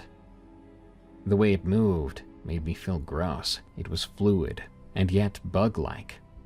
When it got alongside Mr. H, who was standing by the door, it stopped again, raised up slightly, still on all fours, and made a sound. I have thought about that sound a lot over the years. The kind of sound that comes back when you're trying not to think about it, makes you look over your shoulder a few times before turning on all the lights. Imagine a man moaning his death moan, but also a sick and elderly man trying to clear mucus out of his throat, but deeper and real wet. And it went on way too long. 15 seconds, I'd say, without stopping for a breath. Mr. H backed up against the bus door. "Sir, you need help. The police are coming, just stay there." It tilted its head at him, too far, like an owl, but worse, because it was on what looked like a human neck. Then it smiled. Not a normal smile either, more like a dog snarling, and humans on TikTok just call it a smile.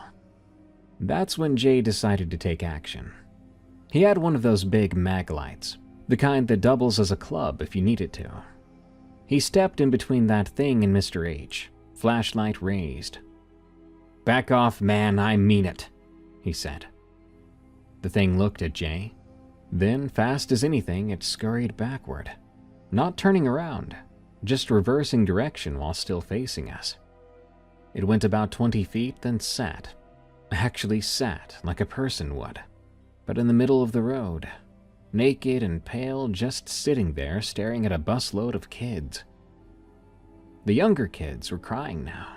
A couple of the older ones too, I admit. I wasn't crying though, but I wanted to. The way it moved and the way it looked, it makes your brain try to recategorize it as human, but it kept being wrong in enough ways that added up to something horrible. We could hear sirens in the distance. The thing heard them too, and it stood up, normal standing on 2 legs. And that was almost worse, because you could see how wrong it really looked trying to be a person. It looked at the bus one more time, then it dropped back to all fours and scuttled into the woods like a spider. Looked more like a sped-up video. The cops showed up maybe 2 minutes later. 2 cruisers. They took statements from Mr. H and J, shining their spotlights around the woods. One of them found its trail in the dirt. Swear I heard the word unusual between 2 of the cops. The official story we got was that we'd encountered a drug user. Probably meth. Someone exhibiting extreme behavior, and obviously potentially dangerous. I was close enough to hear one cop tell another, real quiet-like, about extra marks on footprints he couldn't account for. But the other cop told him to just write it up as bare footprints and leave it at that. They got us towed to a gas station about 10 miles up the road. We had to wait 3 hours for a replacement bus from the council. The whole time, us scouts were comparing notes on what we'd seen. The younger kids kept saying it didn't look like a regular person. Tyler was insistent that the hands were just not right. They had too many knuckles, he said. Em said that the skin looked loose, like it didn't even fit it. Mr. H and J kept telling us it was just some druggie. Someone methed up out of their mind. They sat us down and explained that drugs can do crazy things to people, make them act worse than animals. But I could tell they were shaken up too, especially Jay. He kept rubbing his neck, looking out the windows. On the replacement bus, nobody wanted to sit on the right side. Everyone crowded onto the left, away from where the woods would be. We made it home without any more incidents, but the damage had been done. 3 kids quit scouts after that trip. Their parents said they were way too traumatized. Tyler had nightmares for months. His mom called Mr. H about it. And at a certain point, the rest of the troop was no longer allowed to talk about it. We'd get in trouble if we did. It became a sort of hush-hush legend. All these years later, having seen actual drug addicts and people having mental health crises, all kinds of crazy crap, I can tell you with absolute certainty that that is not what we saw that night.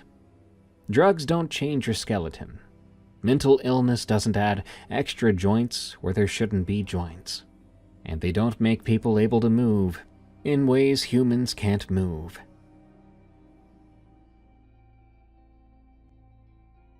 Warning: the following story contains depictions of violence against pets.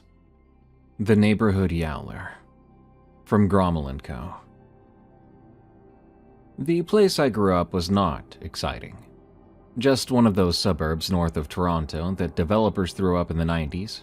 Cookie-cutter houses with identical floor plans. Tons of young trees that hadn't grown much yet. And these narrow strips of forest they left between subdivisions to make people feel like they were living close to nature. My family moved there in 2004, when I was in grade 6. And by grade 8, I knew every kid on our street. Every shortcut through the woods. And every house where the owners would yell at you for cutting across the lawn. What I'm about to tell you happened during those junior high years, mostly in 2006 and 2007. I've never really talked much about it, because honestly, I'm not sure what to tell people. Whenever my friends bring up ghost stories or scary campfire stories and the like, it's just one of those stories that sounds cool to tell people, but you don't know how to tell it. So finally, today, I'm sitting down and I'm doing just that. It sounds crazy when you hear it, but this did happen. And sometimes when I'm back visiting my parents and I hear a sound in the night, I remember everything. I'll begin by saying the kids in the neighborhood called it the Yowler. Not very creative, but when you're 13, you name things for what they do. And this thing yowled. The first time I heard it was maybe 2 months after we moved in. It was late in the spring, when you'd open windows to catch the breeze. I was lying in bed reading some fantasy novel with dragons on the cover when the sound cut through the night. Long and drawn out like a cat in heat, but deeper and much, much bigger. It started from somewhere behind the Patel's house, about 3 doors down. It went on for maybe 30 seconds, then stopped. Then it started up again from behind the Moore's place, next door to them. I recall going to my window that night and looking out. Other kids were doing the same. I could see faces in windows up and down the street. The sound moved again to another house, then another, always seeming to appear in the backyards where the forest started. Always moving. My dad at the time was still up watching the Leafs game. When I went downstairs, he shrugged. "Some kind of fox or something. They make weird noises," he said. But to me, it didn't sound like a fox. I was sure I'd heard a fox before at our old place, and it didn't sound the same. The yowling became a thing that just happened sometimes. You might hear it 3 nights in a row, or you might hear nothing for weeks. Parents got used to bringing their kids inside whenever it would start. Even heard one of my friend's moms say, "Come on in, the yowler's out." Like it was just some other suburban hazard, like a speeding car or that one house that never mowed their lawn. Then there was the night in August when the yowling stopped early. Usually when it came, it would go on for an hour or more, moving from yard to yard in a slow circuit. But that night it just cut off abruptly during a yowl, after only a few minutes. It just stopped mid-yowl behind someone's house, someone right next door to us. The next morning, the lady who lived there found her dog, who was named Schnitzel. I need to explain about Schnitzel because it matters. He was this little schnauzer, about 15 pounds, gray and white. He barked at everything, but was usually scared of his own shadow. His owners loved him like a child. He even had a little doghouse in the backyard, even though he slept inside. They bought him special organic food, which I'd seen them bring in once. Apparently, the whole works. Well, the lady's scream woke up half the street. My mom ran over in her housecoat and told me to stay inside. But of course, I followed. I wish I hadn't. Schnitzel was in his doghouse, but he didn't look like Schnitzel anymore. You know when you get fried chicken and you try to pull all the meat off the bone? How it never comes off clean, there's always bits stuck and the bones are all exposed but still connected. That's what Schnitzel looked like something had tried to debone him by hand. His fur was mostly there, matted with blood, but underneath everything had been pulled apart and twisted. His little head was turned completely backward. His owner was hysterical. The husband came out, took one look, and puked in the petunias. My mom grabbed me and hauled me back home, but the image I saw that day had already been burned into my mind.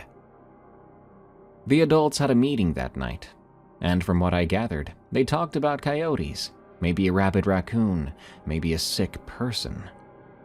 Some people wanted to call the police and others said animal control. In the end, they did both, to be sure. The cops came, took reports, said to keep pets inside. Animal control said the same thing, but nobody had definitive answers. For a while after that, people were careful. Some of the neighbors put up motion lights. One family talked about getting cameras but never did. Subscription fees, they said. And besides, it was probably just a one-time thing, they thought. A disturbed animal or person had probably wandered through, did something terrible to a pet, and died or wandered out. Kids weren't allowed out after dark after that. Parents walked their dogs in groups and carried flashlights, and some even carried hockey sticks. For a while, the neighborhood felt tense, but you can only stay scared for so long. By October, things were mostly back to normal. Kids were playing street hockey until the streetlights came on. Dogs were back in backyards. But the Yowler came back in November. Just the sound at first, no dead pets yet. People would hear it and bring everyone inside and wait it out. "There goes the Yowler," they'd say, almost casual about it. Life went on. I remember exactly when my encounter happened because it was 2 days after my 14th birthday, January 18th, 2007. We'd had a small party, just family and a couple friends, and there were leftovers cluttering the fridge. Our garbage disposal had died months ago, and my mom had this thing about not putting food in our regular trash. Said it would attract animals to the wrong place, so she would rather me bring it to them, where it would be unseen, out of the way, and wouldn't make much of a mess. So she had me dump food scraps over the back fence and into the woods. "The animals will eat it," she said, like we were doing them a favor. It was after dinner, already dark by 6 p.m., because January in Canada is like that. I had a plate of leftover spaghetti that nobody wanted, all congealed and gross. I grabbed a flashlight and headed to the back fence. Our yard backed right onto the forest, just a wooden fence between us and the trees. In the summer, you couldn't see more than a few feet in because of the undergrowth. But in winter, with no leaves, you could see deeper into those woods. Not that I was looking. I just wanted to scrape the plate and get back inside, where it was warm. I was standing at the fence, tilting the plate to let the spaghetti slide off, when I heard something move. Not unusual at first. There was always some sort of small animal out there, doing its own thing. But this sounded big. I heard branches moving and something shifting its weight. And then it yowled. I'd heard the Yowler dozens of times by then, but always from a distance. And even then usually muffled by walls and windows. But this happened at most 20 feet away from me, and it sounded like it was coming from above me. The sound hit me like a baseball bat, and every muscle in my body tensed up. My light was shaking because my hand was trembling so hard. I tried to aim it up at the trees, but I didn't see anything but branches and shadows. The yowling stopped, and then I heard something worse. Movement directly overhead. The tree branches were thick there, hanging over our fence, and something was up there shifting around. Then came this sound like a big wet sandbag landing on the ground. Something had fallen from the tree to the forest floor and landed in the snow only 5 feet from where I stood, on the other side of the fence, but still way too close. I dropped that plate and ran. Dropped my flashlight too. Just booked it back to my house. I slammed through the back door hard enough to make my dad angry. He jumped up from his chair and began to curse. But I gasped, "The Yowler! It's right out there, right by the fence!" My dad grabbed his big mag light and headed out. I watched from the kitchen window as he swept the flashlight beam along the fence line, up into the trees.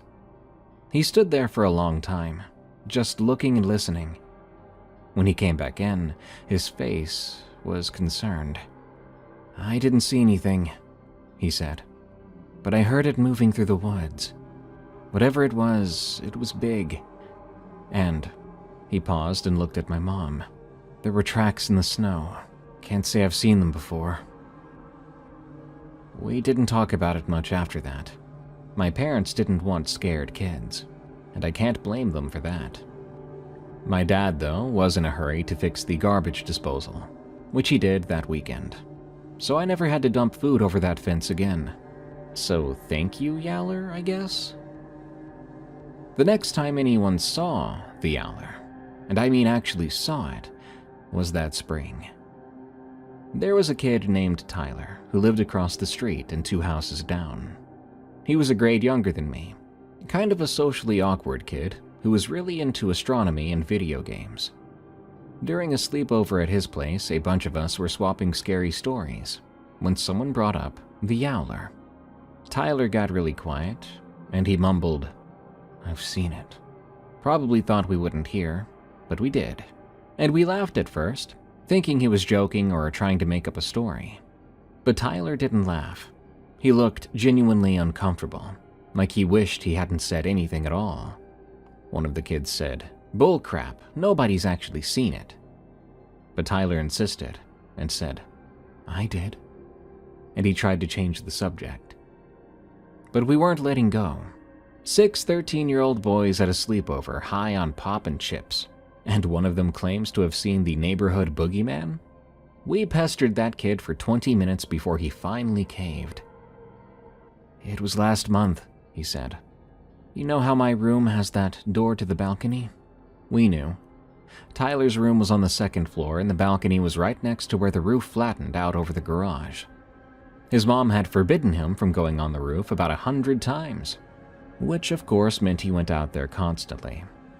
He liked to sit up there with his Nintendo DS, and he liked watching the stars. "I was around there around 11, he continued, "playing Pokemon.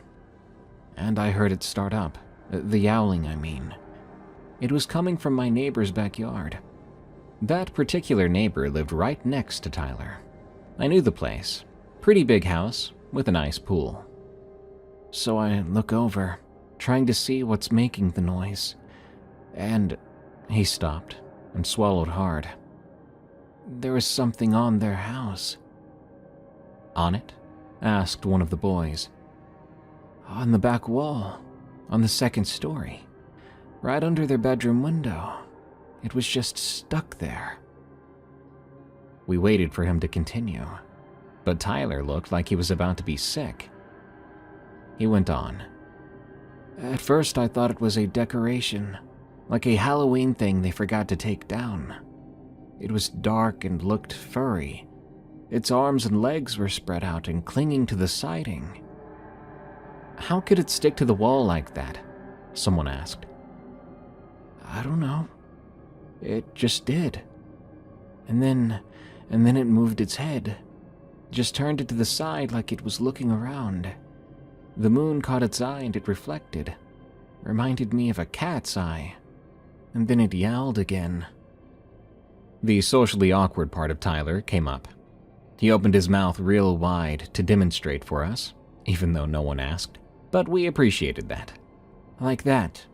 I could see its mouth open, could hear the sound coming from it, and I knew that was the Yowler, right there at my neighbor's house." "What'd you do?" we asked. "I crawled back inside as quiet as I could, locked the balcony door and got in bed, and pulled the covers over my head. It was hard to sleep that night."